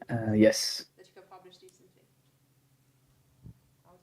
Okay. I feel like I'm definitely not worth the pain, though. Is semantics, theory, so a bit new into few years into probabilistic programming, and the more relevant is definitely the paper we are presenting. Oh, I have some sound right. Thursday with my I can hear myself, so though. we are concerned with the probabilistic graphical model, precisely Can Bayesian somebody hear me? network. And this is a prominent tool. Can you hear us? I can't hear anything but myself, unfortunately. Learning. And they're able to, so graphical model allows you to represent a very large distribution and have a very efficient Oh, we can hear. both Okay. exact inference and approximate. So you can hear, but I can only inference, hear myself. but is a first order model. So modeling complex, possibly structured system has been compared to programming. Just watch the live stream. Yeah, okay. And yeah, no worries. where programming languages can bring expressivity, compositionality. And this was our goal. I see. To keep the resource sensitivity, so to I see. Yeah. merge, Okay. to There's a integrate couple of into seconds, I the think, of difference, but efficiency it should be doable, I think. Bayesian network, the Okay, let expressivity me of higher order languages, so functional languages, and the compositionality that types give. Not in the right room. So we introduce idealized higher order language, so honestly a lambda calculus, probabilistic lambda Can't calculus. actually tell what you're saying. And this No worries. allows for modeling recursive probabilistic model, structure, hierarchy structure, but each higher order program compiles in a first order term, which is a Bayesian network. And this compilation is done by functional programming theory tools. So in particular, we need, what is difficult is to track random variable. And because you want to reconstruct the Bayesian network, and this, since we have a higher order, the number of variables is unbounded. And types, resource sensitive types, so the theory that comes from all the work on the programming language community is allows us to do that. And on top of that, also to give, to account for the cost of inference. So the difficulty is really because we are higher order. So the random variable, in principle, you don't know how many that you will have. So this is what the types help together with compositionality and with the cost. This is our what is this work? And that's going to be presented at POPL, yes. By the way. So yeah, please come to Polish talk. Thank you very much. Yes, and I'm also pretty new to this kind of area. What I've been mainly exploring is how to use ITPs to verify certain results. Particularly, I was interested in robustness results in machine learning and statistics. And one paper that we have published is about verifying one algorithm. I wanted to actually start very simple and check what could be done with the libraries, the theorems that are already formalized in Coq. And we did verify a simple algorithm that actually does check the mean of a bunch of points under the assumption that some of these points are maliciously altered. And the problem actually becomes very interesting because means are used pretty much in many different places, also in machine learning. And the problems actually start to explode in complexity as soon as you go to a multidimensional setting, even just for computing the mean. And then notions of robustness become interesting. And this also is theory that is recent, also from statistic theory, that has not stood the test of time. So I think there's some interesting contribution there to actually verify this with ITPs. And so we have one paper published, and then we went on verifying some of these algorithms, and we actually discovered that some of the bounds that are claimed are not quite there. So that's kind of the contribution there. Yes. Hi, I'm Wen. Anyway, yeah, for the past couple of years, I've been focusing on a programming language that forms a user-friendly interface to lots of extremely low-level, kind of difficult to use solvers and provers and automatic verification tools for, in this case, primarily neural networks. And my background in general is from a background of programming language theory and type theory on the one hand, and from both statistical and symbolic natural language processing on the other hand. Yeah, I'll keep it at that to keep things moving. Thank you. So I work in logic programming, and obviously logic programming, relates very closely to automated reasoning. So if you think about intelligence, human intelligence, for example, then it has two components, broad components. One is, of course, the ability to learn and pattern match, which, if you automate, you get machine learning. And then, of course, the ability to reason, which, translates to automated reasoning if you automate it. And machine learning alone, even though the machine learning community might like to think in that way, is not enough to match the kind of intelligent behavior that we humans show. So reasoning is an important part, and since since I work in logic programming, and there are other people here in logic programming as well, and logic programming has been applied for knowledge representation and all sorts of things. So there are many, many applications, and especially answer set programming, which is a big part of logic programming community now, where one could show that answer set programming essentially is can model human thinking, quite reasonably, quite well. And there are many works and tools, in fact, to be able to do that. So I've been working in the area for a number of years, especially, logic programming for 30 plus years, and answer set programming maybe the last 10, 15. So some of the things that I've done, or my group has done, is you want to, for example, machine learning, you want explainability and interpretability. So how do you explain the results, or how do you explain a model or interpret a model or make a model interpretable? You have to use logic. So in fact, if you were here presented a paper this afternoon on how you can make models interpretable through default rules. So essentially, when we learn from examples, we actually learn default rules. And then also we use reasoning. So when we learn, we actually learn from very few examples. So those are some of the things that, for example, the reasoning community can focus on. How can we make machine learning algorithms converge faster, given that there is background knowledge, and that's also a field under the name of neurosymbolic computing that might be hearing about. There are many other things, even natural language processing.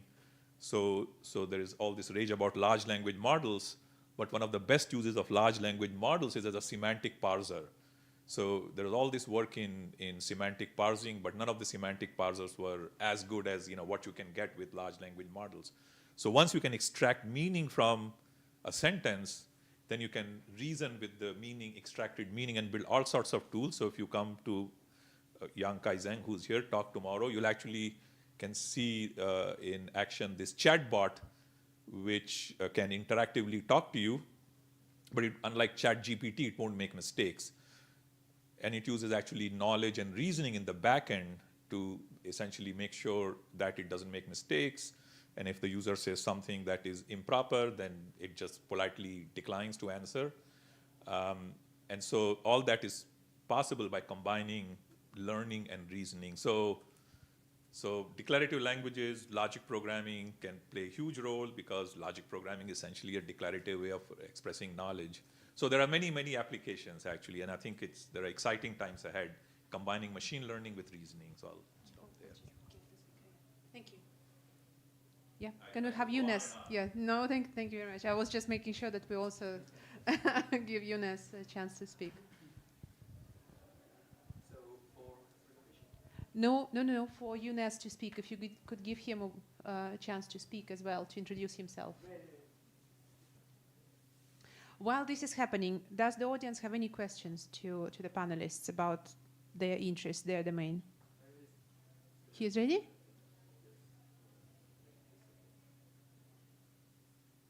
Okay. Hello, can you all hear me? Yes. Okay, great. So first, I'd like to apologize a little bit. Oh, sorry, I can hear myself.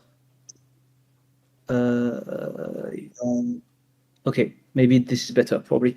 Okay, yeah, so I'd like to apologize because I'm watching the live stream on YouTube right now, and there's a bit of a, okay, great, good, thanks. There's a bit of a mismatch between the two, so I'm carefully reading the chat so that I can know when I can speak and everything, because my live stream is a bit, there's a mismatch. Great, so my name is Younes. I'm a PhD student at the University of Oxford, supervised by Sam Staten. I'm working on probabilistic programming and among other things from really I guess a categorical semantics perspective. But recently I've done, so that's why I'm in Montreal right now, because I've worked with Joshua Bengio at Mila on deep learning for reasoning. And especially a class of models called GFlow nets, generative flow networks. And so we maybe gonna have time to talk a little bit more later about this, but these are a little bit like they're samplers basically. You can think about it as drop-in replacements for MCMC, but you can train. You have basically your policy network, which is a deep neural network, and you can train it, and you can train to sample in a probability space basically. That's the idea. And right now I've just started with Cohere, Cohere for AI, which is the non-profit branch of Cohere. So Cohere, for people who don't know, Cohere is a large language model company founded by one of the co-authors on the Attention is All You Need paper, which is the paper introducing transformers. So the architecture, which is at kind of at the basis for all of this revolution we've seen lately in LLMs, ChatGPT, and all these things. And so with at Cohere, I'm working on LLM hallucinations, so large language model hallucinations. So I've heard some of the panelists mention some of these things, this problem of reasoning that these systems have. They're really good at like coming up with like grammatically good sounding answers, like convincing from a like superficial point of view, but when it comes to the deep reasoning behind, there's lots of problems, and they can sometimes hallucinate facts, completely made up facts. So that's what I'm working on. Yes, so that's basically it, I guess. I don't know. Yeah. I mean, yeah. So maybe I should say one word about how it's related to I've completely forgot. Maybe I should say how it's related to declarative languages, declarative programming. I guess the lazy people approach that we have when it comes to probabilistic programming is very much declarative. But maybe I can talk about it a bit later. I think I'm gonna pass on to other people right now. Thank you. Thank you. Okay, the audience, do we have any questions to the panelists before we will delve into big problems? But do you have any questions about their work as they introduced it? Your chance. Okay, right. Well, then that's clear enough, I suppose. Well, let's go for the first proper question then for us all to think about. So what do you think from your perspective, whether it comes from your research or it comes from your observation of research of others, what is the biggest problem in machine learning that declarative languages could help with? So should we go? Well, let's keep the order because it will give us a chance to switch Younes in time. Claudia. So yesterday we had the LAFI, and the keynote was given by Hong Ge, that leads the Turing language team in Cambridge. And his first slides was saying that modularity is a principle that machine learning would need to learn from the probabilistic language community. So I think this means compositionality, this means also types. And there was given was relating this morning tutorial types and machine learning types definitely, and to play the devil's advocate, why would machine learning suddenly need modularity if it was fine without it for so long? Maybe they're not so fine anymore. Well, why not? What's wrong then? mean, the obvious answer is there is a gigantic, very complex system, and modularity would allow it's a way to break into. But I think it's a way programming languages. There is all this work from the perspective of probabilistic programming languages. And types is for reliability. You can have a static typing, and it's very successful. And maybe there is also formal verification. I mean, you can have. I think there is a very nice result this summer about Coq verification of the Stan compiler, and they found a bug, and that's I think is let me check. Tassarotti and Tristan PLDI 2023, and it's very impressive. These are some things. Expressivity and safety go together. I think is something that the declarative programming language community has developed for years. We also have to learn from machine learning to be useful, obviously. Okay, thank you. Yeah, so I think I pretty much agree. In a way, I see like machine learning as something that's actually very recent and it's exploding now. And the tools and technologies to do this properly are, we're still kind of in the assembly era of programming these models. And the tool chains are coming up, but I think like a principled approach can help.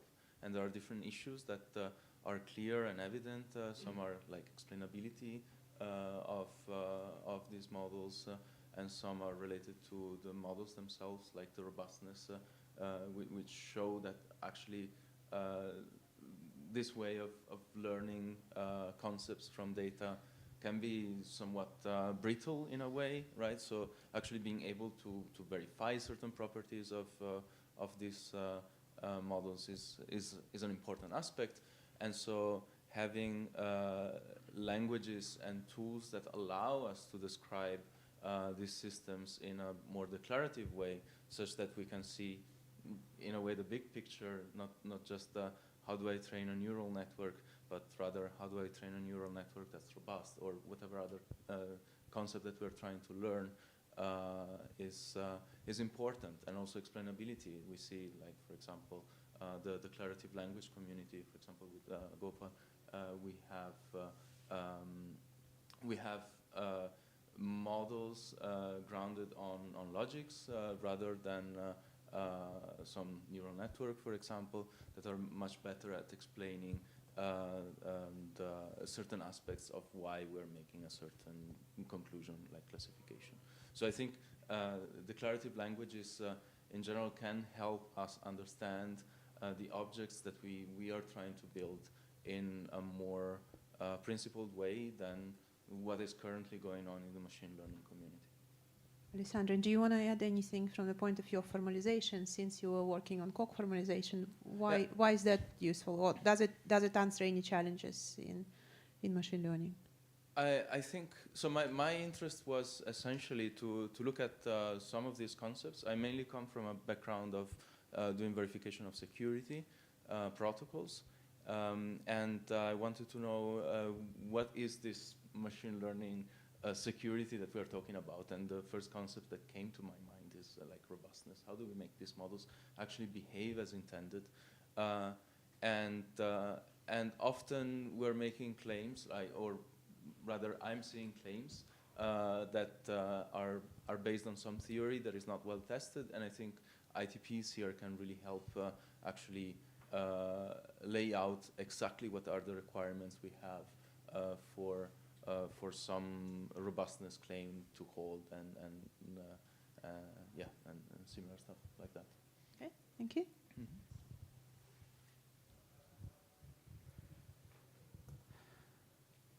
Can I answer the opposite question? I think I would like to say, at first, I think it's important for us to recognize where we should be careful to contribute or not quite contribute, because there are, of course, many places where the tools that are close to our hearts don't quite yet or PADL apply. I don't think we're going to write down a formal specification of what a cat is and verify that a vision system correctly identifies cats. And I think that, for instance, we might be keen to write down a property such as robustness around cats without necessarily knowing what that means. And so I think it's very important to, as people coming from logic, from functional programming, things like mathematical proof are very dear and close to our hearts, but unfortunately a lot of machine learning methods, well, unfortunately, realistically, a lot of methods of investigation in machine learning are investigation methods, are finding out what is this actual concrete model doing. And so one thing that I think is very important is to extend the tools that we hope to provide to formally verify up to our rigor models with actual incorporation of methods that are used for not quite verification, but testing, examination, introspection of models in practice. I answered the actual question after all. I got there in the end. But yeah, I think it's incredibly important to not just focus on formal correctness, but also focus on, I think, this was mentioned before, guided training, so making sure that you're training towards a goal, counterexample finding, things like that, like trying to find where does this go wrong, trying to help investigate and visualize, all of these techniques that are incredibly important in machine learning that can fit quite nicely into the kind of things that we tend to do with declarative languages, but might be left by the side because they're not quite up to our method or our level of rigor. I think I'll leave it at that.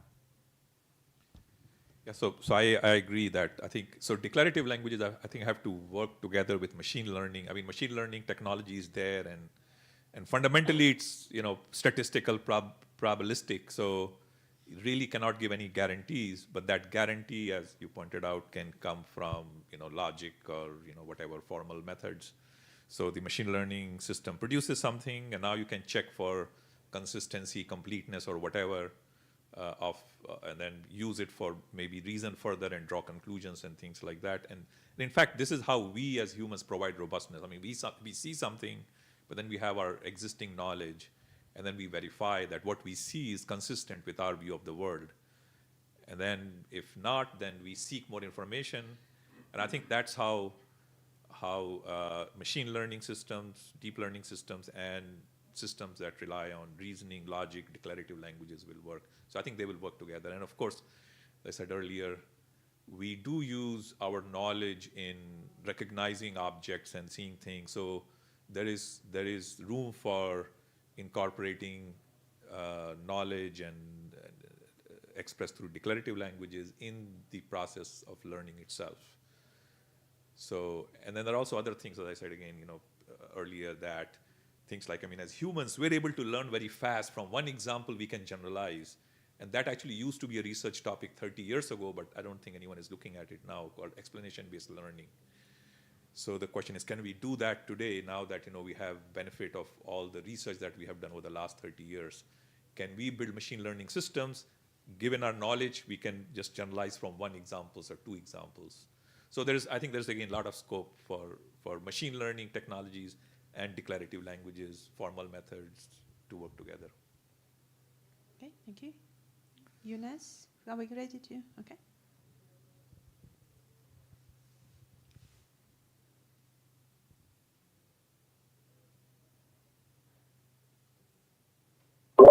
Hello. Okay, so I got the heads up that I can start, I think.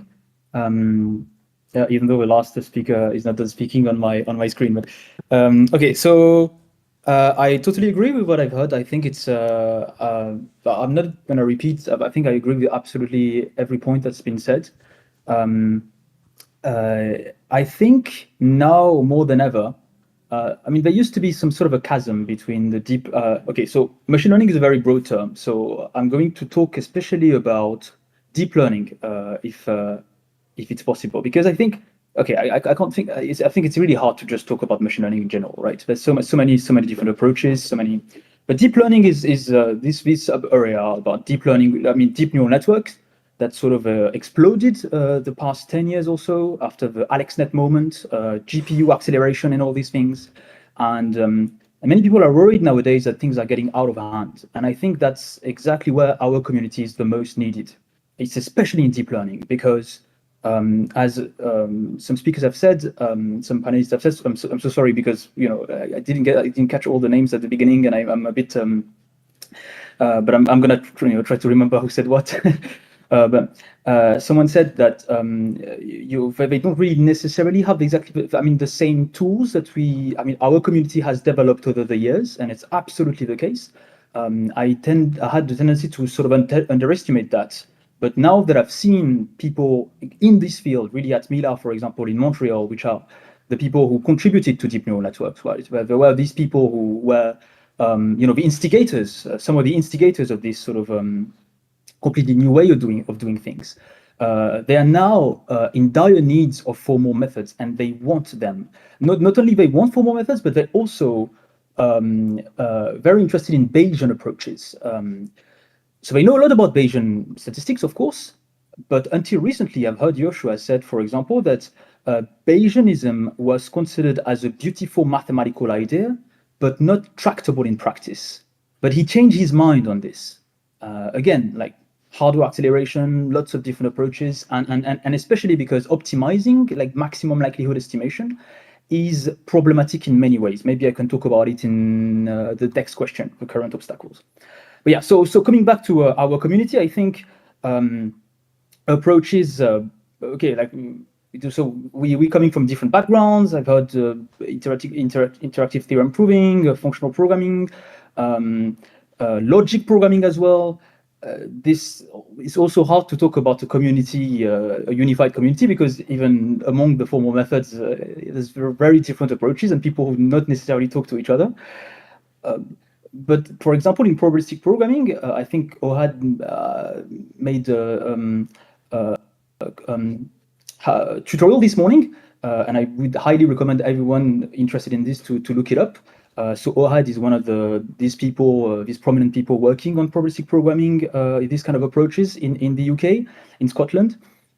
And there's this type-driven approach to these things. There's this idea that types are extremely helpful annotators to think abstractly, to think at abstract levels, because we're in dire need of this in deep learning. The problem about deep learning, the problem about deep neural networks is that really, at the end of the day, the circuits, the very, very low-level circuits, when you think about it. You can think about a deep neural network a little bit as like a bunch of logic gates. Of course, like it's not in arithmetic circuits, it's probabilistic. You have dropouts, you have regularization methods, etc. We can talk about this later. But at the end of the day, it is a very, very low-level circuit. So it's really hard to sort of have specification, high-level specification for this.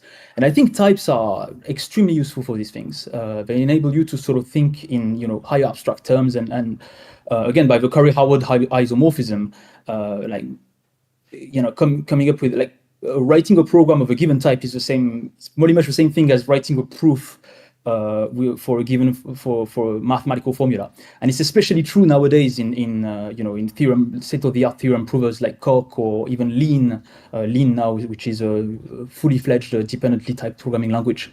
So yeah, so there's I think maybe I should stop here. But there's also this. Maybe I can say one last thing. Sorry. There's also the non-parametric approach, which is also interesting from our point of view as well. Like non-parametric statistics, sort of is still kind of really hard to sort of implement in practice, especially in eager evaluated languages. Because you have unbounded parameters, really. Like, for example, I can give an example. If you want to do clustering, if you use a classical algorithm like k-means, you have to fix the number of clusters that you're looking for. K, it's a hyperparameters, it has to be fixed. And there's lots of things like this in deep learning and machine learning in general, where you have hyperparameters that are fixed in advance. The problem is this, on top of being a bit arbitrary, because really, like, how do you know in advance what's our best hyperparameter? You have to do hyperparameter search, grid search, these kind of things. It's very inconvenient in practice, and it's not really like it's very empirical. It's a very empirical science now. But on top of this, it makes things less compositional, because I can't use my system where hyperparameters have been like fixed by hand and compose them with higher level systems, because these hyperparameters are kind of fixed at some points, like within. So what you would like to do would be to have a non-parametric approach where these hyperparameters are not necessarily fixed. They can be unbounded. In the case of clustering for the directly process, for example, you have an unbounded number of clusters. But yeah, if you do this, then you have an ego evaluated language. It doesn't work, right? So like the approach we had in Lazy People, and I think that you can have in Haskell is to kind of rely on Haskell's laziness, basically. And I know that people working on monad base, for example, have so Lazy People has been implemented in monad base now. So monad base is probably a more mature project overall. But yeah, there's people are trying to use Haskell and these very type-rich languages to sort of think about things differently, like in a more sort of mathematically minded manner. Yeah, thank you very much.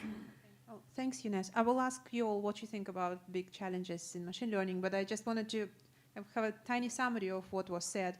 I think it's very interesting point that Younes has made, that if you just say I'm doing declarative languages for machine learning, you will not even be understood because it may mean so many things. So you may have machine learning algorithms that people formalize. So this will be more like could be Alessandra's co-author if I do that. There are people who implement neural networks just as learning in them. That's another thing, and I don't think we have anyone who represents that topic now, but yesterday Gordon Plotkin gave a talk at LAFI, how you can more efficiently or more beautifully rather implement neural networks. So that's a different thing. The third thing is Bayesian theory behind neural networks, because obviously every neuron in your neural network potentially is a random variable. So there is like higher theory behind this. There's verification of neural networks, that is specifying properties of neural nets, something that Wen and I are doing. And finally, there is explanation of neural networks, kind of top-level analysis after you train. This is something that Gopal is doing. When I have PhD students who have to write introductions to research papers, they get bewildered when I say, could you go and write introduction to the research paper? And then it's just distinguishing these few, 5 or maybe a little bit more, is quite difficult. So the audience, do we want to put more problems to the table? What do you think is the biggest problem for machine learning that we can solve? I guess I don't have one in particular, but I was struck by, maybe this will be a little controversial, I was struck by how little, at least as far as I can tell, the answers the panel had with what say machine learners might consider the biggest successes of declarative programming or declarative languages, that they've already in their work, in their day-to-day, right? So 3 examples would be automatic differentiation,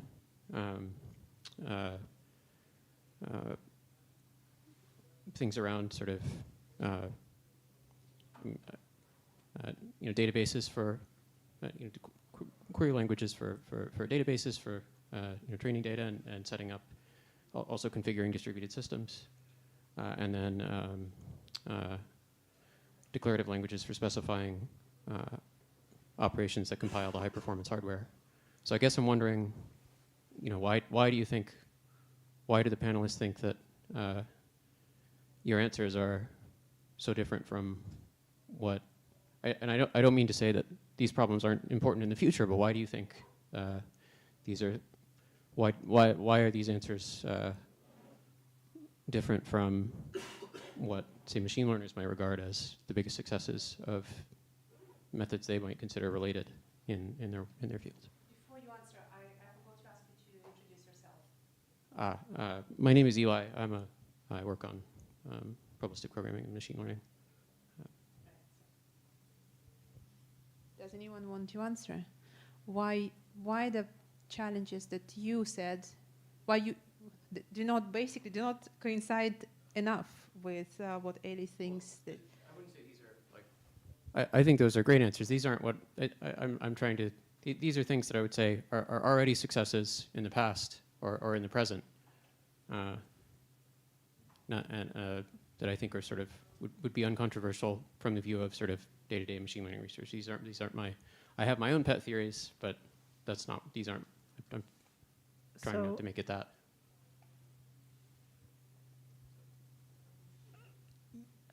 Could I ask for clarification? Because I believe the question we were answering was difficult open problems, and the things you have posited are things that have been successes in the past, and you are asking about why they are so dissimilar. Well, I don't know that they are. I wouldn't say that those are solved problems in any sense. Fair. I guess I'm wondering why they're, maybe another way of putting my question would be, do you think machine learners would agree with the answers that you gave? Do you think they would say, if the question was, well, let's say if the question was, what do you think machine learners think are the most important ways that declarative languages could help them? How much would it overlap with what you said? Maybe I can take a stab at it. I think it's great what you're pointing out. That I mean, there are successes from declarative the declarative language community about things that we essentially now take for granted, such as databases and so on. And maybe this points out that there's a distance in terms of what the community now thinks is relevant.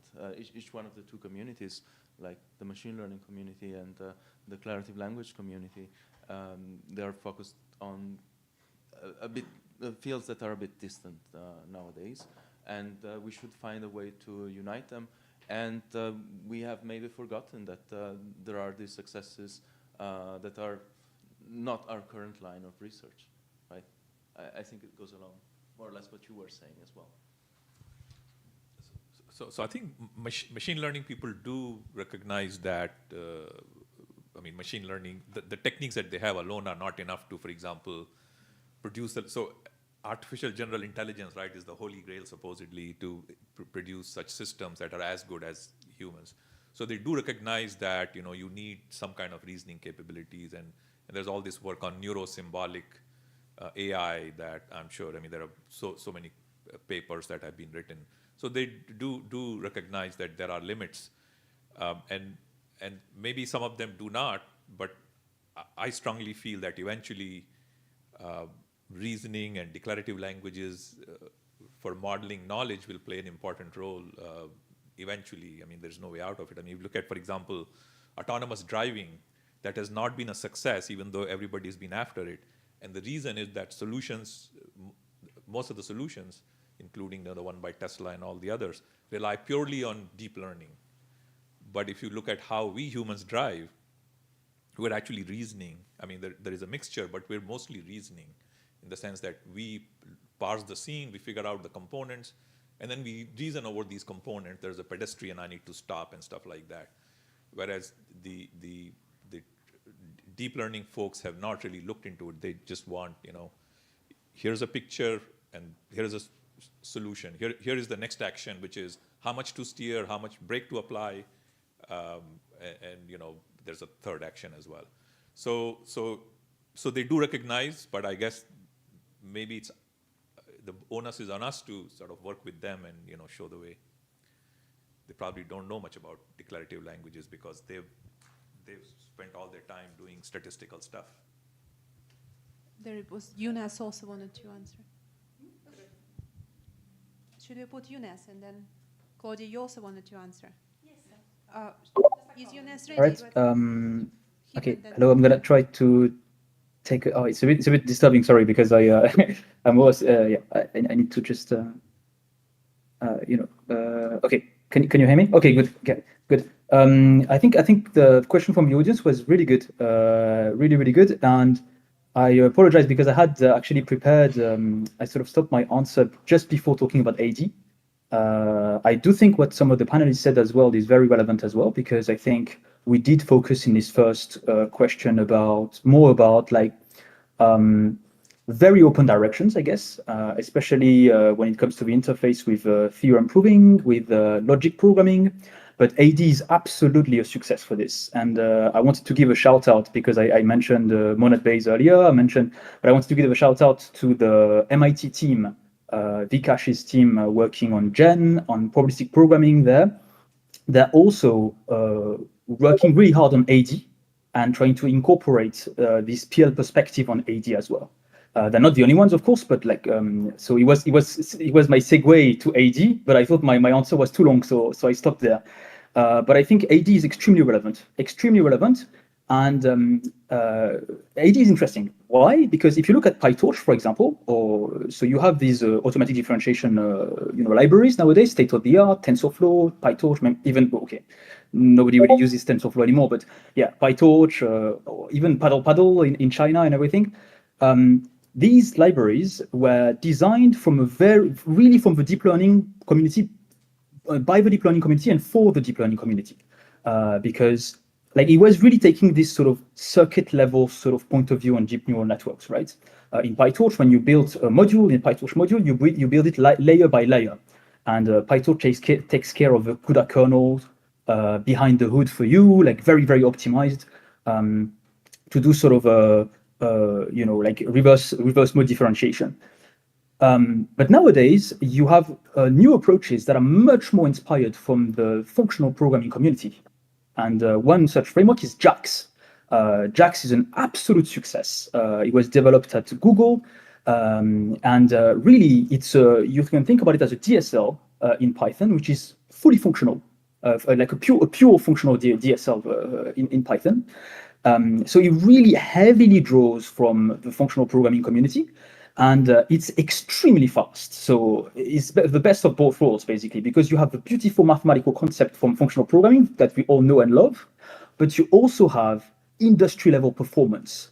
And nowadays, like, for example, DeepMind is using JAX for everything. For all of their models, they're using JAX. They're using a library built on JAX called Haiku. There's also Flax, another library built on JAX, which is basically the equivalent of PyTorch, but for JAX. Even in LLMs, for example, in Hugging Face, JAX is a very popular framework nowadays. And the JAX team, another thing which is interesting is that the JAX team was struggling so much against Python because Python is not really it's not designed with this sort of functional programming point of view, right? So they were struggling so much and like fighting against Python that they thought, okay, we might as well create a new language, which is statically typed, a high-level array processing language. And this one is called DEX, and it's implemented in Haskell, and it's extremely performant as well. And the very exciting thing about DEX is that among the authors, the main contributors, you have Adam Paschke, who is one of the main authors in the PyTorch.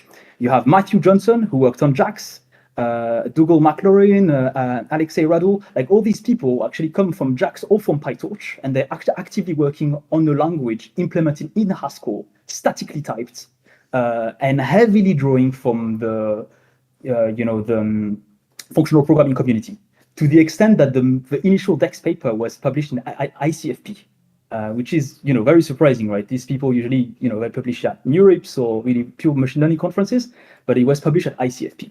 So yeah, so there's also differentiable programming that we can talk about, which is also another form of AD incorporated paradigm. Like Futark, for example, is a good example for this. But yeah, so it's a good question. It's big research space in there, but I think it's much more mature than the theorem proving sort of aspect of things, which is also needed for specification. Yeah, thanks. Yeah, Claudia. Well, I was just, and this is a bit silly, I suppose, but I think the boring answer to your question is that the declarative languages community is such a huge and different community internally that a sample of 5 people is simply not representative and didn't hit any of the things you said. But there are definitely people researching all of those things, as we have just heard. Yeah, it's just a comment. I have the same comment, essentially. Why the panelists did not blah, blah. I think my understanding that we are all together. So the panelists is just here to start the discussion. And I was especially invited people that are very competent on programming language to come, because I think we are kind of, in my understanding, we are trying to build a kind of roadmap be a white paper or something in that direction. So is not you listen to us. Is I think we are just discussing, reflecting together. I think that is the point. Sure. So it was a very good contribution. Enormous respect for everyone. It's a question about the community. Yeah. And I was hoping to get Matisse to come, but he already left. He's, another thing I think you said that I totally agree also, is what machine learning people, I think is what declarative language community can contribute is really a two-way road. We have tools, so we want to do things, and we really need to learn also what are the biggest challenges of machine learning that we should develop, and we don't have maybe already the things for. And this collaboration discussion and finding a roadmap was also, I think, was the last slide of Honge yesterday, in fact. Yeah.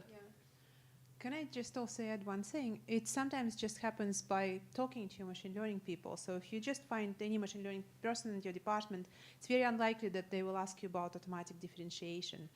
For as long as they're concerned, it's all implemented and Python is working.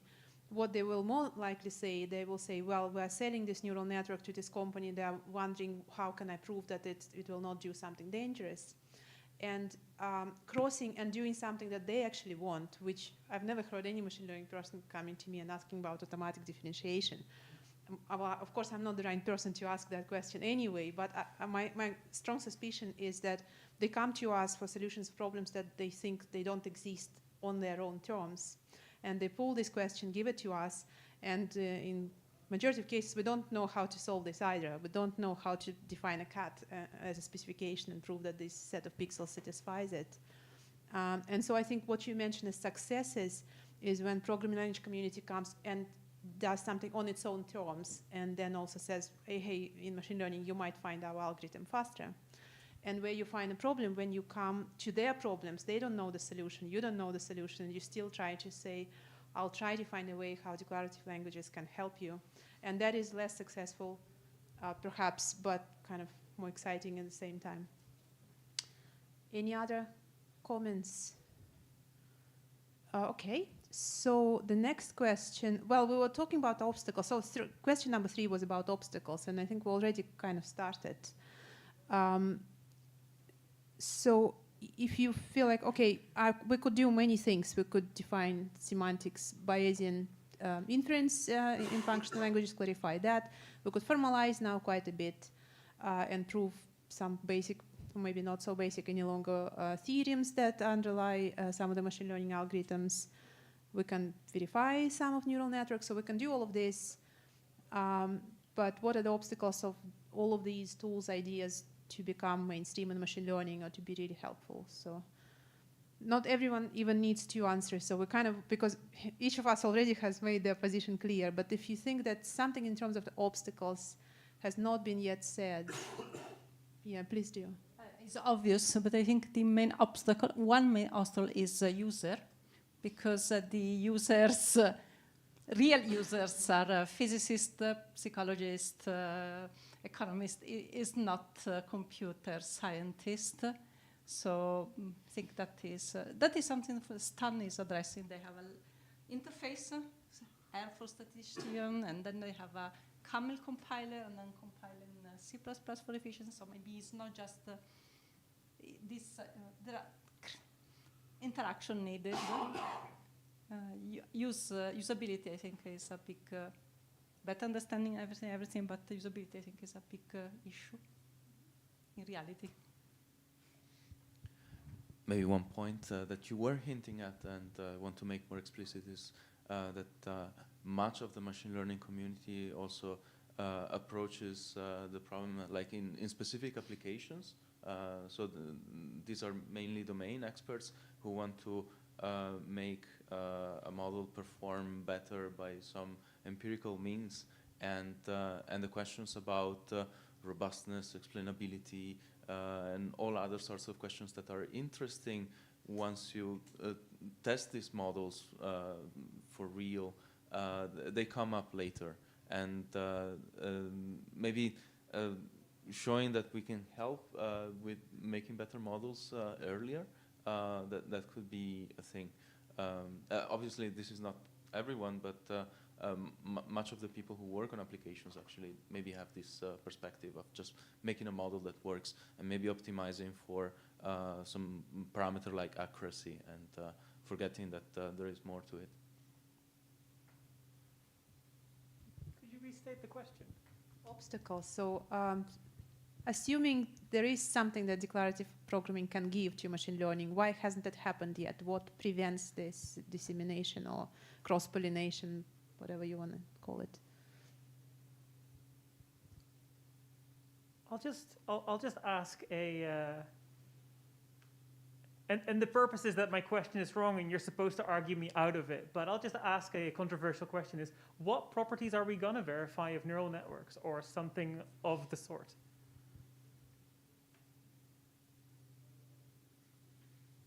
Robustness was mentioned already. I mean, you can verify the output is produced and whether it's consistent, complete, whatever. I mean, those are the. But within a neural network, I mean, the way the neural network works, I don't know what you can verify, honestly, and I don't know enough about neural networks anyway. So you can verify the output that, whether it meets certain, specifications or whatever criteria, those could be stated declaratively, the expectations. That's the only thing I can think of. So I think the problem as I see is that there's belief in the machine learning community that more data and more parameters or whatever will eventually produce the intelligent behavior that they're looking for. So here, so you see this in this large language model research where they think GPT-4, GPT-5, 6, whatever will eventually stop hallucinating. But I don't think that's going to happen because fundamentally the way the algorithm works. But you don't hear them saying that, because I mean at the end of the day it's essentially large language models or generative AI is nothing but example guided search, and it's only as good as the examples you have. But the examples cannot cover everything, and there is no awareness. So that I think is one of the obstacles where they don't realize that you actually need this knowledge-based approaches and reasoning and other things. So they refuse to acknowledge that. So bad people. I don't know about that. But I mean, then it's users. We all blame on the users. So some users are not intelligent enough to use functional programming, and some not. So there's some machine learning researchers. I mean, people like for example, Sam Altman never say that there are limitations to their method. It's just okay, more data, more information, and it'll be smarter, and it won't hallucinate tomorrow. So, and I don't think that's going to happen the way fundamentally the technology works. So, and most of you know how it works. So, it's going to have. So again, machine learning alone is not enough to produce robust intelligence. Let's put it this way. For robustness, you do need reasoning. You need knowledge. You need declarative languages are the best way to express knowledge in a declarative manner. And without that, I think it's not possible. So the road to, let's say, artificial general intelligence goes through reasoning and knowledge and declarative representation of knowledge. I think Ben was trying to say, well, we're going to give microphone to Younes in a second, but I think Ben was trying to point out that apart from Will, there is a machine learning person who wants verification, and I want to give that verification. There is somewhere a technical gap as well that prevents me to formulate the specification even. And I think, apart from willingness of both communities to collaborate, there is also something technical that's missing on the intersection. When am I putting wrong words into your mouth? I believe the gap is not only technical, but also in some places philosophical. In that, I believe that for some algorithms we can learn them, and we have I can use the word robust there. We have a specification for how it's supposed to act, and then we can verify it. For a lot of algorithms, there is no specification, and we're not going to be writing one anytime soon. And for those algorithms, classical verification really is at a loss of what are we even going to verify. That was more what I was trying to put out there, yes. Okay, Younes?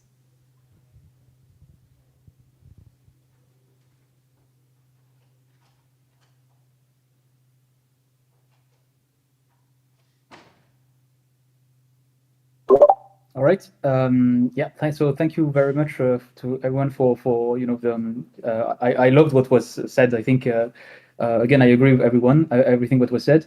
I want to maybe piggyback on some of very interesting things that were mentioned about these obstacles. So I think Wen is absolutely right about the difficulty of specification and everything. But when you think about it from a deep learning perspective, from what I've seen by interacting with these researchers, for the there's really like there's two broad categories. Let's say there's all the problems about making systems more performant, and in this, by the way, in these two categories, declarative languages can help. So making systems more performant on the one hand, and you have making systems safer on the other hand. And the declarative languages can help in very different ways. So making system more performant, we talked about it a little bit earlier, AD, all these things. There's a lot of like a broad range of other things like this. Making systems more, safer, on the other hand, is a much more tentative sort of kind of field where there's no consensus about this, and it's a very, very early stage right now. But what I want to say about this is, that the threshold of entry, unfortunately, in this field, like machine learning and deep learning especially, is very much an engineering science. And the threshold of entry, it's at the end of the day, whatever your solution is, you have to be above a certain threshold of performance. Whether you want to make things safer or whether you want to make things just better, it has to be extremely well engineered and extremely fast, basically.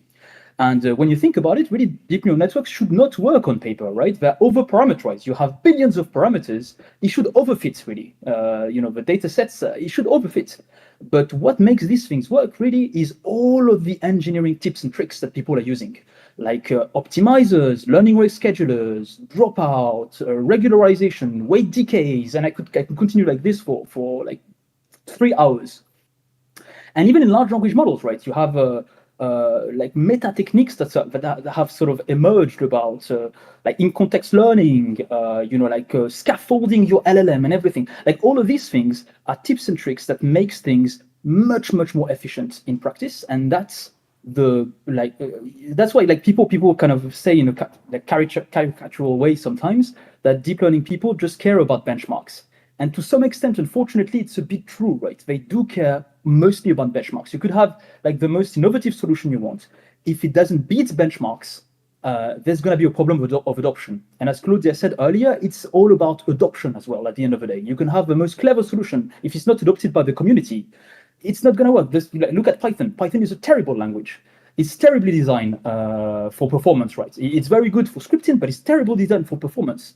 But why do people still, use Python nowadays? Because it's mass adoption. Because why is Julia not used nowadays?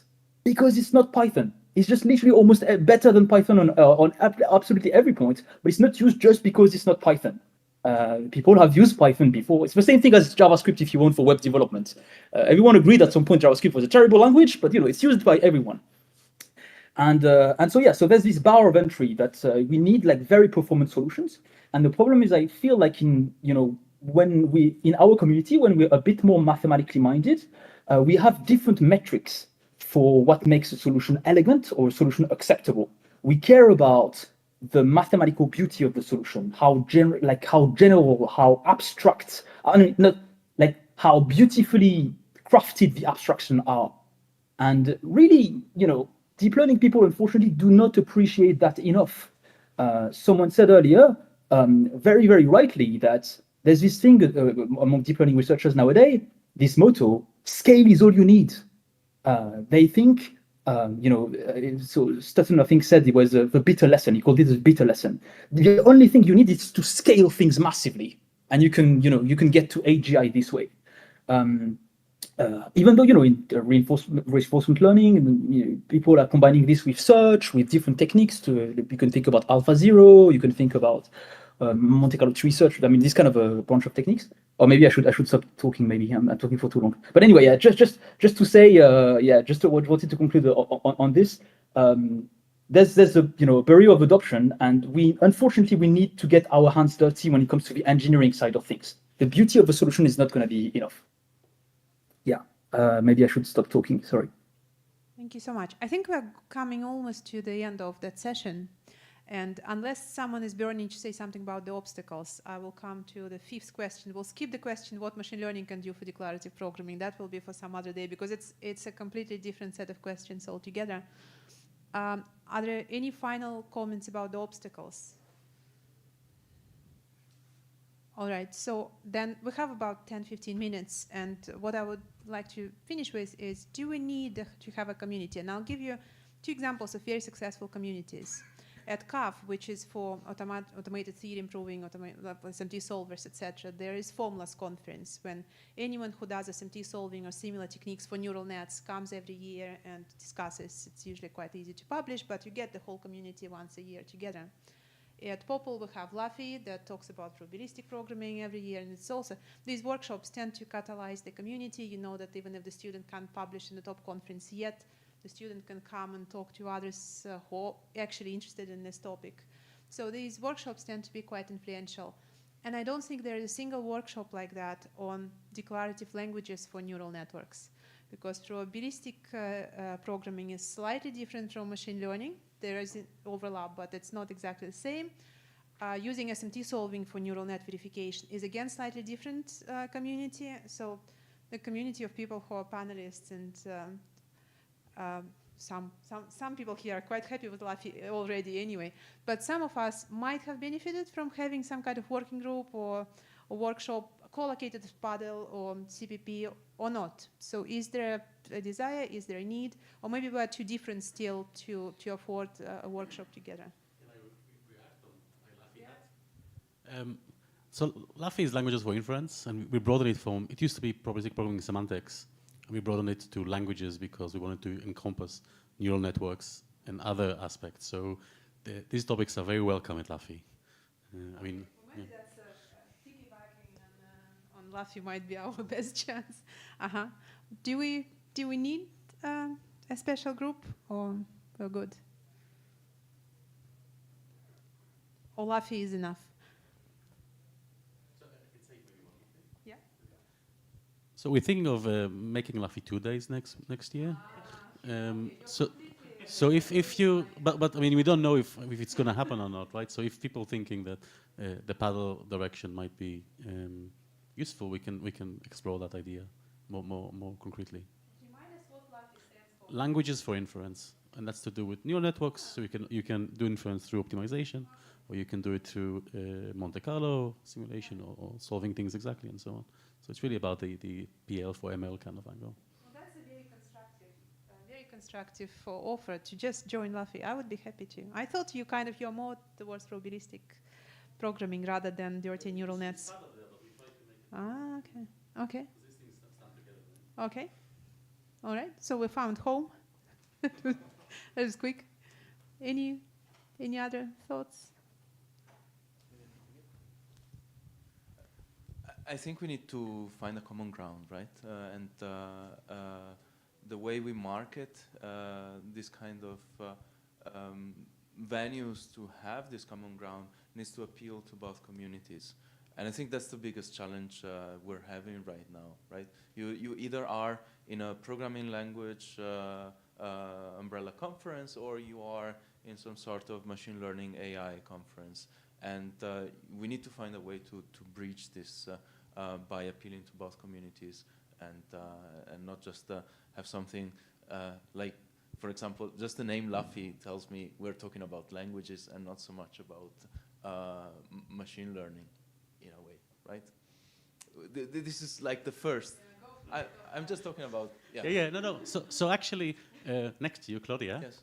You remember your first Luffy talk, right? Which was about the lambda calculus, probabilistic. That was very kind of PL angle. And now look at you doing graphical models and inference and Monte Carlo and efficiency. So these things take time, right? There's a lot of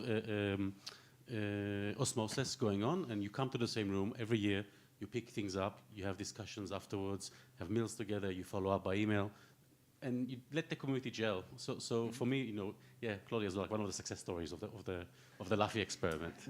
Is that okay? I'm kind of sorry for picking up on you. But, yeah. No, but I think we should not fragment more. We can enlarge. Sorry. I don't have to contribute to this, which I'm not new, but I think, yes, we should enlarge and not fragment with yet another.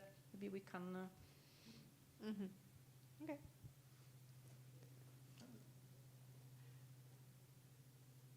All right. Any other opinions? Younes? Did Younes wanted to contribute something? Yeah? Okay, let's go for it.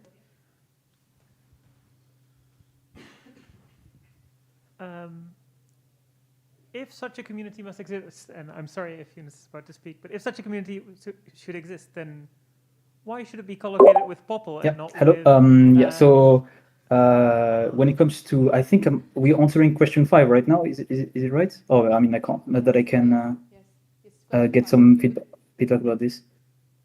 Oh, sorry, I'm a bit confused right now. Yeah, if you could type him, yes. Yeah, it's question. Oh yeah, sorry. Yeah, okay, sorry. Yeah, so I think it was Ohad who talked earlier. So yeah, so he didn't realize he was in the room. But yeah, I absolutely agree with Laffy. I think Laffy is an absolutely amazing workshop for these kind of things. And he was restricted to probabilistic programming back in the days, and now it's more and more general. And like the work people are presenting there is extremely inspiring. I think even in traditional machine learning conferences, I've seen some workshops as well that were also very promising. Like for example, AI plans in 2021. So I know that Brendan, for example, Brendan Cosidine was involved in this. Absolutely amazing workshop, but I don't know if I don't think that they've done a second edition of it. There's also the neurosymbolic programming community, which is also like very much someone mentioned neurosymbolic programming earlier as well. They have a very, very non-trivial intersection with what we're talking about. I think in Europe's, they have a workshop called Deep Learning for Code, which is a bit more focused on this idea of using machine learning to generate code. But I think as they're very close to the AI plans kind of community, they're also interested in other like formal approaches for deep learning. There's the theorem proving community, of course, and especially I mentioned earlier Lean. I think Lean is, of course, Koch is the OG, theorem prover, of course. Agda, amazing. Like these are very well-established communities, but Lean is gaining some traction these days because it's had a completely a new revamp, and it's now there's a new community working on this, and really interested in the intersection between the two communities. And yeah, just to say a last thing, there's also singular learning theory people who are using algebraic geometry approaches to alignment and to learning in general, phase transition and these kind of things. And I think these people should be also pretty interesting to talk to, I think. So yeah, so lots of lots of communities that we could maybe find a way to kind of unify in one way or another. Thank you. When you wanted to ask your question. Thank you so much for giving a lot of examples of such workshops collocated with machine learning conferences. Yeah. So yeah, Wen's question, maybe we should go to machine learning conferences instead of POPL. Especially that there is Laffy at POPL already, right? Okay, so well, thank you so much for coming, for participating. Thanks a lot to the panelists and for Younes too, making an effort to hearing us, listening to us on YouTube, talking on Discord. So I think that was fantastic. So let's have a round of applause.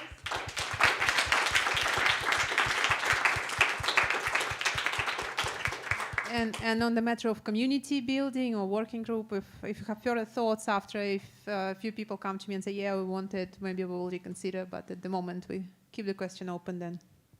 And join Laffy for next year. Thank you.